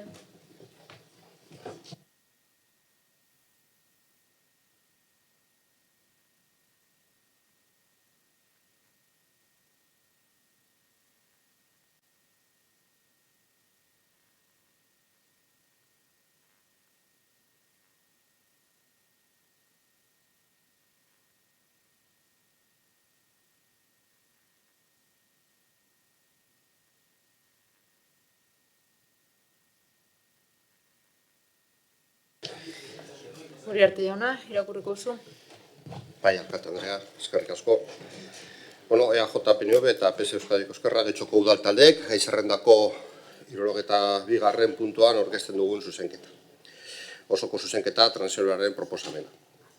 Lehenengo puntua, Getxoko udalak adierazi du herritar guztiek izan behar dutela finantza zerbitzuetarako sarbidea eta ezin dela egon irisgarritasuna eta aurrez aurreko arreta zailtzen edo eragozten duen arrazoirik.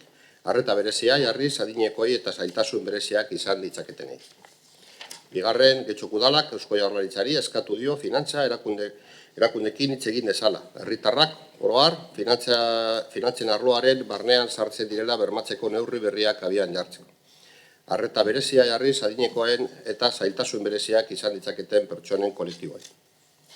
Hirugarren, Getxoko udalak finantza erakundei eskatu die elkarrizketa eta azterketa prozesu honetan finantza erakunde horiek konpromiso hauek har ditzaten. Kolektibo horien, hau da, adinekoen eta zailtasun bereziak izan ditzaketen, premia bereziak kontuan hartzea eta aipatutako kolektiboek administrazio publiko honetan egiten dituzten izapidetan izan ditzaketen arazoak aztertzea eta kontuan izan dituzten premia bereziak zerbitzuak ematerakoan. Herritarrak oro har finantzen arloaren barnean sartzen direla bermatzeko neurri berriak abian jartzea.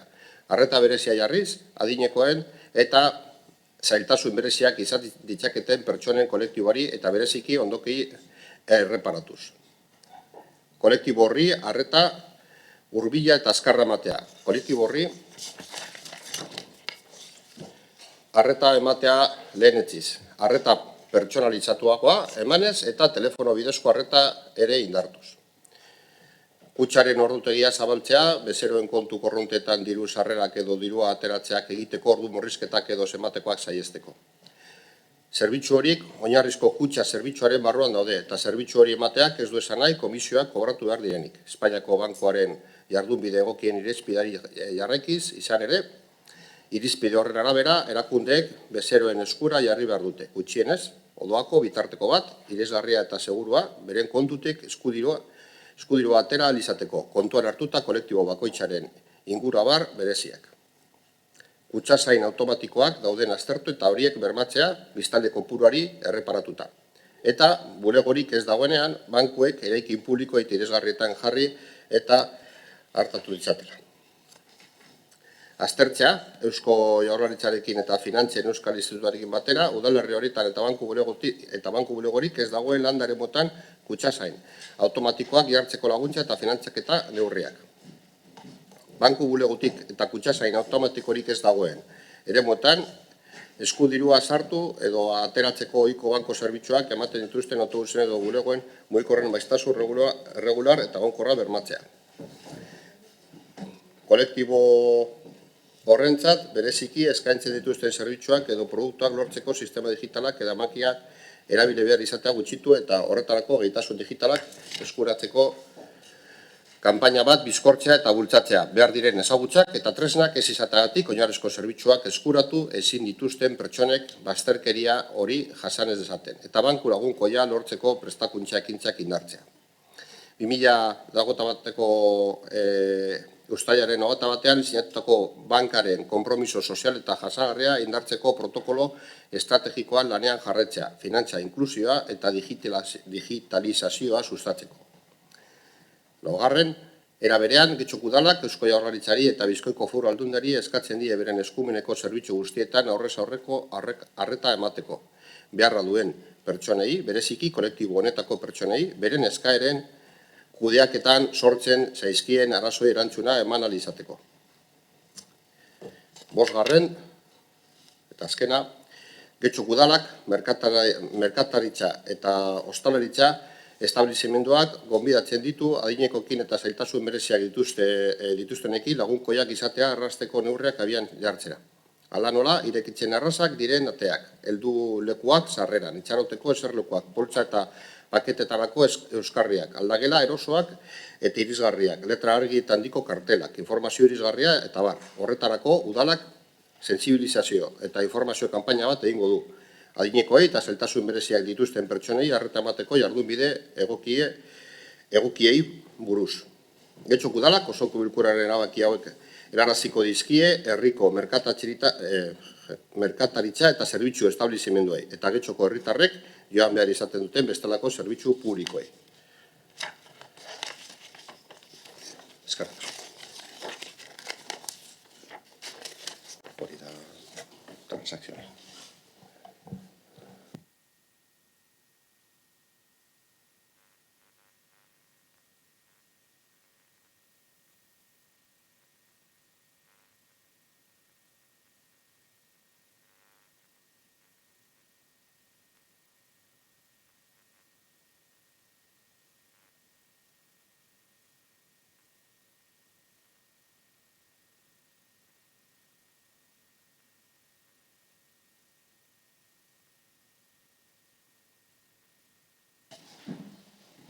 Bai, ame banderea.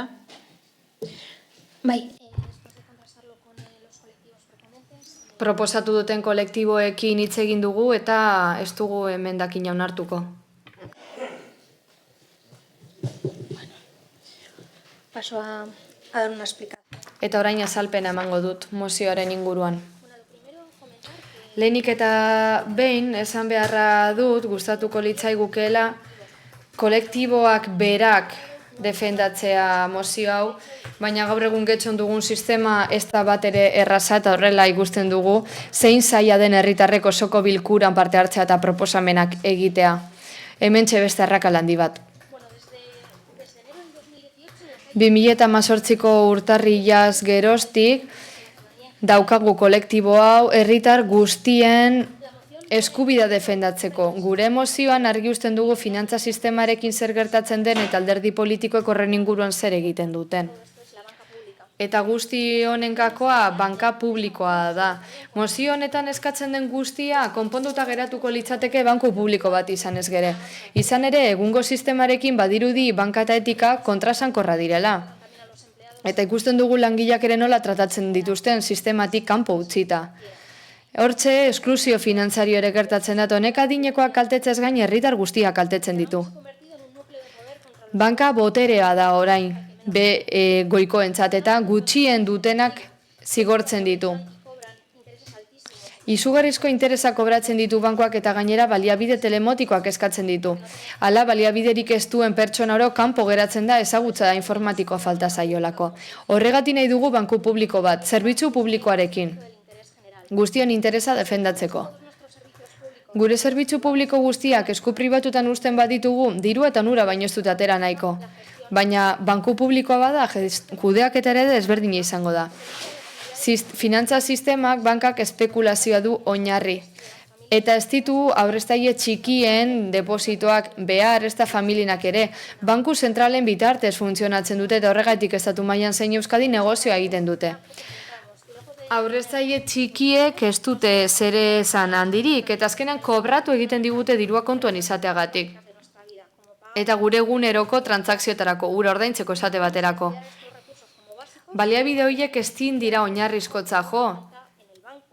Ez behintzat gero bankuan kontu bat izateko aukera gero sakon aztertu behar badugu.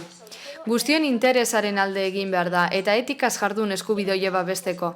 Jada ez ditugu banku publikoak, kontrolpean daudenak.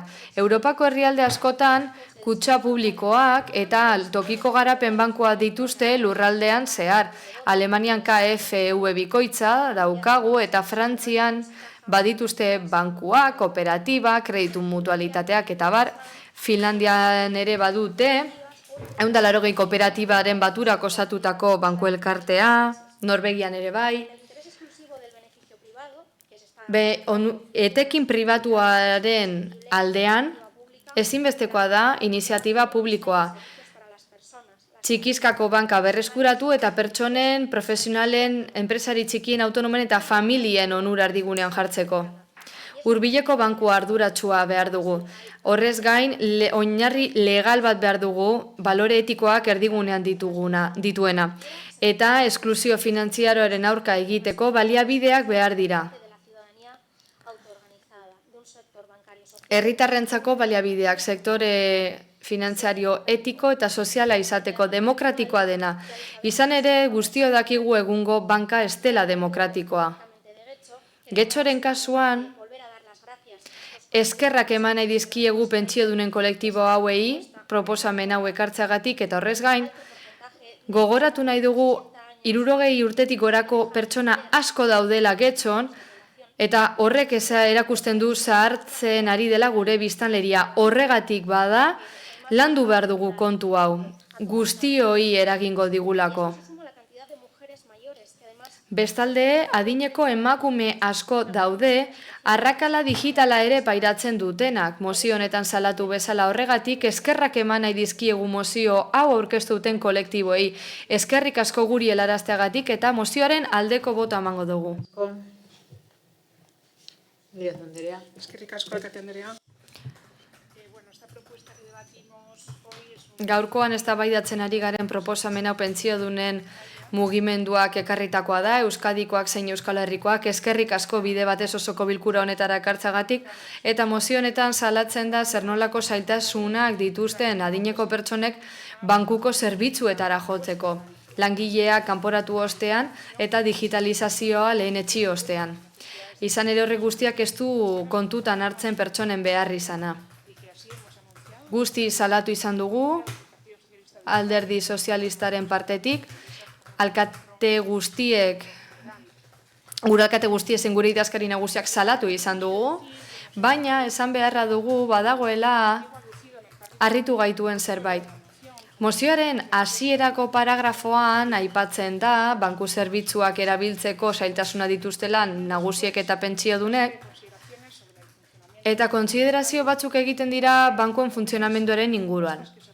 Kontua da mozio honetan, parte honetan agertzen diren proposamen asko, interesen partekoak direla, motivazio sektorialetik aldentzen dira. Gainera, baliteke gure udaltaldetik gauza batzuekin ados ez egotea, baina oro har uste dugu aldendu egiten direla hasierako xede horretatik. Eta hasierako xedearekin gu bat gatoz. Horregatik aurkeztu dugu EAJarekin batera bestelako mozio bat, non kontuak hobeto zentratzen baitira. Beste kolektibo batzuk ere kontutan hartu behar ditugulako kaltebera direlako. Eta bankuko zerbitzuak erabiltzeko zailtasuna dituztelako. Horregaitik proposamen osatuagoak jaso ditugu gure zeharkakoan,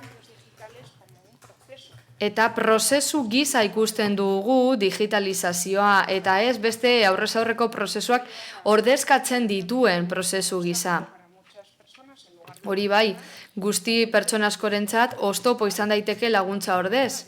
Esklusio digitala dakar eta mendekotasunare dakar kudeak eta lan batzuetarako. Gauza batzuk modu autonomoan egin daitezke, baina digitalizazioaren ondorioz ez. Guk uste dugu adostasuna bilatu behar dugula. Mozio honen funtsa da pertsona guztien inklusioa bermatzea, zerbitzu publikoetan zein pribatuetan, ezta? Kontu honetan, kasu honetan, nahaztu egin dira proposamen batzuk, doako debitu txartelak alde batetik, beste abentaia batzuk ere barne hartuta, eta ondo egon daiteke bai, baina kontutan izan edozein adineko aipatzen dela. Eta gure ustez, liteke parekidea ez izatea, eskatzaile bakoitzaren egoera ekonomikoa desberdina delako eta beste kolektibo batzuk ere ez ditolako aipatzen. Gazteak, guraso bakarreko familiak, migratzaileak, 65 urtetik bera dituztenak barne, edo langabezian dauden pertsonak.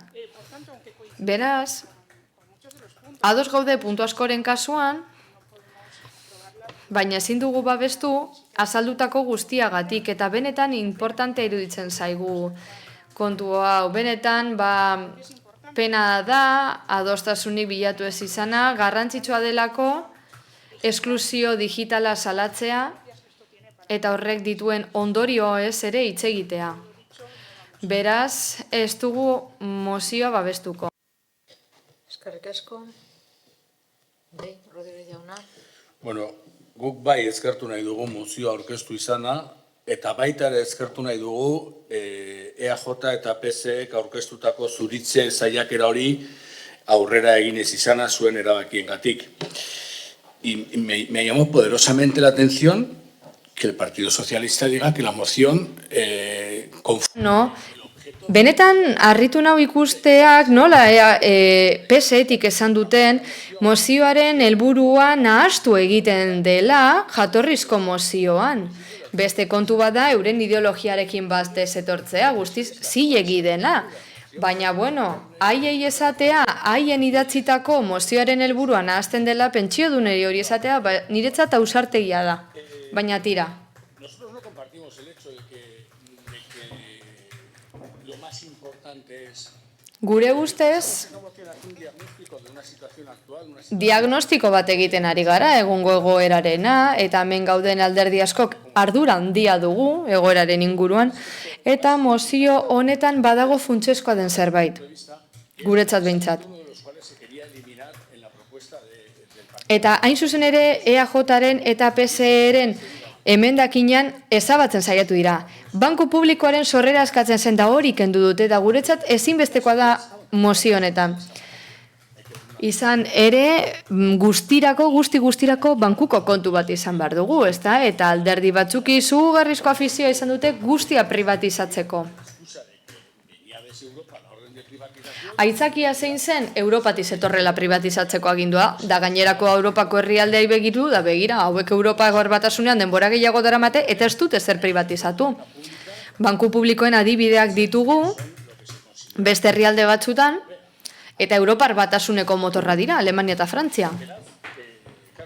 Guzti hori kontuan hartu behar da, privatizazio horrek desberdintasuna sortzen ditu, eta desberdintasunak ez dira soilik ekonomikoak, desberdintasunak badira ere digitalizazio behartua ekartzen dituen desberdintasunak, eta desberdintasuna badira baita ere jaiotze data. Eta hortxe sortzen dira ere desberdintasunak.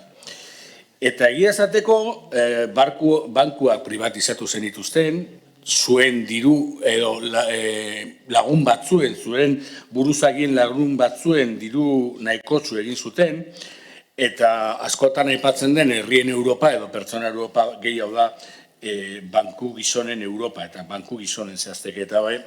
Eta egia da, egin direla lege asko bankuen alde, eta gutxi batzuk pertsonen alde. Eta gutxi batzuk egin diren lege horiek, gero bankuek ez dituzte betetzen. O sea, es conocido que hay una ley que obliga a que los bancos faciliten. Castellano, badago lege bat, esaten duena oinarrizko ordainketa kontuak eman behar dituztela bankuek, eskaini behar dituztela, baina gero topo izugarri jartzen dituzte. Eta bankuek zer egiten dute zeltasuna jarri. Zergatik? Hori ez betez gero dituzten zehapenak erraz ordaintzen dituztelako. Txikikeria direlako. Kapitalismo gogorraren aurpegia dugu hau. Bankui ez zaizkie pertsonak asola. Errealistak izan gaitezen.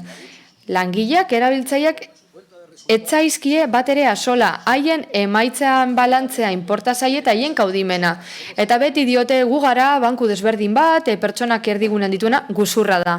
Gezurra da izan ere, bankuen erruz txirotzen ari da herrialde hau. Eta gainera alderdi politiko batzuk dira Europaren muinean ere bai, eta kontutan izan behar dugu, tokiko enpresa batzuk erakartzeko arazoak dituztela, orduan funts batzuk sortzen dira, erakartzen dituzte, txirotzen da herrialdea, eta bar. Eta ordutegi zehatz batzuk jartzea, pertsonentzat ere bai, hori diskriminazioa da, edo kreditu txartelak emate da debituen aurrean, debituek izugarrizko komisioak izaten dituztela, hori guztia ere diskriminazioa da. Eta azkenean tresna multinazionalak onartzen baino ez gara, gizartea baztertzeko. Eta horregatik guztiagatik guk benetan eskerrak ematen dizkiegu mozioa aurkezteagatik, eta eskerrik asko EAJaren eta PSeren zeharkakoa ez onartzagatik. Muchas gracias, señora alcaldesa. Eskerrik asko, alkate Andrea. Gaurkoan, Elkarrekin Podemosek defendatutako eta Bizkaiko pentsiodunen mugimenduak proposatutako mozioa daukagu, asko landu dute, datu asko ditu, eta bertan zenbait gauza eskatzen dituzte, gauza batzuekin ados gaude, beste batzuekin ez. Lehenengo puntuan esaten dena ulertzen dugu eta babesten dugu izan ere, herritarrei arreta emateko ordutegia murrizten ari dira eta ondo iruditzen zaigu ordutegiak luzatzeko eskatzea aurrez aurreko arretarako. Hala ere egiten ari den zerbait da. Beste kontu bada ordutegi hori luzatu den arren nahikoa ez izatea, baina bat gatoz planteamenduarekin eta oro har eskaerarekin bestalde, bat gatoz adinekoen diagnostikoarekin, ilara egin behar izaten dutelako kalean, bankuetan hartatzeko, eta ez da bat ere polita hori ikustea. Horregatik ondo deritzogu haien behar izan bereziaek kontutan hartzeari.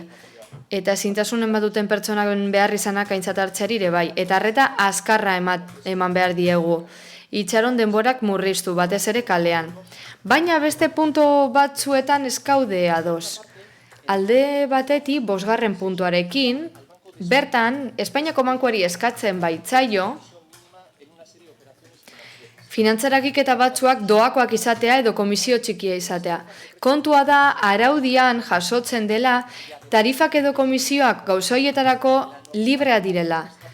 Era berean araudiak ezartzen du Espainiako bankuak ezin duela baimendu, ezin duela mugatu, ezin duela ukatu komisio bakoitzaren zenbatekoa. Bankuek beraiek ezartzen dute. Gaur gaukoz, 5. puntuan eskatzen dena, legez ez da posible. Eta ez gaude ados, ez da ere banku publikoaren sorrera eskatzen duen puntuarekin. Puntu hau ideologizatuta dagoela uste dugu,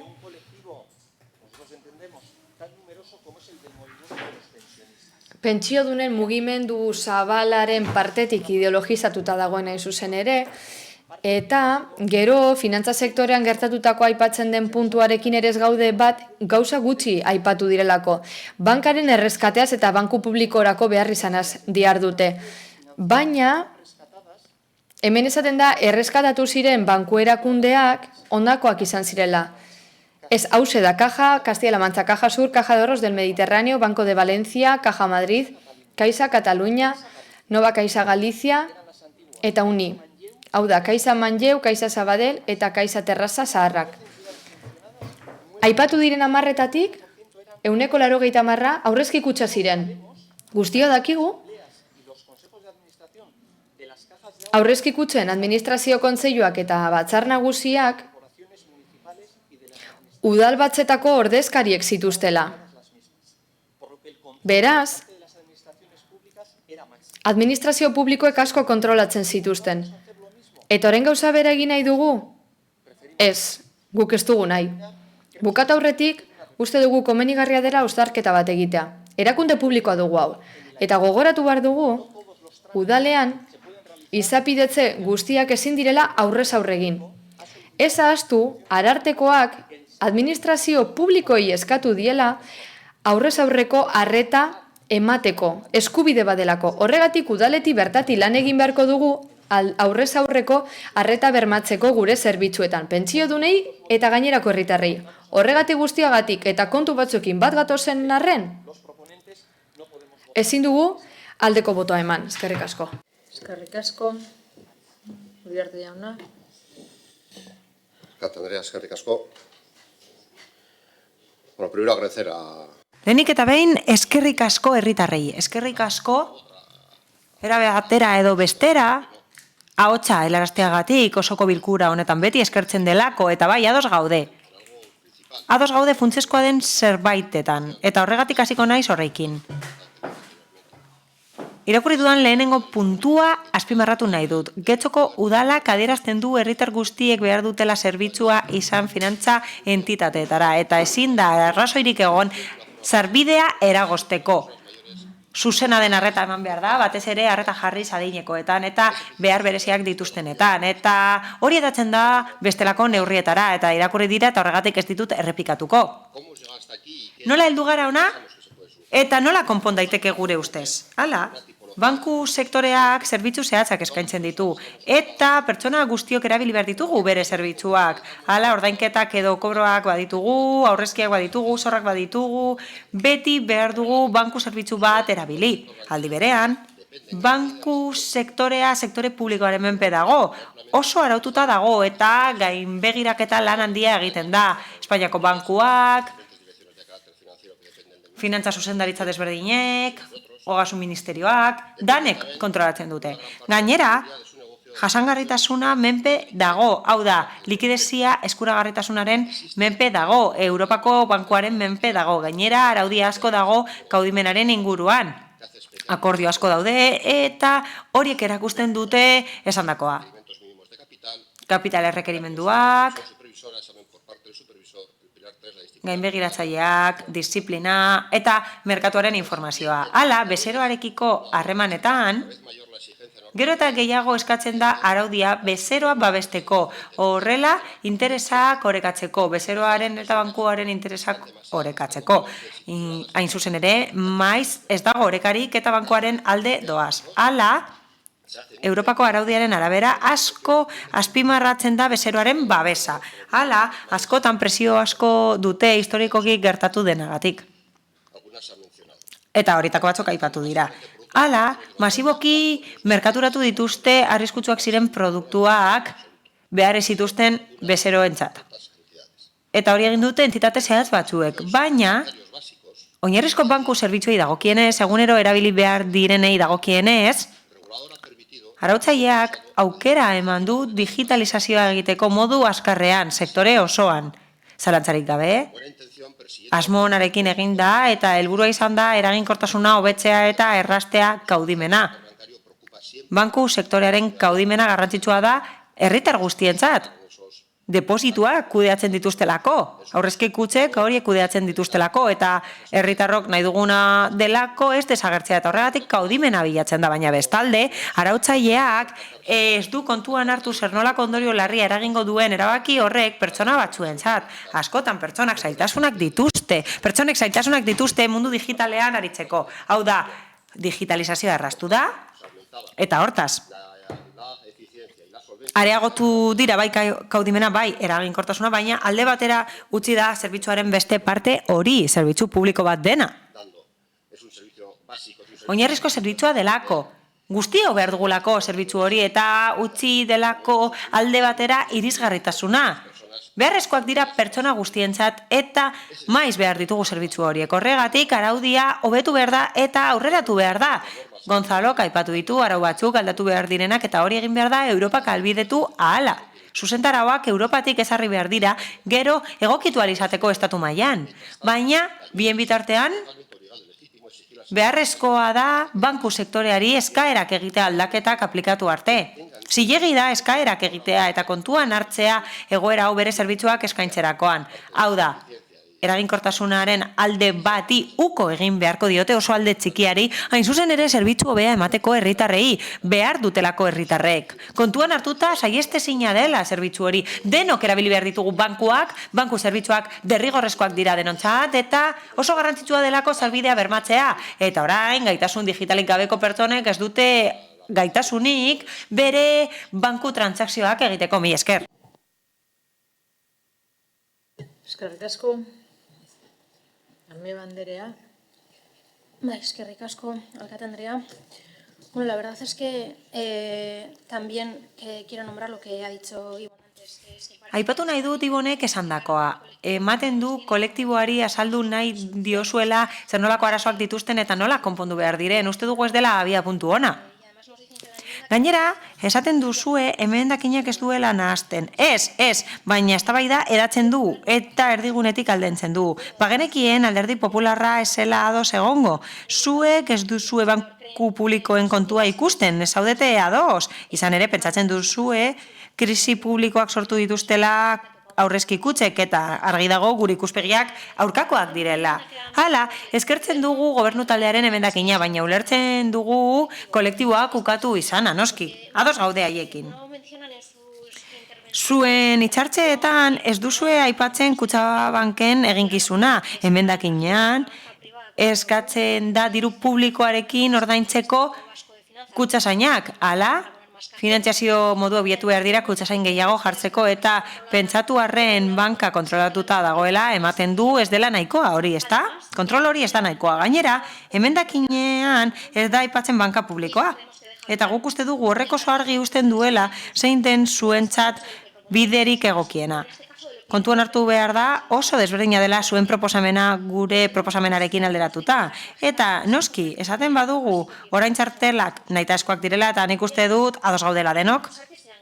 Doakoak izan beharko dira. Hala eta guztiz ere, Kutxabankek 20% onura lortu du txartela kobratzeagatik. Oligopolioa babesten dugu edo ez? Argi izan behar dugu, banka publikoa nahi dugu, espekulatuko ez duena eta gehiagizko klausulak aplikatuko ez dituena, banka beharrezkoa bada herritarrentzat interes orokorra bermatu beharko genuke, baita etika eta erantzukizuna ere, eta hori da gure posizio politikoa, banka horren alde egitea, publikoa defendatzen duen bankaren alde egin nahi dugu, eta oso garrantzitsua da ez sakabanatzea arazoa, ezta? Emendakinak eta bestelako mozioak aurkezten dira kolektiboek aurkezten dituztenean proposamenak. Eta nik uste dut hauze badela modu bat birformulatzeko eztabaida ideologikoa. Hori askotan egiten dugu, bankateik kentzen dugunean gure ikuspegia eta desbideratzen dugulako beste gai batzuetara. Hala, adinekoentzako neurria jartzeko eskatzen duzue, baina gero zuzeneko harretako puntuak kentzen dituzue, jakin gabe horrek zer nolako ondorioak dituen adinekoentzat. Egia da, mugimendua hemen dagoela, eta espero dugula gero haiek hitz egitea zuzenean. Aukera izan dezaten, hain zuzen ere bere proposamenak nabarmentzeko. Eskerrik asko hemen egoteagatik eta borrokatzeagatik. Eskerrik asko. Eskerrik asko, Díaz Anderea. Gracias. Yo quería responder a... Eskerrik asko, nik EH Bilduko eta Elkarrekin Podemosei erantzun nahi diet. Nik ez dut inoren planteamendua berbideratu nahi. Agian bideoa birpasatu alduzue, baina nik ez dut hori esan, nik ez dut hau esan dut. Proposamenak egiten dira, mozioan, eta harago doaz. Arrazoia azaltzen da, hasiera batean, eta proposamenak harago doaz, eta zilegi da oso ados gaude arrazoiekin eta ados gaude proposamen batzuekin, baina ez guztiekin. Hori da, nik esan dudana. Beraz, eskerrik asko, Ibon, askotan, nik esaten dudana errepikatzen duzu osoko bilkuran, eta ez dakit zergatik egiten duzu nahin beste. Eskertzen dizut, baina ez da beharrezkoa. Ez duzulako egiten oso ondo gainera. Esan dut, bazterkeria digitala gai larria dela, adinekoi eragiten diela eta beste kolektibo batzuei ere bai. Eta proposatzen direla neurri batzuekin ados gaudela, eta beste batzuekin ez gaudela hain ados. Adibidez, esaten da doakoak izan behar direla txartelak eta neurri ona da, bai, noski, baina ondo legoke, baldin eta lotuta badaude errentekin. Eta guk uste dugu kontuan hartu beharko litzatekeela zein den pertsona bakoitzaren errenta. Hala, mozioan ez da aipatzen, baina beste kolektibo batzuk hartu beharko lirateke barne ez horiek adinekoen kolektiboa, baizik eta beste batzuk haientzat ere beharrezkoa izan daitekelako zaurgarritasun egoera batean daudelako. Alderdi sozialistaren ustez, zer da larriena? Larriena da bazterkeria digitala. Eskerrik asko, hori da esan dudana. Eskerrik asko. No voy a entrar en debates. Ez naiz hartuko eztabaidetan. Ez dut azalduko alderdi sozialistako bozeramaileak nola aldatzen dituen bere hitzak, gero birpasatu bideoa eta ez dago besterik gaitzerik. Alderdi popularrak adibide gisa jarri du banka publikoaren funtzionamendu okerraren adibide gisa jarri du sakeatutako banken kasua. Eta alderdi popularraren gandik hurbil zegoen jendeak sakeatu zuen. Adibidez, bankia da adibide bat, sakeoa egon zen. Eta hauz ez da adibide bat, erakusteko banka publikoak gaizki funtzionatzen duela, baina alderdi popularrak beste adibide batzuk eman ditu. Azaltzeko zergatik den beharrezkoa banka publikoa, eta EAJ-koak ere bai esan du banka publikoa beharrezkoa dela. Banku bat sozietate bat da, eta bere helburua da onurak lortzea eta maximizatzea. Eta horrelako sozietate batek zerbitzu publikoa ematea nahi badugu, EAJ-koak esan duen bezala, eta bai, bankuek zerbitzu horiek ematen badituzte, ematen du bidea okerra dela, ezta? Onurak ematen ez baditu zerbaitek ez delako egiten. Eta badaude beste sektore batzuk, adibidez telefoniaren sektorea, zeinean estatuak arautu behar duen zer nolako enpresek eman behar dituzten gutxieneko zerbitzu publikoak, bestela ez dutelako egiten, eta bankuen kasuan ez da hori egiten. Alderdi popularretik esan da komisioak libreak direla, askeak direla, eta alderdi sozialistatik esan da doako txartelen kontua ondo dagoela, baina kontuan hartuta pertsonaren errenta. Ados, bai. Komisioak askeak direnez, eta errentaren araberako txartelak egon behar direnez, banka publikoak komisioak esar ditzake edo ez, eta horrela, ez luke eraginik izango bankuen jarduera pribatuan, edo bai, bestelako mugimenduak sortuz. Eta askoz gehiago dago, bankuen atzetik asko dago, legeri aldaketak egon dira, baina ondo legoke beste batzuk aipatzea, adibidez, desberdintasunak daude inbertsio banken eta banka publikoen artean. Hain zuzen ere, hor dago akatz nagusietako bat, eta horregatik sortu zen 2008ko krisialdia. Desberdintasun hori dagoelako, eta bukatzea arren gustatuko litzaidake zerbait esatea. Hala, pentsiodunen mugimenduak aurkeztu du mozioa, eta ez daterako. Eta badaude beste gauza batzuk udalak egin ditzakeena. 5. puntuan, zuzenean aipatu ditu ostalariak. Eta zer egin ditzaketen ostalariak hori aipatu da. Udalak bankuekin lan egiten du, eta aukera dezake zeinekin lan egin. Autu hori egin dezake, eta proiektu desberdinak egin ditzake banka etikoarekin, adibide batzuk dira, besterik gabe horrelako gauzak egin ditzake udalak. Eta horretarako ez da beharrezkoa ostalari eta saltzaileei eskatzea atseginak izateko, sentsibilizazio kanpainak eginez. Uste dugu, gauza asko daudela egiteke, eta hasierara itzuliko naiz, eta bukatzera noa bai. Banka publikoaren eraginkortasuna alderatzea, esperientzia batzuekin, banka publikoak eskilmatu dituzte batzuk, eta alderaketa egitea zait ondo iruditzen. Eta BBKak bazituen gauza batzuk, orain, Kutxabankek egiten ez dituena. Zorri Alekerika jauna. Sí, gracias, señora alcaldesa. Eskerrik asko alkate anderea. Elkarrekin Podemosek eta EH Bilduk desadostasunak dituzte gurekin puntu hauetan ideologiagatik. Noski, ez gaude ados, baina pentsatzea hori esan da egungo finantza entitateetan azpikontratazioa dagoela, enplegu prekarioak daudela, eta bai, hala izango da, eta bai, egia da. Hala da, baina banka publikoa egoteak prekarietaterik ez egotea bermatuko duela pentsatzea, ez dakitzein mundutan bizi zareten zuek. Adibidez, Korreoseko langileak kalera ateratzen dira murrizketak eta prekarietatea salatzeko.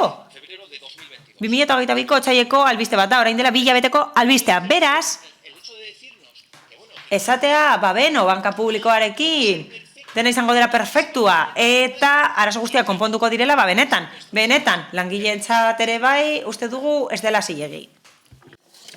Eta ez dela egia, noski. Eskerrik asko. Uriarte jauna. Bai, alkate, eskerrik asko. Bueno, por aclarar, nosotros sin ningún caso... Argitzearren, guk ez dugu emendakina aurkeztu kolektiboek aurkeztutako mozioen aurrean, ezta elkarteen mozioen aurrean ere.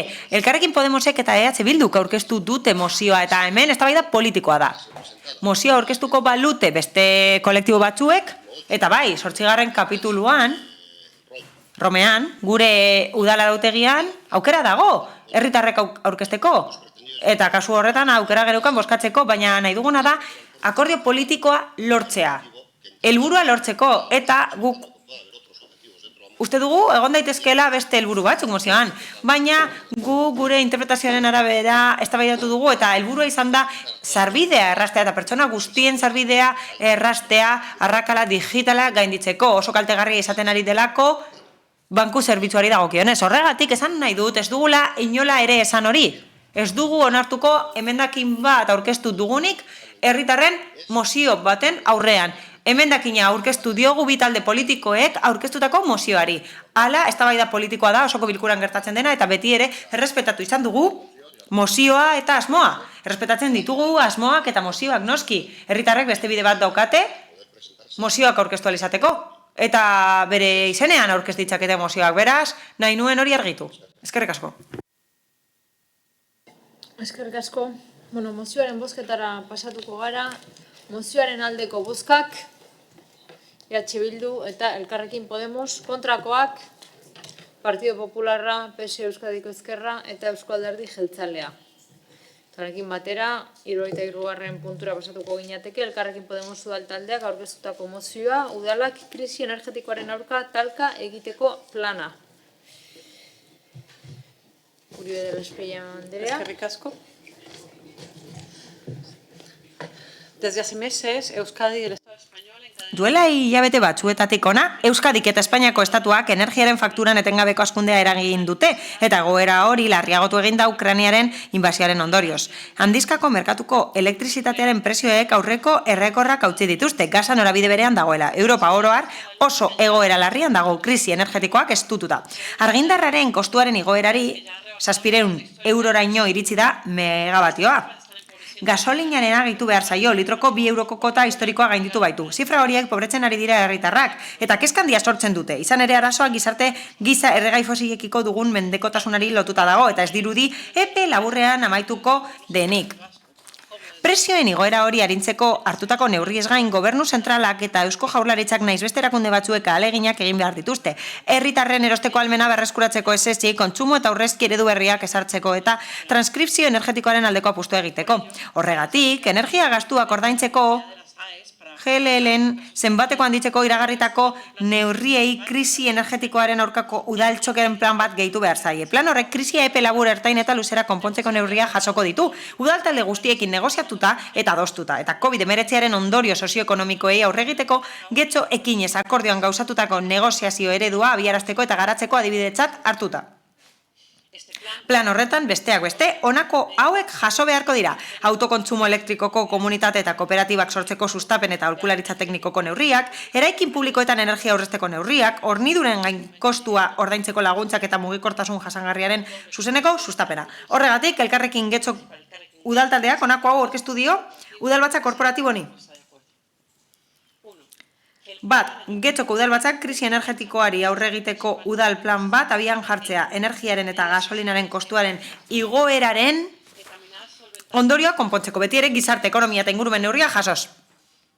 Plan horrek, honako hauek jasoko ditu. Autokontsumo elektrikoko komunitateak eta kooperatiba sortzeko sustapen eta aholkularitza teknikoko neurriak, eraikin publikoetan energia aurrezteko neurriak, horniduren gain kostua ordaintzeko laguntzak eta mugikortasun jasangarriaren zuzeneko sustapenerako laguntzak. Bi, Getxoko udaleko osoko bilkurak partaidetza eta eztabaida prozesu bat abiaraztea plan hori egiteko. Udaltalde guztia kontuan hartuta.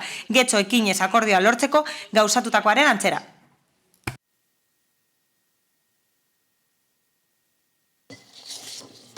Procedo a la defensa de la moción. Mozioa defendatuko dut. Sake hori ez kanpaina egin dute kolektibo ekologistek, sindikatuek eta herritarren elkarteek. Hala, Bilbo martxa bat egin zuten martxoan eta salatu dute 10 etxetatik bat energia txirotasun egoeran dagoela. Hala, 70.000 etxe baino gehiago dira, eta arartekoak esan du, momentu honetan Euskadin, 170.000 pertsone baino gehiago ezin dutela temperatura egokia mantendu. Nik uste du denontzat dela argia krisi egoera, energiaren, argiaren eta gasolinaren prezioak nabarmen areagotu dira, eta txirotasuna areagotu da. Horrela, milaka pertsona geratu dira Euskadin oso baldintza kaskarretan. Gainera, bestelako kolpe bat da enpresentzat eta merkataritza entitateentzat edo saltzaileentzat, eta horri gehitu behar dizkiogu pandemiaren eraginak. Hala, eztabaida garrantzitsua da izatea osoko bilkura honetan. Horrela, aukera daukagu neurriak hartzeko, izan ere, pusle globala oso konplexua da, energia krisiaren puslea oso konplexua da, eta eragina dauka gure udalerriaren eremu guztietan. Mozioaren helburua da plan bat abian jartzea, gizarte, ekonomia eta ingurumen neurriak hartuko dituena, horrela presioen igoerari aurre egin ahal izateko. Eskatzen dugu hori egitea prozesu parte hartzaile baten bidez. Helburua da udal talde guztiek parte hartzea. Getxoekinez lortzeko egin genuen prozesuaren antzeko zerbait egiteko eskatu nahi dugu. Izan ere, getxoekinez aukera oso ona izan da pandemiari aurre egiteko. Akordio honek bere emaitzak izan ditu, baina gainera modu bat izan zen gauzak bestela egiteko eta balioan jartzeko alderdi politiko guztien iritziak. Uste dugu beharrezkoa dela esfortzuak batzea. Hala, gobernu zentralak eta Eusko Jaurlaritzak neurriak hartu dituzte, baina harago joan behar dugu etorkizunera begira. Ez soilik erosteko ahalmena berreskuratzeko, baizik eta berriro ere esartzeko kontsumo eta bestelako eredu batzuk. Horregatik proposatzen dugu plan hau gehitzea beste neurri batzuetara. Hala, larrialdietarako laguntzak emango ditu Eusko Jaurlaritzak eta udal honek iragarritu hori. Eta Elkarrekin Podemosetik zenbait proposamen zehatz ditugu energia krisiari aurre egiteko etorkizunera begira. Adibidez, toki mailan uste dugu beharrezkoa dela kontuan hartzea sustapen eta aholkularitza teknikoko neurriak, kooperatibak eta erkidegoak sortzeko. Energia erkidegoak deitzen dira, eta gainera uste dugu beharrezkoa dela energia aurrezteko neurriak esartzea kiroldegietan, udalerekinetan, udaletxean, eta laguntzak ematea hornidurak ordaintzeko. Gainera, oso garrantzitsua da azpimarratzea testuinguru honetan botere publikoek kontuan hartu behar dutela zer nolako potentziala duten tokiko energia erkidegoek horrela faktura murrizteko eta energia menpekotasuna murrizteko. Batez ere kontsumitzaile zaurgarrienei dagokienez. Abagune bat dira. Horrela aukera dago onarpen handiagoa lortzeko energia berriztagarrien eremuan eta herritarrek parte hartzeko energia trantsizioan. Gainera, honetarako finantziazio nahikoa dago eta hori lortzen da Eusko Jaurlaritzatik. Gainera, aipa ditzakegu kanpainak adibidez energia aurrezteko eraikin publikoetan, eta bestelako gauzak pentsatuko dira edo pentsatzen ari dira dagoeneko, baina uste dugu askartu behar dela eta epeak murriztu behar direla. Gainera, laguntza behar dira pertsonarik zaurgarrienentzat, eta bai, badakigu hori aurreikusita dagoela AES, eta baina ezin dugu ahaztu, azken helburua dela kontsumoa murriztea eta energia zikinekiko menpekotasuna murriztea. Beraz, garrantzitsuena da neurriak planteatzea menpekotasuna murrizteko. Denok dakigu, laster gobernu plan bat onartuko dela.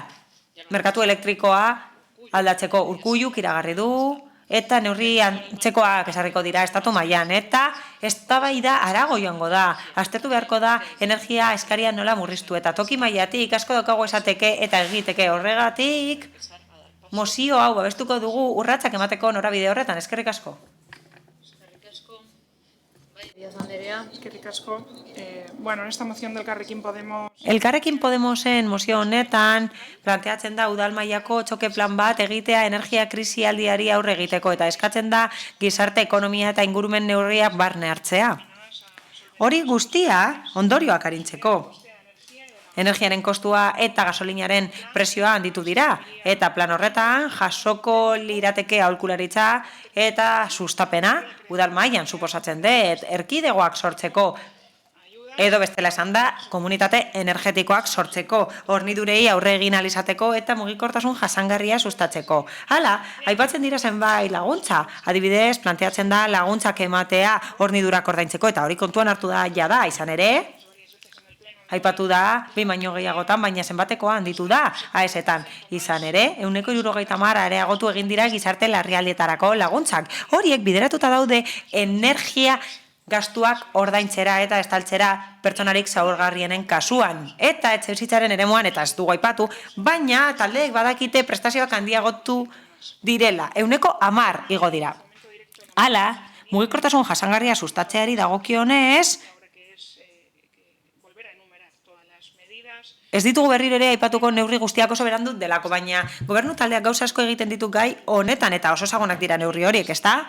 Uste dugu desberdindu behar direla zehatzak diren laguntzak energia krisialdiagatik eta egiturazko laguntzak. Badaude laguntzak mugikortasun jasangarria sustatzeko eta horiek egiturazkoak izan behar dira. Beti egin behar dira klima aldaketari aurre egiteko. Eta badaude beste batzuk beharrezkoak direnak energiaren eta gasolinaren kostuari aurre egiteko. Zehatzak dira, egoerarekin lotuta daude, ingurua barrengatik igo dira eta egungo egoerarekin daude lotuta. Garrantzitsuena zer da? Garrantzitsuena da neurri handiak esartzea, irizmen generala dutenak eta aukera ematen dutenak igoerari aurre egiteko batez ere arreta jarriz ondorioetan.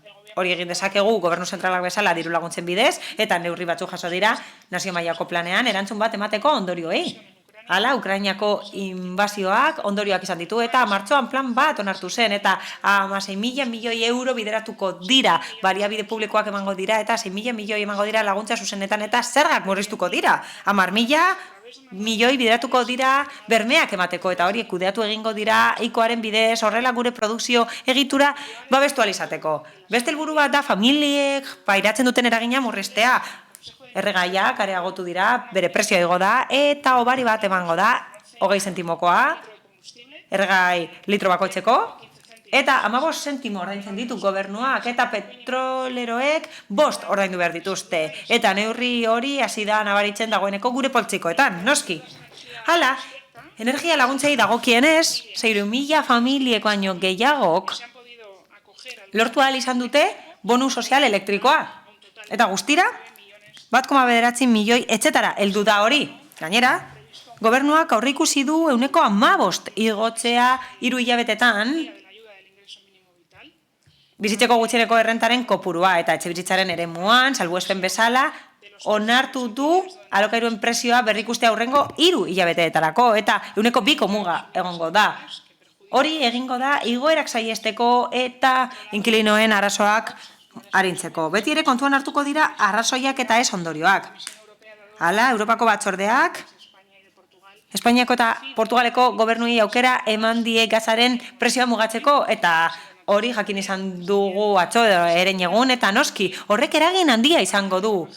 Nabarmen eragingo du energia berapenean, bai gazaren eremuan, bai argiaren eremuan. Hala, neurriak hartzen dira, beste administrazio batzuek neurriak hartzen dituzte hori dutelako gaitasuna horrelako egoerari erantzuteko eta gu tokiko administrazioa gara eta uste dugu zentzu horretan jarraitu behar dugula lanean egiturazko neurrietan. Horrela aukera izango dugu aldaketak egiteko apurka, beti ere 2030 agendaren esparruan eta gure udaleskumenen barruan.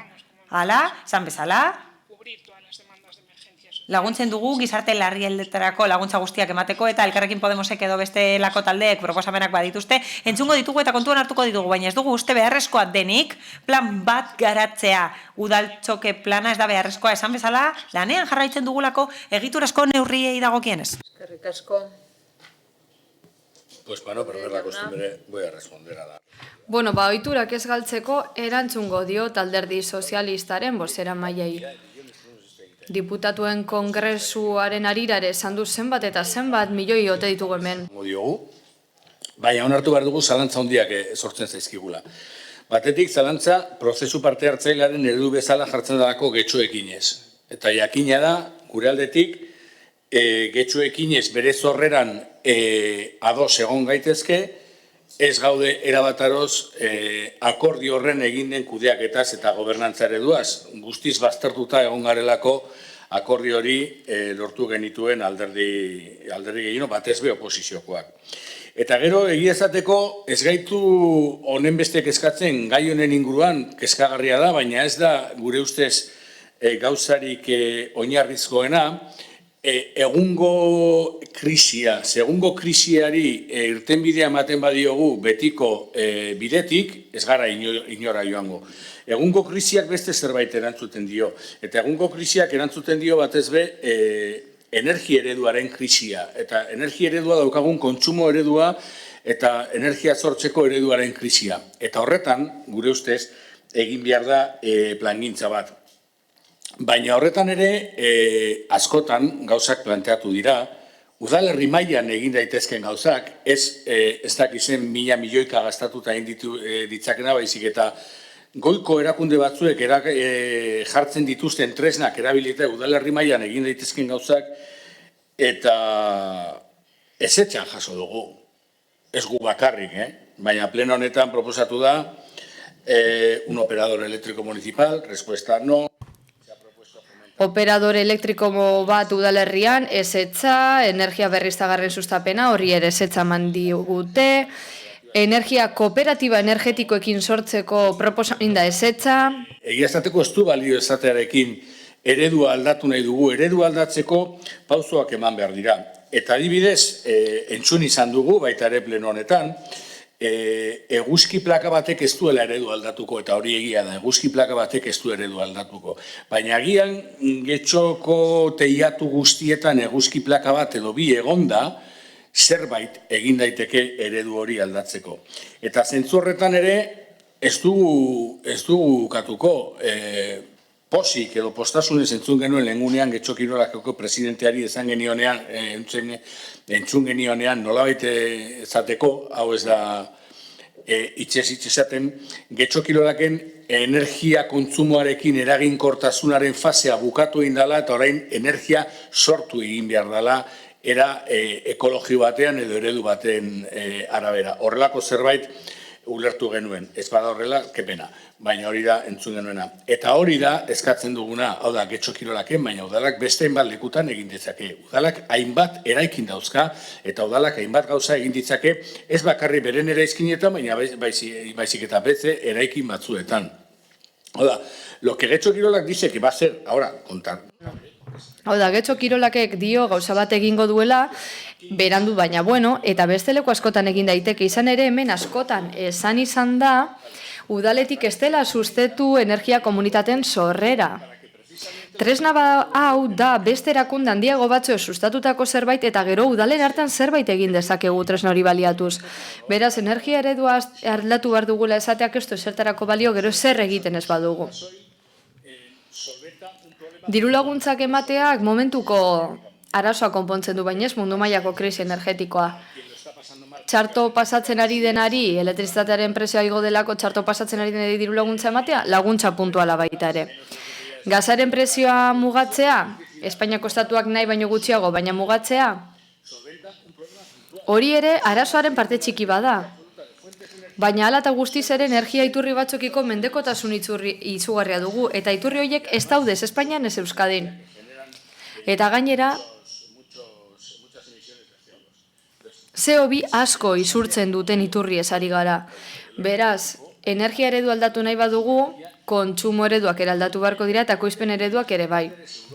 Europa da gehien egin behar duena, gero Espainia, gero Euskal Autonomia Erkidegoa, ostean Foru Aldundia, eta baina horrek ez du esan nahi udala itxaroten egon behar denik. Horrek ez du esan nahi udala zain egon behar denik zerbait egin dezakelako. Eta eskatzen duguna da, mozio honetan eskatzen dena, gauzak egiteko. Gauza txikiak eta purka-purka baina zerbait. Eskerrik asko. Erorza jauna. Sí. Eskerrik asko alkate Andrea. Hainbat eta hainbat gauza entzun ditut, eta jada ez dakit mozio hau erantzuteko naizen edo beste bat. Ni hasierako proposamena lantzen hasi nintzen da bertan jartzen du, Getxoko udalak talka plan bat sortu behar duela, neurri ekonomiko, sozial eta ingurumenekoak barne hartzen dituenak. Hori guztia, energiaren kostuak eta gasolinaren kostuak izandako gorakadak ekarritako ondorioi aurre egiteko. Ondorioi aurre egiteko, berriro diot. Bueno, gauzasko entzun ditudanez, jada ez dakiz zertaz ari garen. Balerik eta behin, Podemoseko bozeramaileak esan du epe luzera begiratu behar delako. Nirea ez dakit nolakoa dema, zurea labur-laburrekoa, epe laburrekoa. Lehenik eta behin esango dizuet, zuen alderdi politiko Espainiako gobernuan dagoela. Zuek kudeatzen dituztuela, ardura posturik altuenak, energia tartean. Presidente ordetza bat eta 4 ministerio dituzue, kontsumokoa barne. Kontsumo elektrikoarena barne.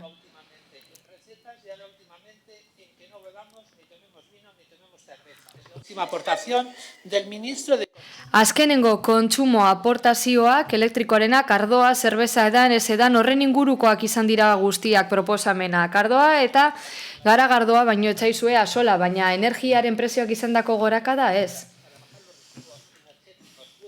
Nik uste, gasolina, gaza eta argia prezioz jaisteko hartu beharreko neurriak hortik hartu behar dituzue, gobernutik. Eta energia politika ez da tokiko administrazioaren zeregina. Hori lehenbizikoz. Inflazioa disparatuta daukagu, egoera eskaz. Eta gainera kontuan izan gobernuaren parte zuek zaretela. Zuen babesa duela. Gobernu zeraginkor horren parte. Eta gaizki pasatzen ari diren pertsonentzako laguntza eskatzen ari zarete, zuek esango diguzue. Izan ere zer esan behar dizuet. Uste duzu ezetz, baina asko kezkatzen gaituzte gure bizilagunek. Gastu izugarria dituzte, arazo izugarriak argia ordaintzeko, benetan kezkatuta gaude. Eta ziurrenik, gogoan izango duzue, diruzaintzako soberakina hor daukagula, 32 milioitik gorakoa. Eta horri gehitu, aske geratuko diren funtsak. Europatik iritsiko zaizkigunak, beraz 40 milioi euro. Hortxe dugu kopuru izugarria bizilagunei laguntzeko. Margina itzela daukagu, diru laguntzak izapidetzeko eta txarkto pasatzen ari direnei bizitza errazteko. Baina beste arazo bat, gure gobernu taldaren banku bokazioa. Ez dute aurrekontua ere gastatzen, beraz, biltzea gustatzen zaie da gero gordetzea, ez dakigu zertarako. Baina dirudienez politika nazionala interesatzen zaizuela, gure presidente den Feijóok egindako proposamenen zerrenda bat ekarri du, presasko neurri aritu baita, familien eta Espainiako ekonomiaren defentsan. Plan hau Espainiako gobernuari pasatu diogu eta zuek zarete gobernu horren parte. Neurri hoien artean, tarifa elektrikoa kalkulatzeko modu aldatzea, urteko txeka, errentari basuerentzat, errentartain eta altuetarako neurriak, gasolioaren prezioaren beherapenan nekazaritza eta beste sektore batzutarako, gazaren eta argiaren prezioa jaistea, 9 ministerio kentzea, eta beste neurri asko proposatu ditugu, baina badakit zuen ministroetako bate kopia bat eman aldizuela. Eta bestela lasain nik emango dizuet kopia badaukateta. 67 orrialde baino ez dira. Baina lasai, geratu alde honarekin. Gaur beste gauza bat atera da. Energia politika zuen gobernuan tratatzen da, Moncloan bertan. Asko. Ocio Andrea. Bai, eskerrik asko alkate Andrea. Elkarrekin Podemos presenta una moción. Elkarrekin Podemosek mozioa aurkeztu du da interesgarria dirudin arren uste dugu momentu honetan ez duela tokirik Getxoko udalean izan ere, neurriak nahazten dituzte, eta neurri horiek jada lantzen ari gara udaletik. Beste neurri batzuk ere aipatzen dira, baina neurri horiek lantzen ari dira udalaz gaindiko erakundetan. Zue badakizue, udala guztiz konprometituta dagoela ingurumen jasangarritasunarekin eta energia eraginkortasunarekin, bere jarduketarlo guztietan. Badakizue baitara hainbat ekimen eta programa jarri ditugula martxan, giza garapen jasangarriaren mesedetan. Zuen mozioan eskatzen duzue planak barne hartzeko eraikin publikoetan energia eraginkortasuna bultzatzeko neurriak, baina esan beharra dizuegu, jada gehiena egin dugula jarduketa energetikoaren plana, gure eraikinetarako, eraikinetarako, eta bertan besteak beste kontsumo energetikoa murriztea dugu xede. Kalifikazio energetikoa betuz. Bigarrenik, hiri mugikortasun plana, 2017-2030 berrikusi egingo dugu laster. Eta 50 biztanletik gora ditugunez, neurriak hartu behar ditugu CO2 isurpena murrizteko. Hala isurpen gutxiko eremuak sortu behar ditugu eta beste noizbaitetan ere ekarri izan dugu horrelakorik ona. 3. Udal ibilgailu flota berritzea, erregai fosilen ordez, energia elektrikoa erabiliz. Neurri horiek eta beste batzuk dira jarduketa maila desberdinetan martxan jarri ditugunak, batzuk baino ez dira. Hala urteak daramatzagu lan honetan. Neurri, esku hartze eta helburu hauek guztiz bat datoz krisi energetikoaren aurkako borrokarekin. Hain zuzen ere, jasangarritasuna bermatzeko eta arduraz jarduteko, ez ditugu guk egindako esfortzuak bikoizten dituzten planak babestuko. Jada lan hori egiten ari garelako, hemen zein beste euskal erakunde batzuetan. Osagarritasuna da bilatu nahi duguna eta ez bikoiztea, horregatik ezezkoa emongo diogu. Eskerrik asko. Bai, Urbia de la Espriella Andrea. Lehenik eta behin eskerrak eman edizkiet gainerako alderdiei, Bildu, EAJ eta SOEI, erabilikatako tonuagatik, eta esan beharra dut kezkagarria dela ikusitako faltonismo politikoa. Amaieran esatekoa nintzen, beste emozioa ere pasatu delako, baina orain esan behar dut. Eta nik uste testu dela inor iraindu behar nire ideiak babesteko. Hobe dut horrelako ikuspegi laburra eta edukazio duna, luzea eta errespetu gabea baino. Gainera badak Alderdi Popularra gure herrialdean nola diarduen. Ez dut gehiagorik erantzungo, ez delako beharrezkoa. Lehenik eta behin zaindu dezagun tonoa, eskerrik asko tonu honarekin hitz egin dutenari. Eztabaidarekin jarraitzeko, tokiko mailan energia neurriak hartzari dagokionez, hemen adibide batzuk eman dira, behar bada ez dira nahikoak, baina ia da tokiko mailatik asko egin dezakegula energia eraginkortasunaren aldetik. Erkidego energetikoen sustapena, bai edo ez, esan daiteke, baina egin daiteke. Adibidez, eguzki panela jartzea zabaietan, polikiroldegietan, eta energia garbia sortzeko. Energia garbiako ezten duten enpresekin lanean aritzea. Energia aurrezteko programa handinaiagoak sortzea, eta bar. Guk hona ekarri duguna da plan bat egiteko proposamen bat, alderdi guztiek eta alderdi popularrak proposamenak egiteko. Eta horrela, epe luzera argiaren faktura jaitsi ahal izateko, energia berriztagarrien alde egiteko eta nola ez? Klima aldaketari aurre egiteko, edo behintzat egokitzeko. Pena da gaurkoan ere aukera bat galtzea, eta guztio dakigu Eusko Jaurlaritzak esandako ildo bereti doala. Eztabaida politikoak, energia arloan egiten direna, kontsumo murriztea sarituko dira, neurri ezarituko dira, bono energetiko ezarituko dira, ondo egon dira, baina haratago joan behar da. Eta nik uste dut berriro ere gai hau hemen agertuko dela, zue gobernutik, Urkulluren plana honesten denean, helburu hause duena, neurriak iritsiko zaizkigu getxoko udalera ere bai. Energian aurrezteko neurriak hartu beharko ditugu. Eta erkidego energetikoetarako ere, azken finean, udalari helduko zaizkio, eta energiaren euskal erakundea neurri horiek eskatzen, sustatzen ari da, diru aurrezten delako. Da bai, modu batera edo bestera, miritziko zaigu, pena da, aukera orain ez aprobetxatzea. Beste... bosketara pasatuko gara, beraz... Ibon, barkatu. Yo solo quería decir que, Gauza bakarra esan nahi dut. Bueno, alderdi popularrari erantzungo diot nire interbentzioa nondi zijoan, aipamenengatik. Batzutan badirudi modu batera konpon daitekeen zerbait beste modu batera ere konpondu izatea, horregatik esan dugu epe luzerako begirada. EAJaren ordezkariak ere neurri batzuk aipatu ditu, zerrendatu ditu, zer egiten ari diren azaldu du, ez dakigu egia den ala ez, baina bueno. Zer bota dugu faltan? Ba, ikuspegi globalago bat. Karolinak esan bezala, ez daki lehendakariaren planarekin, baina lauzpabost urte barru EAJak ekarriko digu antzeko plan bat.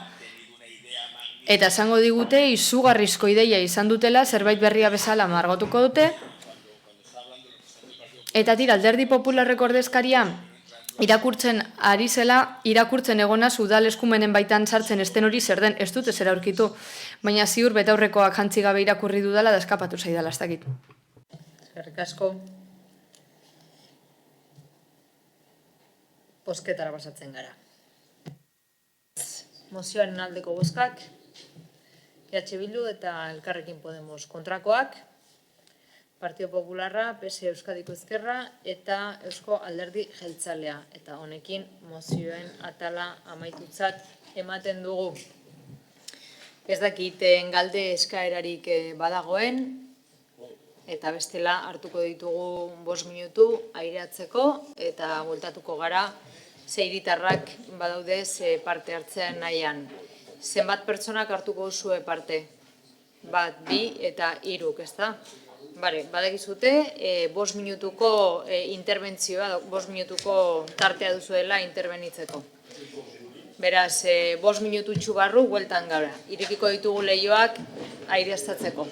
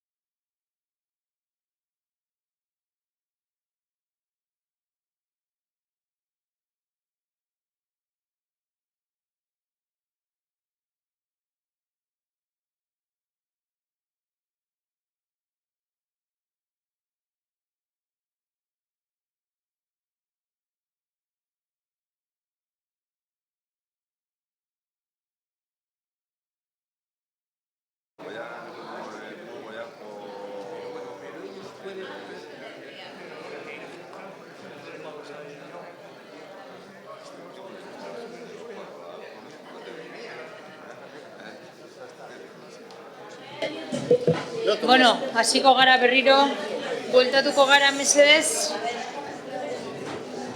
Fenomeno.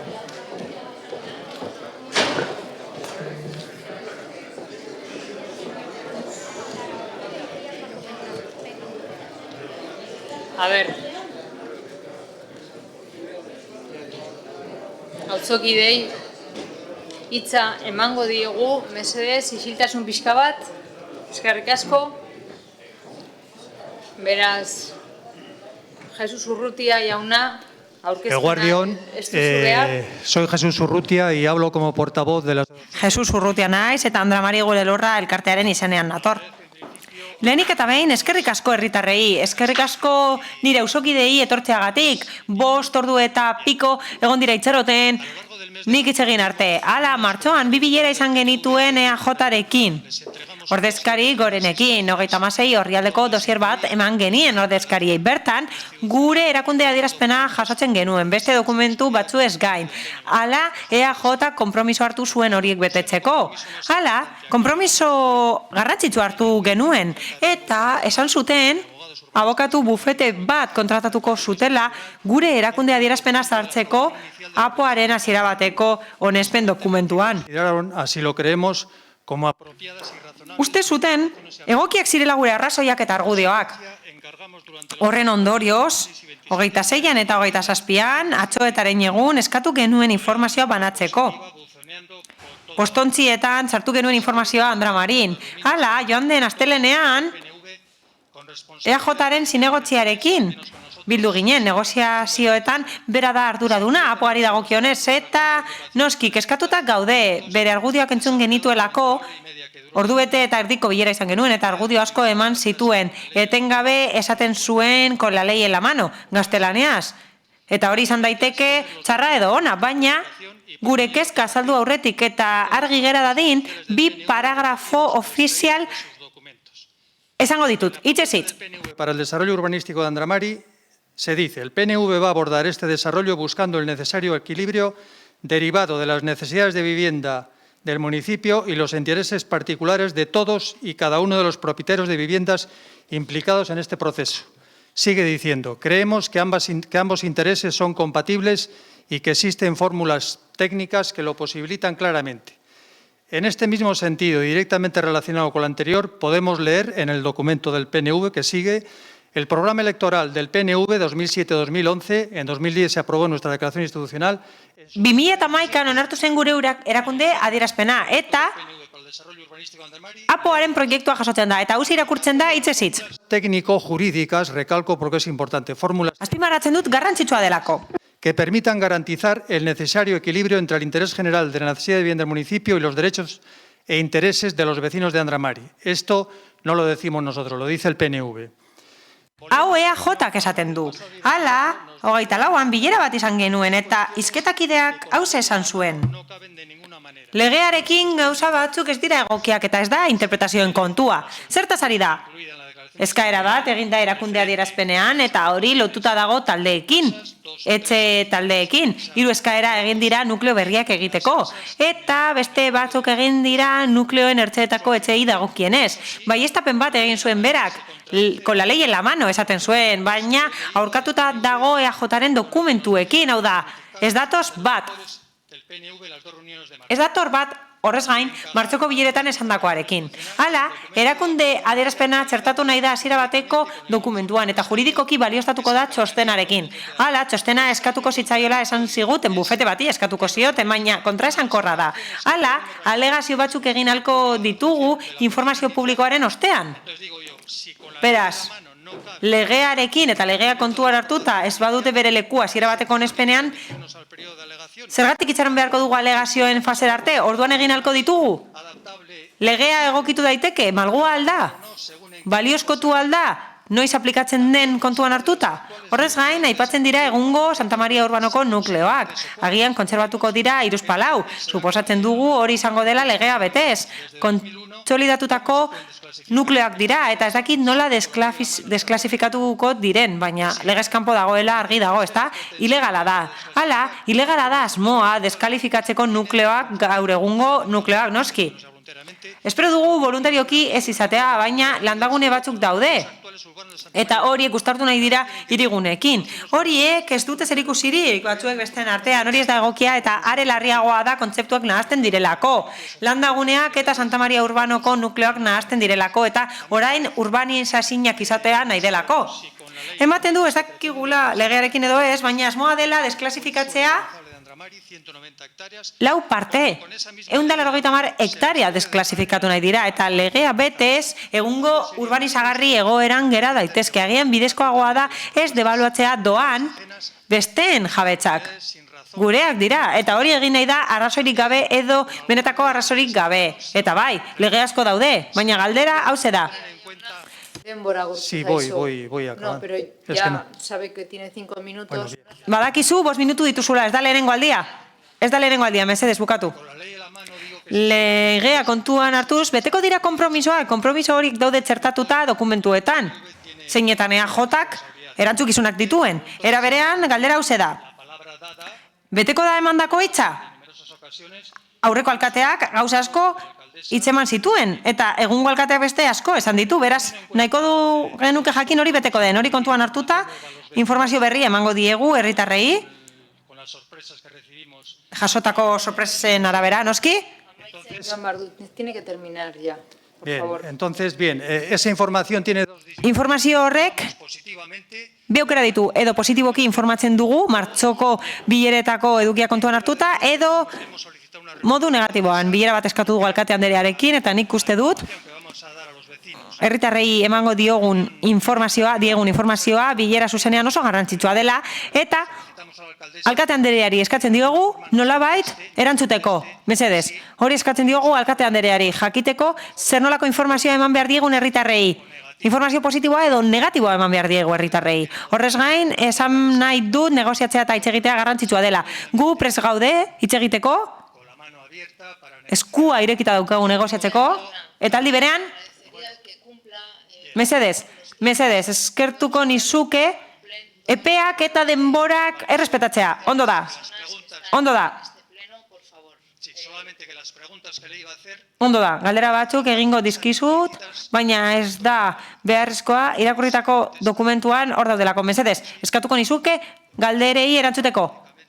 Erantzun niri eta herritar guztiei. Ez dira sustatzaileak. Auzokideak dira, bertako auzokideak dira. Adinekoak dira eta asko lan egin dute, luzaroa lan egin dute. Eskerrik asko. Para empezar, no me ha hecho ninguna pregunta, pero yo... Ez duzu galderarik egin, baina berriro ere esango dut gauza bera. Badakit erakunde adierazpen bat egin zela, ezagutzen dut, irakurri dut, orain dela urte asko sinatu zen, eta legeak aldatu egin dira urte hauetan, eta gaur egun lege desberdinak ditugu, lehen beste batzuk zeuden, eta gaur aldatu dira, noski, eta bete arazi, eta bete behar ditugu lege horrek, noski. Eusko Alderdi Jeltzaleak, beteko ditu legeak. Horrela lan egiten du, legeria betez, noski, eta prozedurak ondo betez. Eta bere hitza emanez lan egiten du, eta hartutako akordioak betez, eta saiatzen ari gara hori egiten, hain zuzen ere. Eta bai, badakit kezkandia dagoela, Andra Marin, alderdi politiko asko kezkatuta gaude gai honekin. Gure helburua da konponbideak bilatzea guztiontzat. Eta Andra Mari Urbanorentzat konponbideak nahi ditugu, noski. Momentuz berriro ere esango dugu gauza bera. Ekarpen politikoak egiteko fasean gaude murgilduta. Eta dokumentazioa zirriborro bat da. Ez dago ezer, honetzita. Beraz berriro ere esango dugu gauza bera. Hasiera bateko honezpenera joango gara eta behin hasiera batean onartuta, hasiko da alegazioak aurkezteko epea eta proposamenak egiteko epea. Eta horiek egin halko dituzte interesdunek eta kolektibo interesdunek. Eta auzotarrek, noski, herritarrek egin halko dituzte ekarpenak. Ondo da. Joan den astean edo bestegunean aukera izan nuen zerbait egiteko. Nik askotan aipatzen dut giza garapen jasangarria. Eta bestegunean aukera izan nuen 30 urte hurrenean parte hartzeko. Bilbo Metropoli 30 ekitaldia izan zen eta bertan parte hartu nuen. Zuzendariak parte hartu zuen eta gogorarazi zuen Edgar Morin filosofoa. Edo Mogan, ez dakit nola esaten den, baina hitzez hitz irakurriko dut, berak esandakoa. Filosofoak esandakoa errepikatuko dut. Filosofo honek laguntzen digu hobeto ulertzen interkonexioak. Giza garapen jasangarrian gizartea, ekonomia eta ingurumena uztartzen dira. Eta horrela hobeto uler ditzakegu ekologiaren eta gizartearen artean bizigarria den mundu bat dago. Ekologiaren eta ekonomiaren artean mundu bideragarria eta gizartearen eta ekonomiaren artean mundu ekitatiboa. Beraz, gure erronka hori da. Momentu honetan, gaur egun gure erronka hori da. 2022 urtean gure erronka munduko beste leku batzuetan bezala, Gure helburua da, borondate hori, gure eguneroko bizitzara eramatea, eta gure kasuan hori da gure udalerria, getxo, horra eraman behar dugu, eta horretan ari gara lanean, eta horretan jarraituko dugu. Gobernu taldeak horretan jarraituko du, mila esker. Aurrera.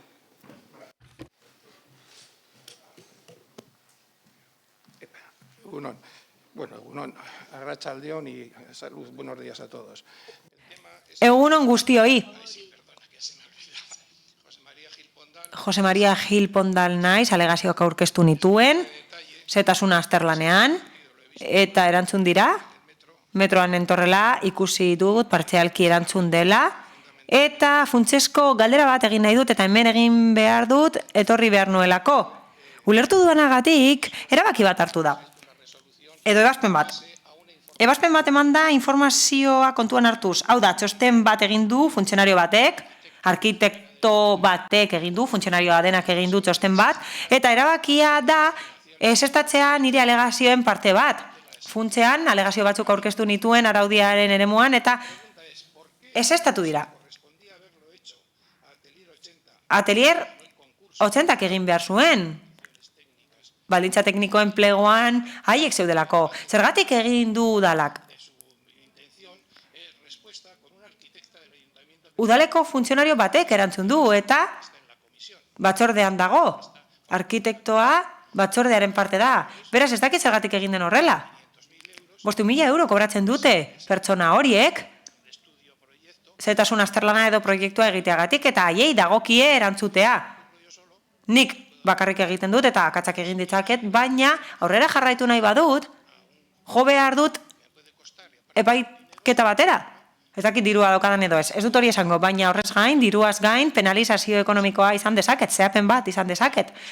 David Goliaten aurka da, eta kontua ez da lehiatzea. Arrazoi erakusteko, gauza gehiago egin behar ditut. Nik ez daukat aukerarik aurrera jarraitzeko, besterik gabe. Zergatik atelierrek izan du erraztasun hori? Eta nik ez. Ez da beharrezkoa orain erantzutea. Idatzi zer erantzun nezakeen, baina etorri naizenez egiten dut galdera. Galdu naiz? Normalean? Zetasun azterlanak egiten dira, eta alegazioak daudenean alderdi teknikoak erantzuten ditu. Alderdi teknikoak esaten du, onartzen diren edo ez, alegazio horiek. Beraz, lan egin dugu beti bezala. Prozedura guztiekin egiten dugun bezala egin dugu, alegazioak daudenean beti egiten dugu gauza bera. Eta udal langileek lan hori daukate, hau da, eskudunak dira hori egiteko. Ez dakit ondo ulertu duan galdera. Es que, a ver, en este caso concreto... Kasu honetan zehazki, kontratu dokumentu bat dago, nik ingenieritza egin nuen, eta Aldundiak, azpiegiturakek kontratu bat dauka. Atelier 80 irabazi zuenean, irabazi zuen guztietako bat izan zen, eta esaten da alegazioi erantzun beharko zaiela. Lehenik eta behin ez zen zetasun azterlanik egingo. Hau da, ez zitzaion eskatuko, baina gero egin zuten, haiek erabakita, noski. Egin zuten. Eta alegazioi erantzuna haiek eman behar zuten. Hau da, lehiaketa irabazi duenak erantzun behar die alegazioei, ez guk, zergatik udalak egin du hori. Hala, udal langile batek egin du lan hori. Eta ez dakit zergatik egin den hori, ez dakit orain ondo ulertu den. Nik uste dut, hori dela kontua, bai. Puedo dar ese detalle porque desconozco ahora. Ezin dizut zetasuna eman ez dudalako ezagutzen, baina guk prozeduraren arabera egiten dugu lan, eta nahi baduzu ikertuko dut, eta erantzungo dizut. Horrela aukera izango dut galderari ondo erantzuteko. Idatziz bidaleko dut. Baina gerta daiteke epaitegietara jotzeko. Aukera daukat epaitegietara jotzeko eta gerta daiteke 3.000 euro galtzea. Zaiatuko gara alik eta zehatzen erantzuten. Eskerrik asko, mila esker.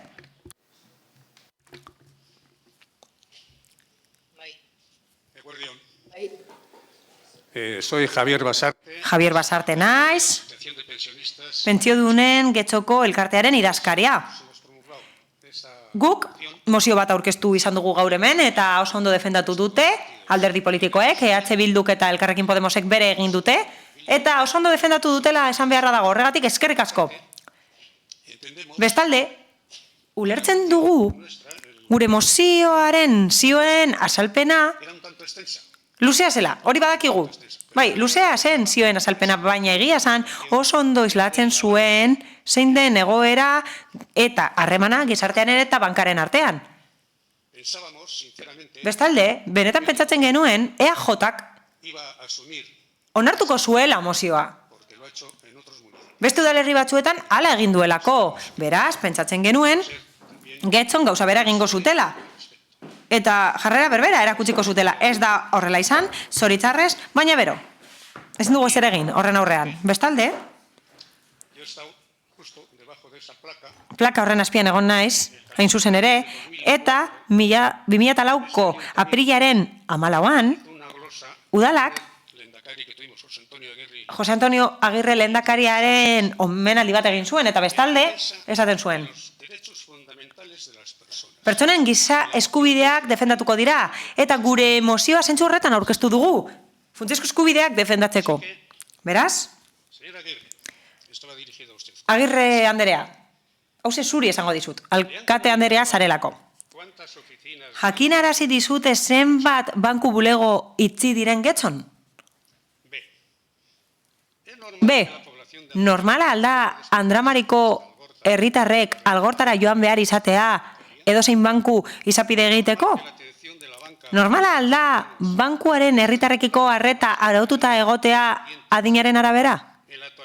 Gaur egun, 60 urte baino gehiago badituzu,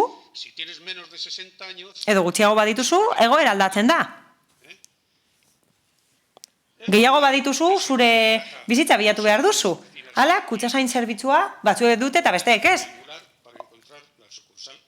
Horregatik, askotan bilatu behar ditugu kutxasainak eta banku bulego egokiak. Hala, adinekook seme-alabon laguntza behar dugu kutxasainak erabiltzeko. Banku langileek horietara bidaltzen gaituzte. Kutxasainetara joateko eskatzen digute.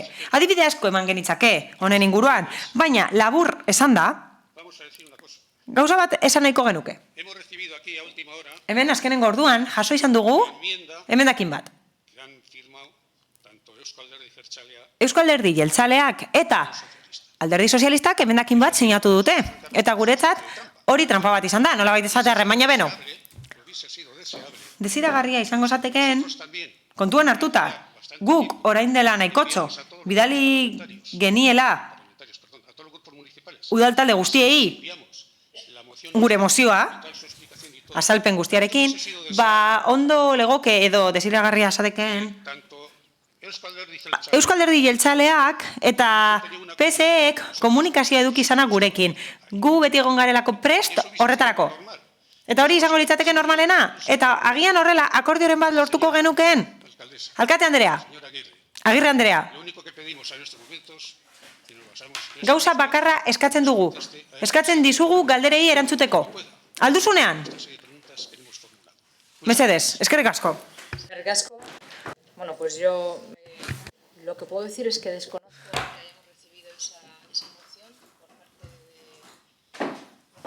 de... Ez dakit mozio hori jaso dugun, pentsionisten mozioa ez dakit jaso dugun, mozio bezala heldu zaigu gaur, alderdi politikoen partetik, horrela jaso dugu gaur. Eta kasu horretan, jaso dugu eta jarraitu beharreko prozedura eta horregatik zeharkakoa aurkeztu dugu. Keskatzen gaituena hori delako.